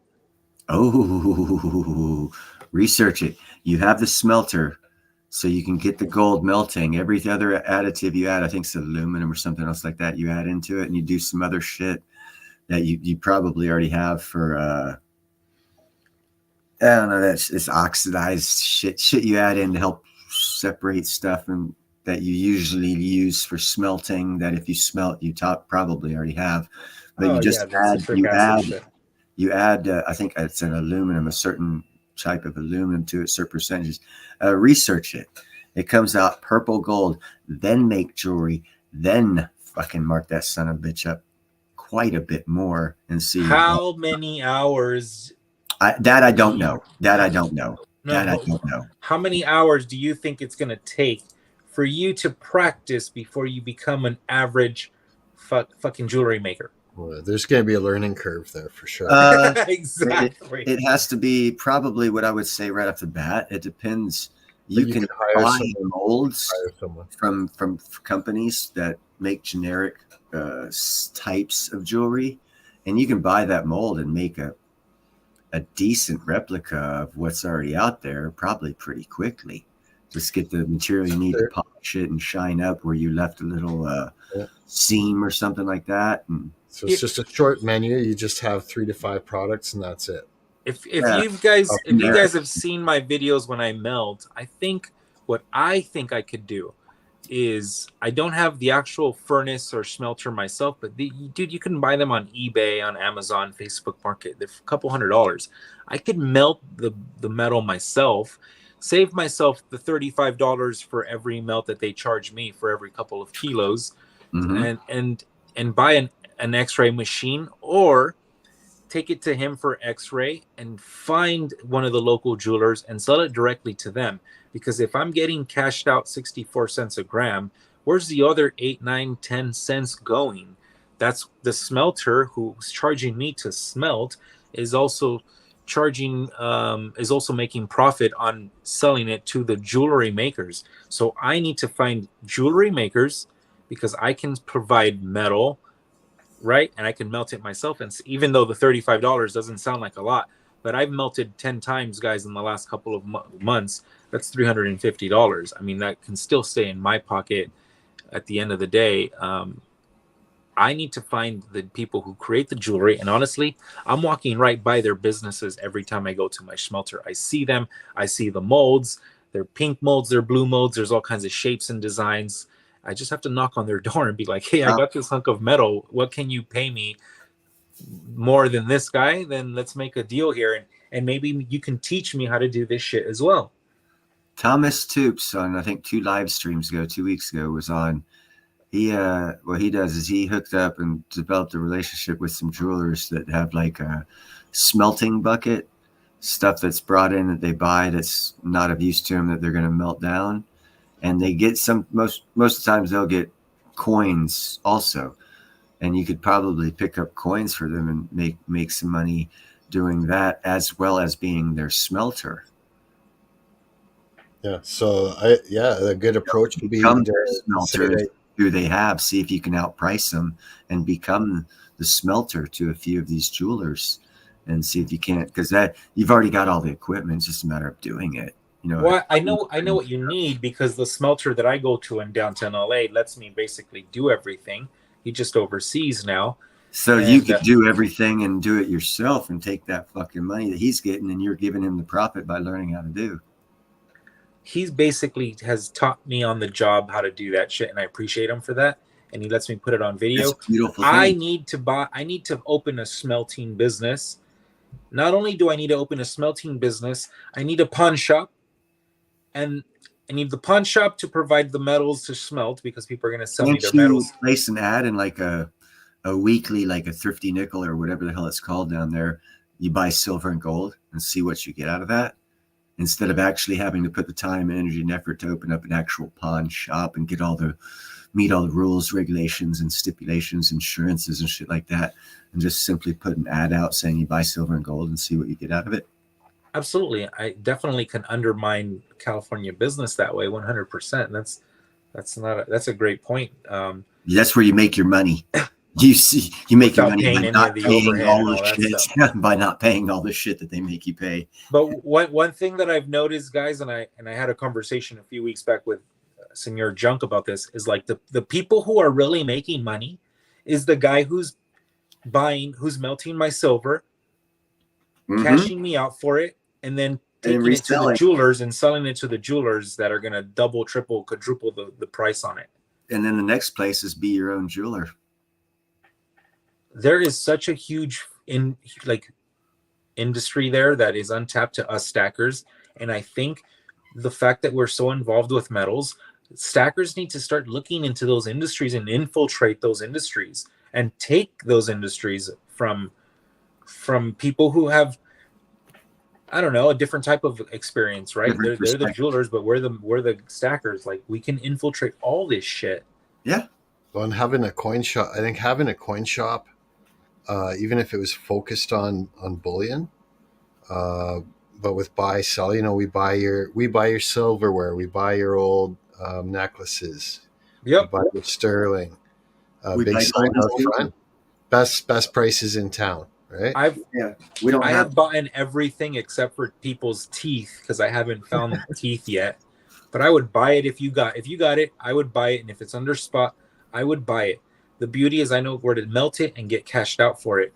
But there's such an industry there that is untapped to us stackers, and it should be an important topic for us because we fuck with metals. We buy bullion for storage of wealth and other means and for barter. But why not for these other industries as well? You're not the only stacker that smelts.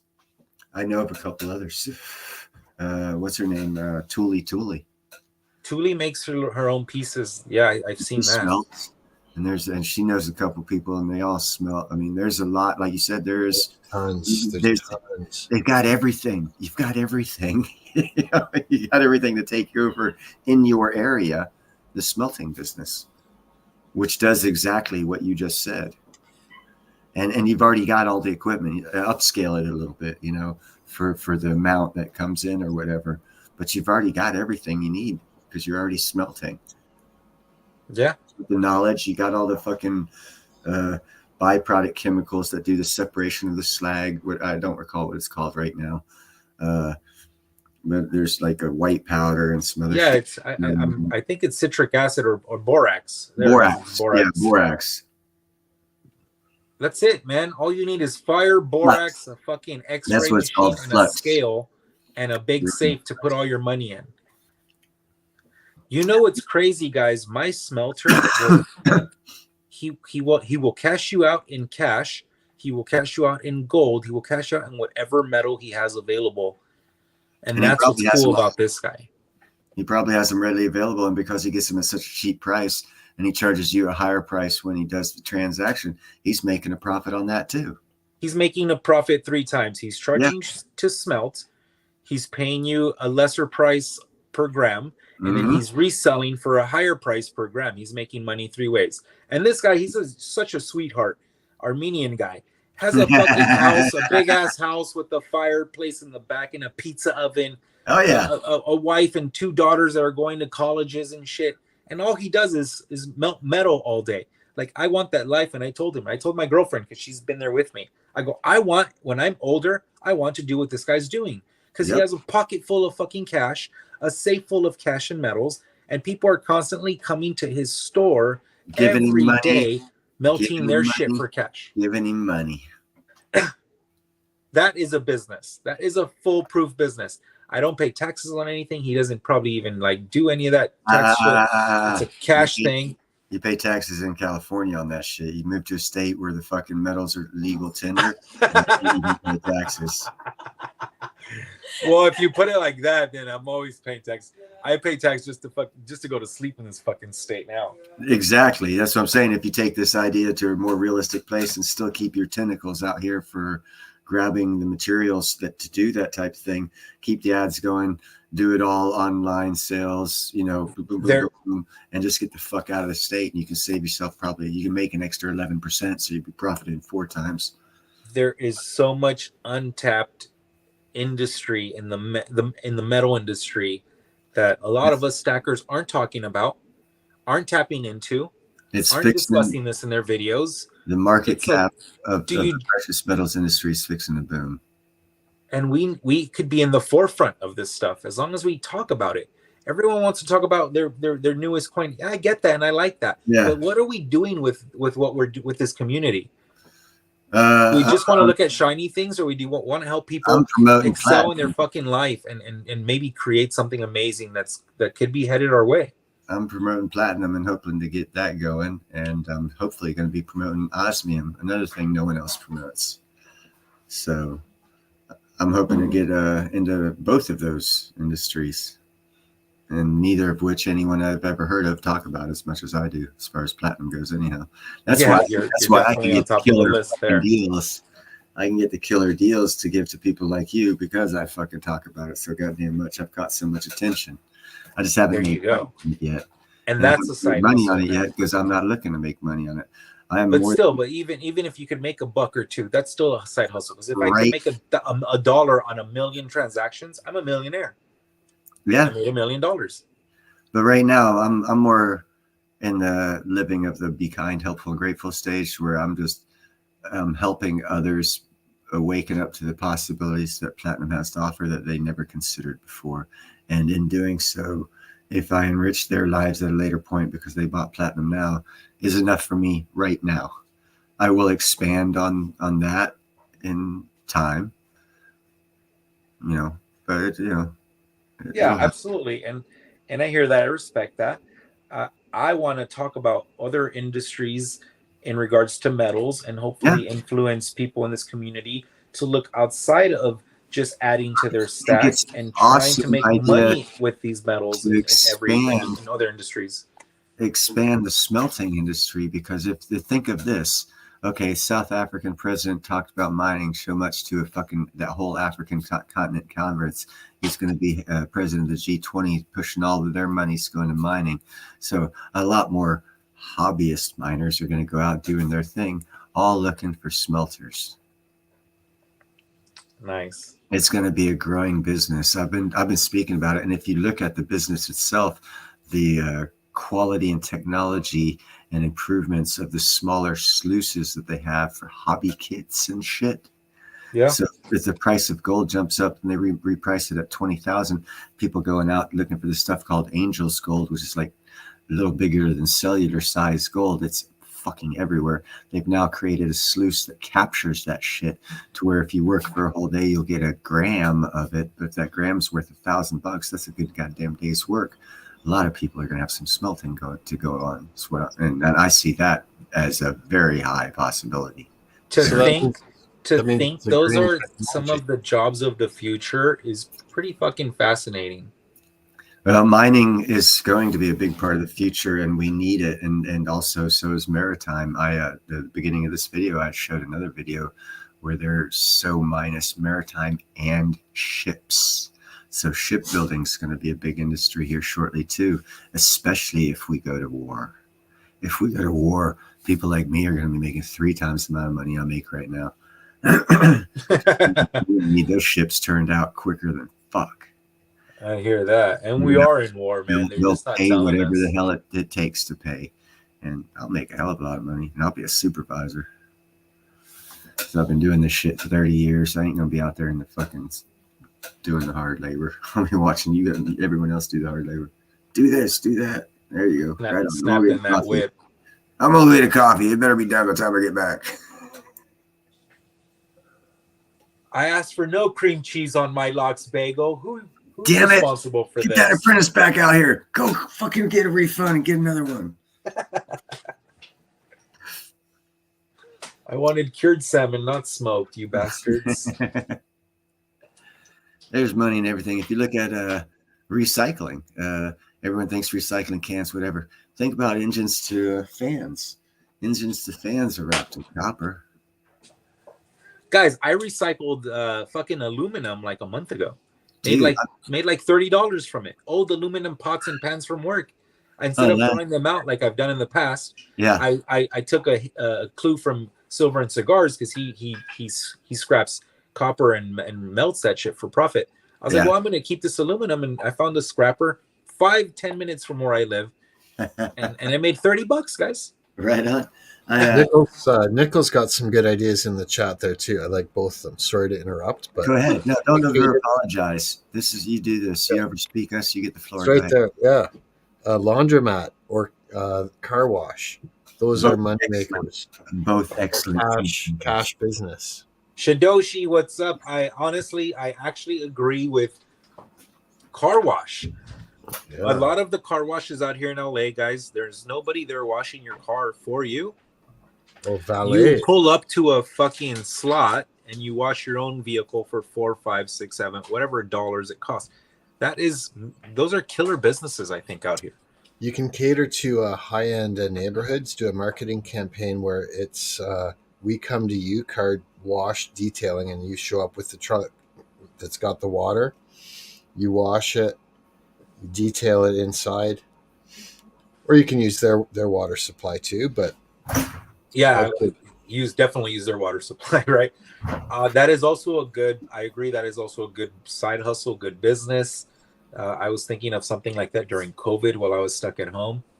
Yeah. But right, car detail is like carpet washing, guys. Those are huge little side gigs right now that would make a lot of money. And I would do all that shit. Like honestly, I've done these. I've washed cars in the past. I would wash a car for $50, $100 today. Detail your vehicle like 100%. I will do lots of jobs for money. I work for money. How old are you? 30s? I'm 41. Oh, right on. I just did a marketing campaign with one of my friends for painting, and we did the flyers into a wealthy neighborhood. So the estimates are going to be based on me at 40 an hour and him at 60 an hour. Then that's how it works. Residential painting. That's how it works. Guy Just next for, a couple extra hours a day. I'm on unemployment as an iron worker, but I got a lot of construction experience.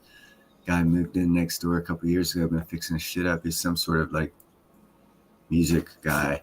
His band goes. He's been to Poland, Australia, fucking England. They go all over the place. I'm unfamiliar with this music, but it pays him to go around the world, so he must be semi-successful. Anyway, he's building a music room, so he hired me. Take a guess how much I charge him an hour.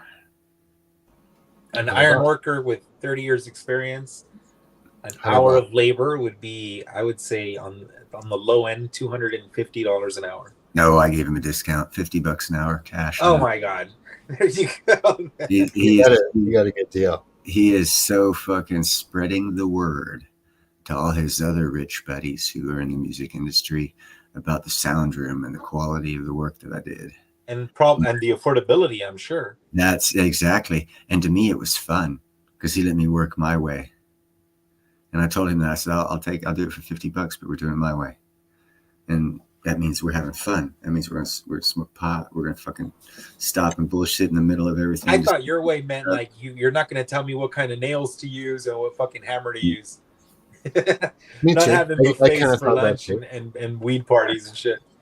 Nah, we're doing it my work ways, and that means we get the job done. It's gonna be quality, and we're gonna have fun. And $50 an hour is nothing, to be upset about. That's that's killer money.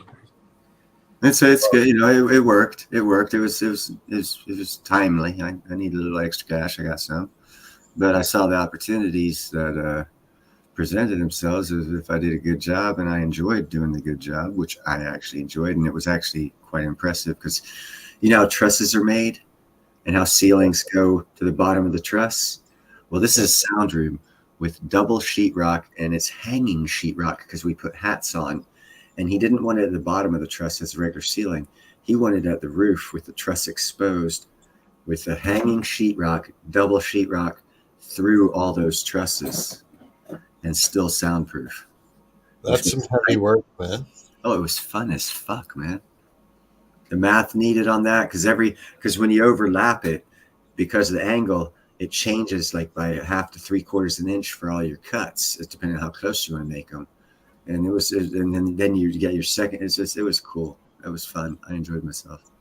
Yeah, and it was on hanging. It was on hats. We stuck these little rubber washers. Well, it was real weird new technology shit for soundproofing. It was a rubber washer hooked up to a spring that was hooked up to a clamp that the hat fit into, and the clamp had the shape or the profile of the hat, but you drove the screw to the center of it into the 2x4, and then you put the hat on, and then you screwed the sheetrock to the hat, all for soundproofing, so that the sound wouldn't transfer to the wood. And then you double sheetrock it. It was fun. And of course, you got to cut around all the 2x4s because it's exposed trusses. You have all these tools and stuff at home? I had most of them. I improvised the rest of it. Right on. It's always good to have man shit at home, you know? It helps to have the skill and knowledge to do things. Yeah. And not be stuck on, oh, I need this, but be taught that this will work too, and you can make it work. It just takes a little bit extra effort. And people don't like that part. A little extra effort, you know. They're like, isn't there a machine to make it easier? Come on, motherfuckers, get to work. It's called work. It's not called fucking sit on your ass and drink coffee all goddamn day. Talk about work. We had such a busy week. I think I racked up 55 to 60 hours this week, 5 days. I mean, Excellent. Got some OT in. I don't get paid for the OT, but my goodness, it was just so busy. You have to, you know, I had to be there. I'd be taking some food to the house. Listen, I eat very well. You know. I know. I started off my working career in the beginning parts in Yamato's restaurant, and the reason why I kept that job is because the fucking food. It was a hibachi style restaurant. Yeah. Oh my god, that food was fucking good, man. Isn't it? And you get like, it's so fucking healthy, and you get like so healthy from that. Fuck, you can get fat working as a dishwasher. I've been. I was at the end of the night looking at all this fucking Oriental food, going, "Oh my god, I'm gonna feast tonight, buddy." I eat very well. I'm thankfully I got salmonella poisoning a few weeks ago, so I lost some weight. So I'm looking really fit right now. Excellent. So I'm just trying to keep the look, you know, aesthetics. So I'm not trying to eat more than I need to. Isometrics. You can do it in your house, no extra waste needed. What I'd actually suggest to you, dude, and this sounds freaky as fucking shit, but you can get a real good workout. They don't make phone books anymore. So you take a 2.5 pound weight and 2.5 pound weight and just hold it out there. Oh, as long as you can? Yeah, and then turn it the other way because you work different muscles. It works different muscles. And then go back a little bit and then go forward. It works every single muscle that you see on your screen right now. Just gotta I see you're shredded 100%. Oh yeah, I got like 3 to 5% body fat is my float. Nice. Yeah, again, iron worker, you extra weight kills you. I hear you got to carry on that belt and stuff. So you know it's good carrying on that extra weight's good for the core and stuff. Yeah, I exercise regularly. I'm a pretty healthy individual, but you know, working in the kitchen, I just have access to delicious food all day. And yeah, I do put in long hours sometimes, but sometimes, you know, my day could end after a 7-hour shift. It could end at 11 hours or 12. It just really depends. But I'm having a lot of fun when I do it. So it's kind of like, then it's not that big of a drag, you know? It's not work if you enjoy it. It's just occupying your time with shit that you enjoy and getting paid for it. Yeah, it's a lot of that, honestly. It's a lot of laughter. It's a lot of good times. It's all in your perspective. If you look at it as a job, then you eventually get disgruntled with it. If you look at it as a good time and enjoy it and getting paid for it, it's all different perspective. And you find you enjoy yourself more and you have less gray hairs as you get older. I got some grays right here on my chin and my worry lip, too but much. you know, it's all right. It looks good. It looks seasoned. My only gray is right here. Yeah, you got going on right there. I'm 55. And you got a good head of hair too, man. Shit. Look at this beautiful fucking Goldilocks. I'm just fucking dwarves right now, baby. You see this shit? Fucking woo, baby. Smoke some weed, baby. Shit. Woo. I'm seeing all kinds of colors now. You know, I try to do what I got to do to, you know, like, there you go. I try to stay healthy. I'm doing my part. Fuck, you should have seen those fucking delicious deli things I was eating. What are they? They were cream cheesecake fucking pastries. I had like 2 of them in a row. They're pretty damn good. You guys got to be careful for all this sliced charcuterie from like Sam's Club and Costco because they're all full of fucking bacteria and getting people sick out here. Oh my god. I can't say the word, but I can say this right here. And you ain't get any more because I get red flagged every time I fucking say something about that shit. I ain't got sick in a long time. There's every day I read on the news, listeria in your salad, fucking this other bacteria in your cured meat, Sam's Club, Costco, everybody. There was a huge fire at a chicken farm out in the country somewhere a couple of days ago, and it's like there's just so many problems going on with the food industry right now. Yep. It's going to start affecting our markets very soon, I think. You need to earn And the more price money. of goods. You're gonna have to earn more money if you want that cheeseburger. I still have yet to go to McDonald's and Don't. order a Big Mac. Don't. But everyone Don't. keeps saying it's $18. It's nothing but cancer, dude. You don't want to eat that shit. It's not meat. Their prices will not be affected because they don't buy beef. Listen, As soon as wood 100%. prices go up, McDonald's beef will go up. I know 100%. If whenever I do eat McDonald's, which is like let's say once every 3 months, I am eating 10% human meat. I understand that. It's McDonald's, you know. It's just like disgusting. I'm a chef. Listen, you gotta have those disgusting things every once in a while. I just feel normal. And go to IHOP. It's a healthy, disgusting place. Is they're still selling 10% human meat and 20% fucking eat dog food, horse meat. Eat colored dog food. That way you get the cancer agents. This dog food looks like pork. Well, because it was tainted pink. Or you can just order a big old fucking chunk of fucking double thick bacon and cook that shit. I love good fatty food. Everybody loves bacon, brother. Oh, we just had some pork belly earlier at dinner right now. It was so delicious. It was so fat. It was so fatty. There wasn't a gram of meat in the pork belly. It was just all fat, but it was rendered so nicely. It was so delicious.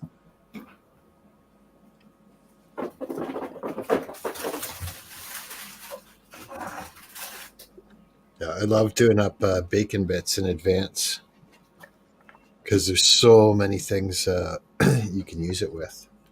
That's bacon. Especially breakfast burritos. This is bacon lard. Oh my gosh, that is amazing. That's my grandmother, who's like 90 years old, still cooks with pork fat, pork lard. Yeah, that's what everything that she makes, guys. That's what that is, pork fat, pork lard.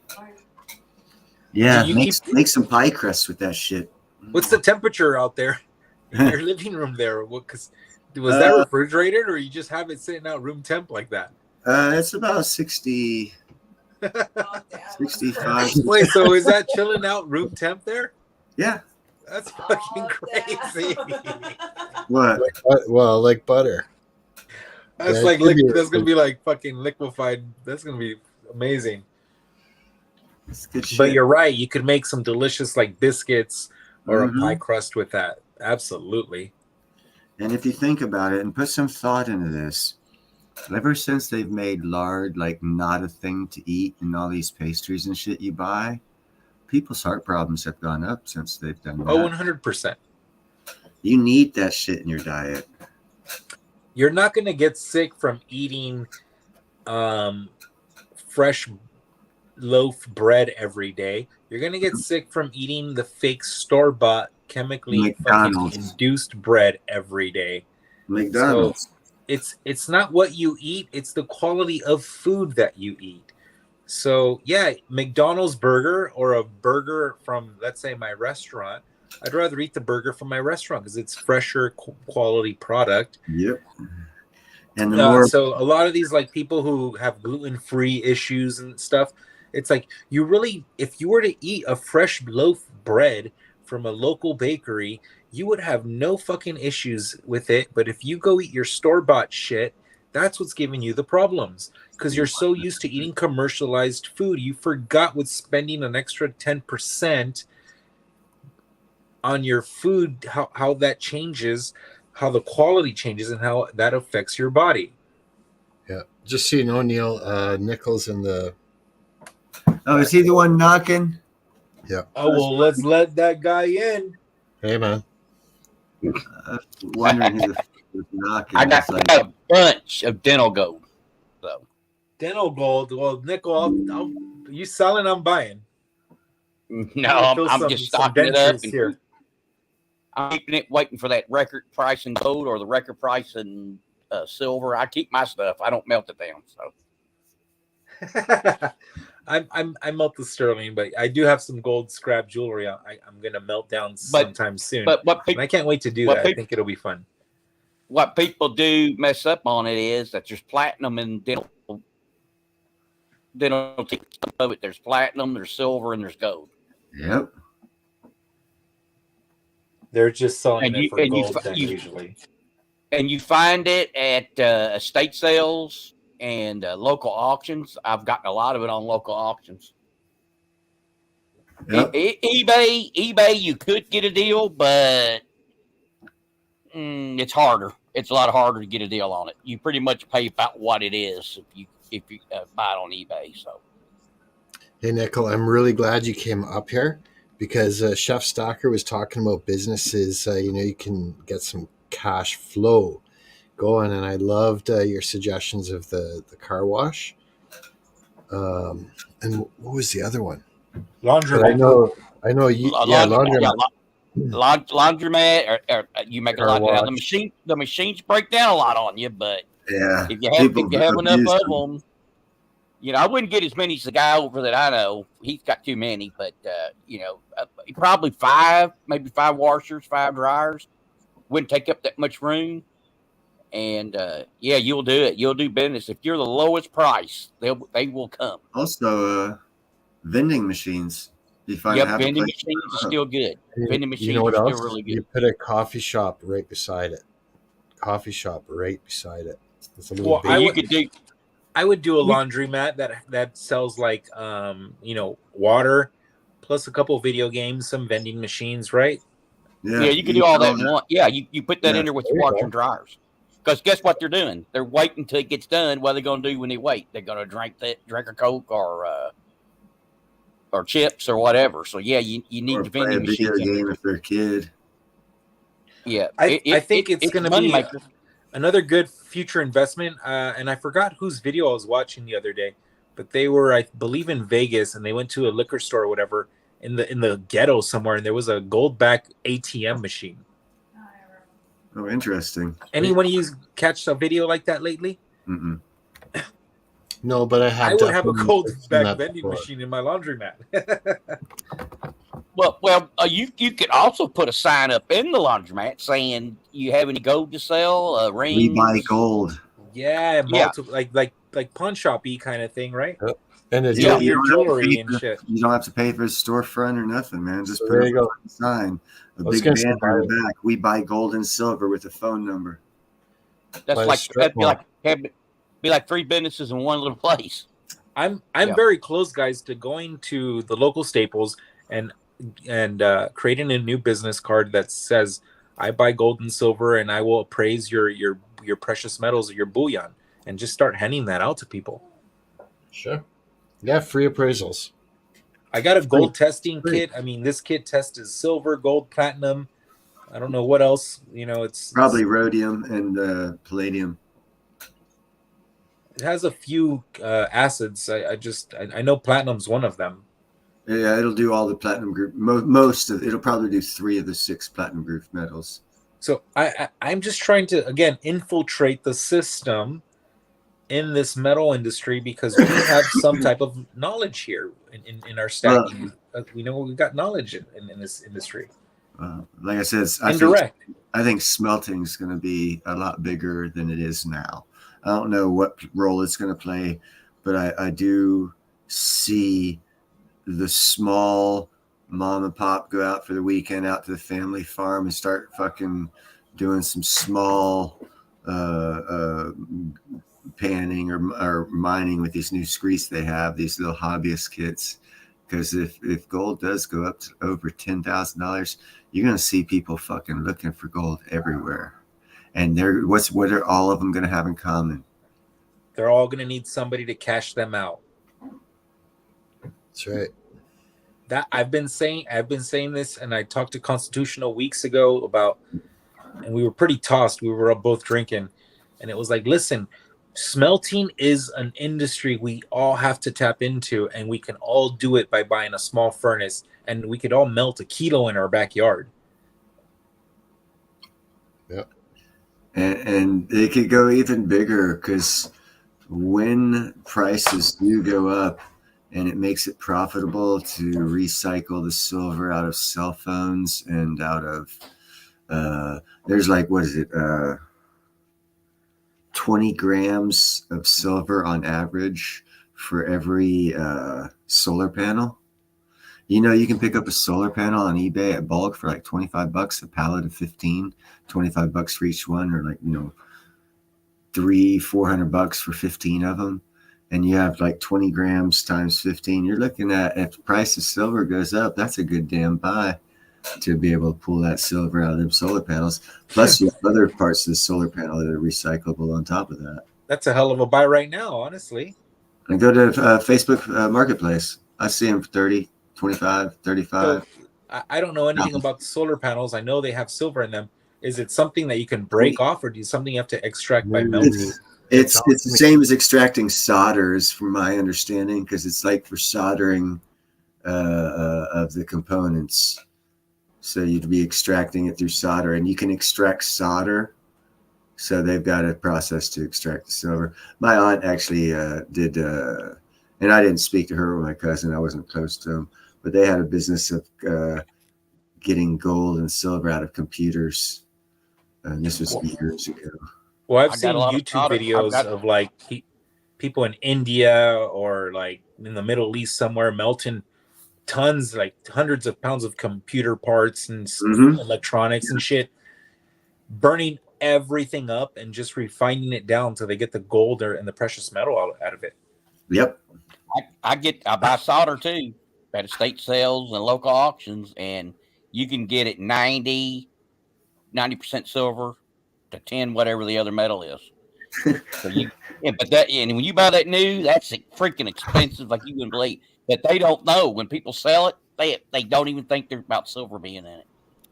That's right. So there's somebody on Facebook Market right now selling like I don't know, what is it, 100 ounces or something of like silver scrap, but or silver solder. I don't know. It's mixed with another metal for like a couple $100, and it's like, man, I would love to figure out how to separate the fucking metals from each other like that. How much do you think this cost? What is that? Sweet Tarts candy?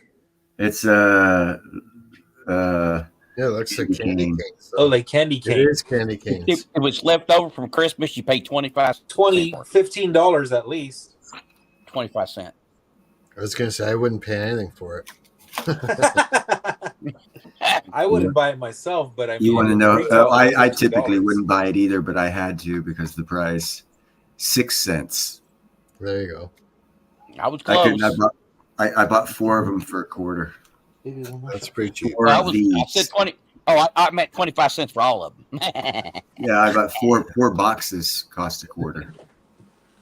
I couldn't fucking believe it, man. That's like 48 fucking. What are those things? Lollipop? What, not lollipops? Fucking candy canes. And you know what that means? That means their buyer overestimated what they were going to sell, so they need to transfer that person. But I was just saying, there's deals out there. I was just pointing out, because like Christmas time, when I go to a friend's house, I'll put 12 of them on his Christmas tree. His kids are gonna fucking die like motherfuckers. Sweet tart. Listen to this story. Listen to this story. We had a guy at Myers. He was a team leader. He orders board games, and he thinks the box you check is for one board game. And each one's for a case. They had board games stacked all the way up to the top of the roof. Do you know how much money they lost? Oh, and the technicality. He didn't understand. That's scary, actually. And we had an idiot that was in Frozen. He did the same thing. We had the Frozen door. You couldn't get in it. That's how much it was completely. I said, this idiot. I wanted to go up and whip his butt, man. I wanted to beat him down. I said, you're going to have to get rid of this guy or something. You know, and we were complaining. So they did. He eventually did step down, but it was terrible. Ah, it's so good. Well, I'm not really good with auctions. I don't have a lot of experience, but I did watch the Storage Wars. I thought that was pretty cool. You should have The only talked. thing, the Go only ahead. thing with them is you got to have a storage unit yourself to hold the items until you can get, sell it. You'd have to be in flea markets or have your own store, and you know Yep. how expensive that is in California. And you'd Hey, have, man. and and then if you don't sell, you got to mark it down. And get rid of it. It's got to move one way or the other because you got more coming in. And I don't have the room for that kind of stuff. But now, when you find the gold coins or the silver coins or the jewelry, the Rolexes, it's great because then you say, "Man, I hit it big time this time." But it ain't as glamorous as they show it to you. You miss most times. So, Guys, I'm out of here. Neil, thank you for opening up your stream for everybody, for me. Oh, I fuck. I appreciate enjoy you. having people up here, man. You guys are all awesome. I'll be seeing more of you soon enough, man. Thank you guys. You all have a good night. Shidoshi, JM, you guys You take care, be brother. safe, Chatting be with you. good, and kick ass this year. Everyone's going to crush it. Yeah, have a great week. Peace, guys. Peace out, my man. Yeah, Long Live Coins he does auctions for coins. yeah, he has decent prices compared to everybody else on here. But that's still, for me, it's just too high price to pay and stuff. So I just don't do that. Yeah, I don't have money. If I get coins, it's going to be an auction. And usually, if I get a deal, it's going to have to be foreign currency because people just don't know foreign currency. Like I got those silver Canadian quarters for like $1 a piece or 80 cents a piece. I go because they didn't know they was silver. Yeah. And the only reason why I got the deal is they just said coins. They didn't say silver on them. So that's where knowledge is power, man. It flows through to every fucking economic area. Knowing the objects that you want to make money on in whatever, and then coming across people who don't understand the value of what they have. People sell coins that are like a limited with defect, could be worth $2,000-$3,000, and it's a penny. A lot of people don't know the specifics of the value of if the mint turns out a defective product line for a short period, and stuff like that. I tried to educate myself on that and actually become good at it, and it's such a steep learning curve, man. Like I probably spent 100 hours on various channels that really focused on that. The numismatic value, the error coins. Yeah, no, I don't fuck with that because wow, there's too much there. I don't even look. I probably had error coins worth thousands of dollars, and I just never looked to see what it was. If I would have known that there was that much information on it, I probably wouldn't have dug as deep into it. I figured it was a learning curve I could get through, in 50 hours, and I got to 100 hours on it. I'm like, holy cow. Yeah, Frosty's good at it, and Wolverine is really good at that stuff. That's what they do, and so if I have a question, I generally ask one of those two. And that's a great thing about networking on YouTube and having all these different connections to be able to gain that knowledge that we don't have. That's Coin Crew's really good with that. And I don't see ECP. Do you guys know ECP? East Coast Prospector? Mm-mm. Changed his channel name to East Coast Prospector, but he does the honey as well. Bees and prospecting. Oh, sweet. Actually, I'll look up his channel and put it in. But he used to have a lot of auctions, and he'd give you the education on the coins during the auction.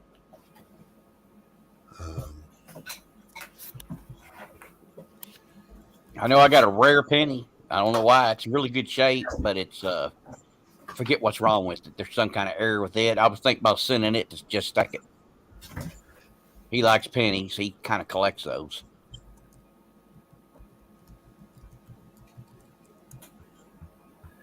Yeah, I'm not into doing all that work involved in all the numismatic stuff about the coins either. No, but if you know the people that already do that, another good one was Meteo Man, like Meteo Man, Meteo Man, and he worked I'm at a good with coin show. I'm good with ball cards if it's pre 1990. But if you go beyond that, I don't know much about the newer stuff. So, but the older stuff I could tell you quite a bit about. I just posted the link for ECP, which is East Coast Prospecting, bees, coins, and prospecting. I followed his channel quite a bit when I was just first starting getting into precious metals on YouTube. Good guy, very family oriented, and kind of he could almost be related to Coin Crew, if you know Coin Crew. Yeah, No, it's a woman and a man. Yeah. Yeah, they used to come in sales. I haven't seen them in a long time in sales. Like for a while there, it was coming every show, but Yeah. Well, YouTube is a grind, like try to figure out, especially once people are monetized and they're trying to earn a living on it. It's a totally different animal than when you're just having fun or just, wanting to socialize.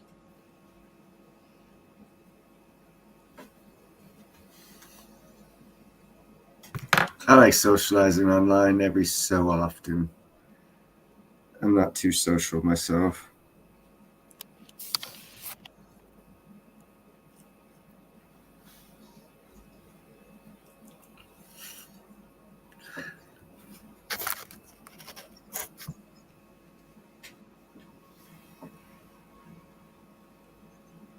I guess y'all don't want any sports news, do you? Hit it. What do you got? Oh, Bob Huggins will be the Ohio State basketball coach. He was seen at the arena after they fired the other dude, so I'm assuming they're working over the final package. He's going to be the coach there. So I figured he was going to come back. He wasn't ready to quit yet. So that's the big gossip news. And then, of course, Ohio State beat Purdue, which was an unbelievable upset. And the interim coach was over there praying, going, "God, please hit them." And they hit the guy has a 60%. He's a 60% shooter. Hit every free throw down the stretch. And Prude's going, "You got to be kidding." That's who does it to you. You'll swear them down. Oh, we got this. We got another chance. This dude can't hit a free throw if his life depending on it. Swoosh, swoosh. I mean, he was just swooshing them. It wasn't no rim. They were just swooshing in. I think they were shocked that they lost that game. Okay, well, you heard it here first on Neil on Dynasty. Oh yeah, I'm going to do a video I think tonight on the Huggins. I don't think anybody's reported that yet. So breaking news story. I love it. the Nickel Sports breaking news. Nickel Sports News Network. Hey, Nickel, I wanted to let you know, Nickel. First of all, I do this from time to time. I check out people's channels, and I noticed that you've got serious viewership on a lot of your live streams. Congratulations on that. Yeah, they say it's hard. People like Constitutional said you do really well for doing lives only. He said he doesn't know anybody else that could probably have that many subs. So I don't know. I've got a ton of subs just the last day. I mean, it really went up, and I think it's because I changed my classification to sports. I think these are all sports people. Okay. So I believe I'm going to take off now because I have a better chance with sports people. Yeah. It's not so much. Precious metals is such a niche. It's such a tiny market relative to the almost billion people that are active on YouTube. And I don't do shorts. I don't do shorts. Of course, shorts would get you subs, but it doesn't get you views. No, it doesn't. does get you. It gets your subs. That's for damn sure. The other thing, Nickel, I wanted to mention is, right after I say hi to Zardoz again, is I think you need to come up with a new channel name that's a little bit longer. I can't. I tried. I can't. I've gone as maximum as I can. I can't add anything else. You know what I said about that? I told people, I said, well, it's when I enter the duck races, and you get a prize for last place and first place. And so I said, I want to win first and last at the same time. And with that name, I can do it.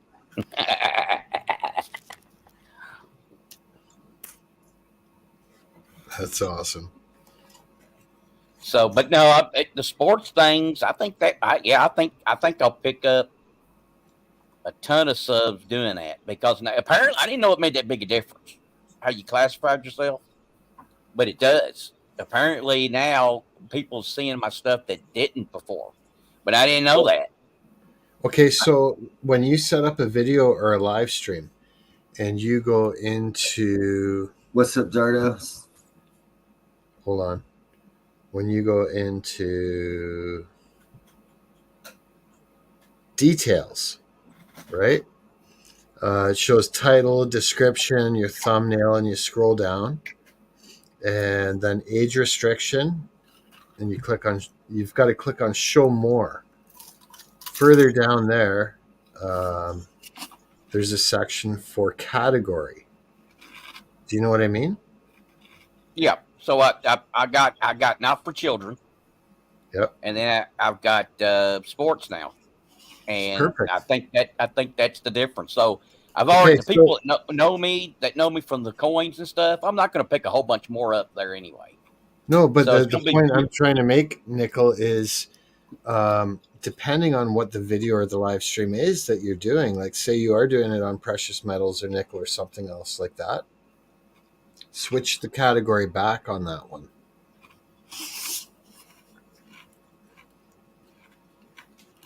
To whatever you had before music. Yeah, but I might be able to get sports people interested in the metals. Well, that's a really good point. Yeah, you might be right. I think I can get some. So just leave it on sports then. Yep. Try it, man. Look at him up there filling his face with that stuff. I got some Pringles. They don't put enough salt on them anymore. The Pringles? Yeah. You almost got to add your own salt now. Yeah, it is. It's light on the seasoning. Doesn't taste the same as the old ones. Nope, the other ones were salty. I always go for sour cream and onion. That's my first choice. I like the cheese ones, the regular. First time I've had them in like 2 or 3 years. Barbecue. The barbecue ones are pretty good. I don't buy them very often. Yeah, I don't either. They're actually not good for you, but you got to add some sea salt. There you go.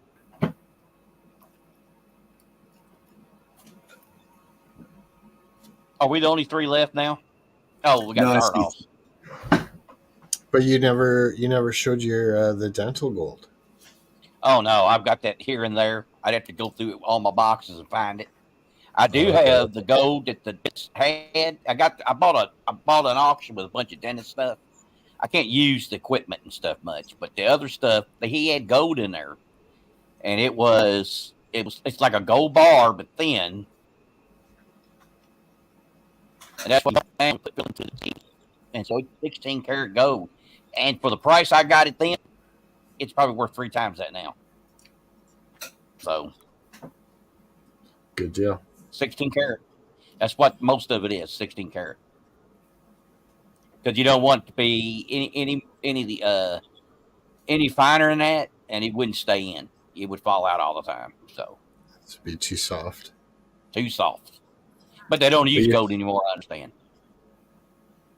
You can still get a gold too. What about silver? Didn't they used to use silver for teeth too? Yeah, they still use that. Silver's harder. The frickin' fillings that I got in my teeth are lead. I think they're lead fillings.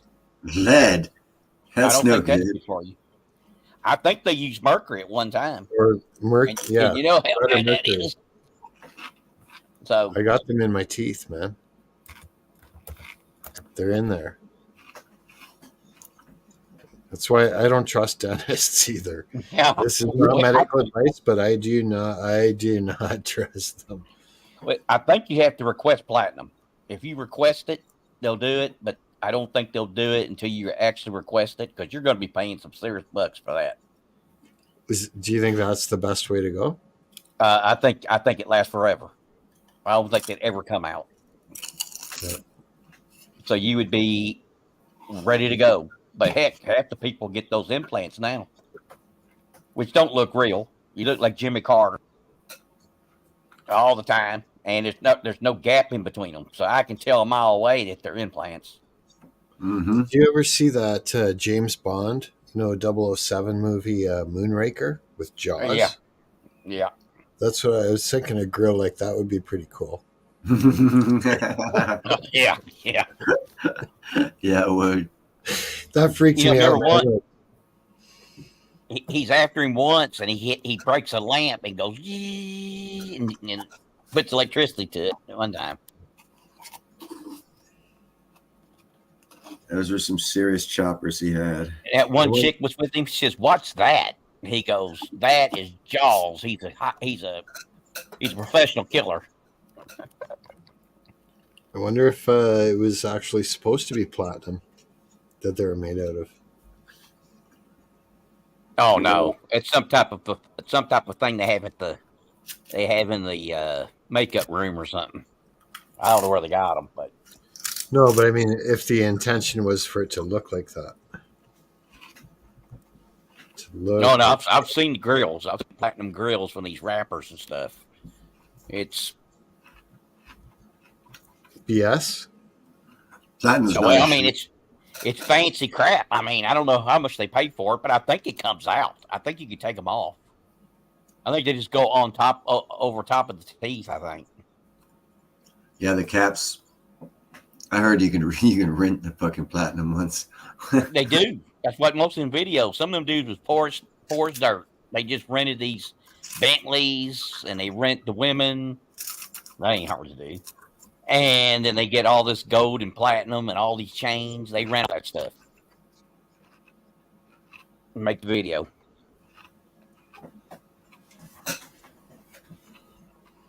Now, Mr. T's gold was real. Remember all that gold he wore? Mm-hmm. That was real.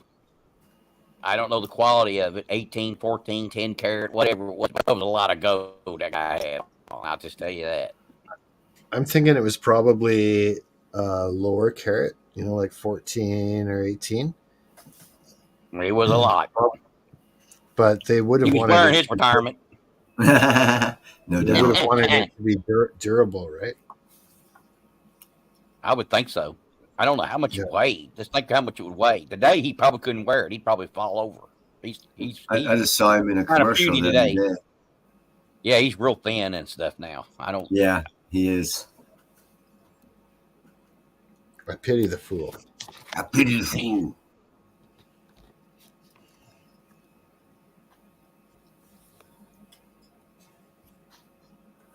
Well, shit, guys. I think I'm gonna cut it. We're at the 5-hour mark. Only 5 hours? Yep, only 5. Sounds good, man. It's like 2 a.m. here, but I wish both of you a great week and everyone else in the chat and everyone that's lurking, because lurkers matter. Zardoff says it's a late show. Yeah, It's a Neil Hahn marathon. That's what it is. Neil Hahn marathon. I hope to see all y'all next Sunday as healthy and safe as you are today. Hey, guess what? Guess what? I was a guest on Neil's show yesterday and today. 2 days in a row. My show? Yeah, this one. I was on, I think, at 4:12, and now it's 2:05. So I was on both days. The clock switched past 12. Yeah. Okay. Yeah, it's only 11:05 here. I got 2:05. Have a good night, guys. See you soon. I'll see y'all. Take care, Zardos. You have a good one, Nickel. See ya. Bye bye.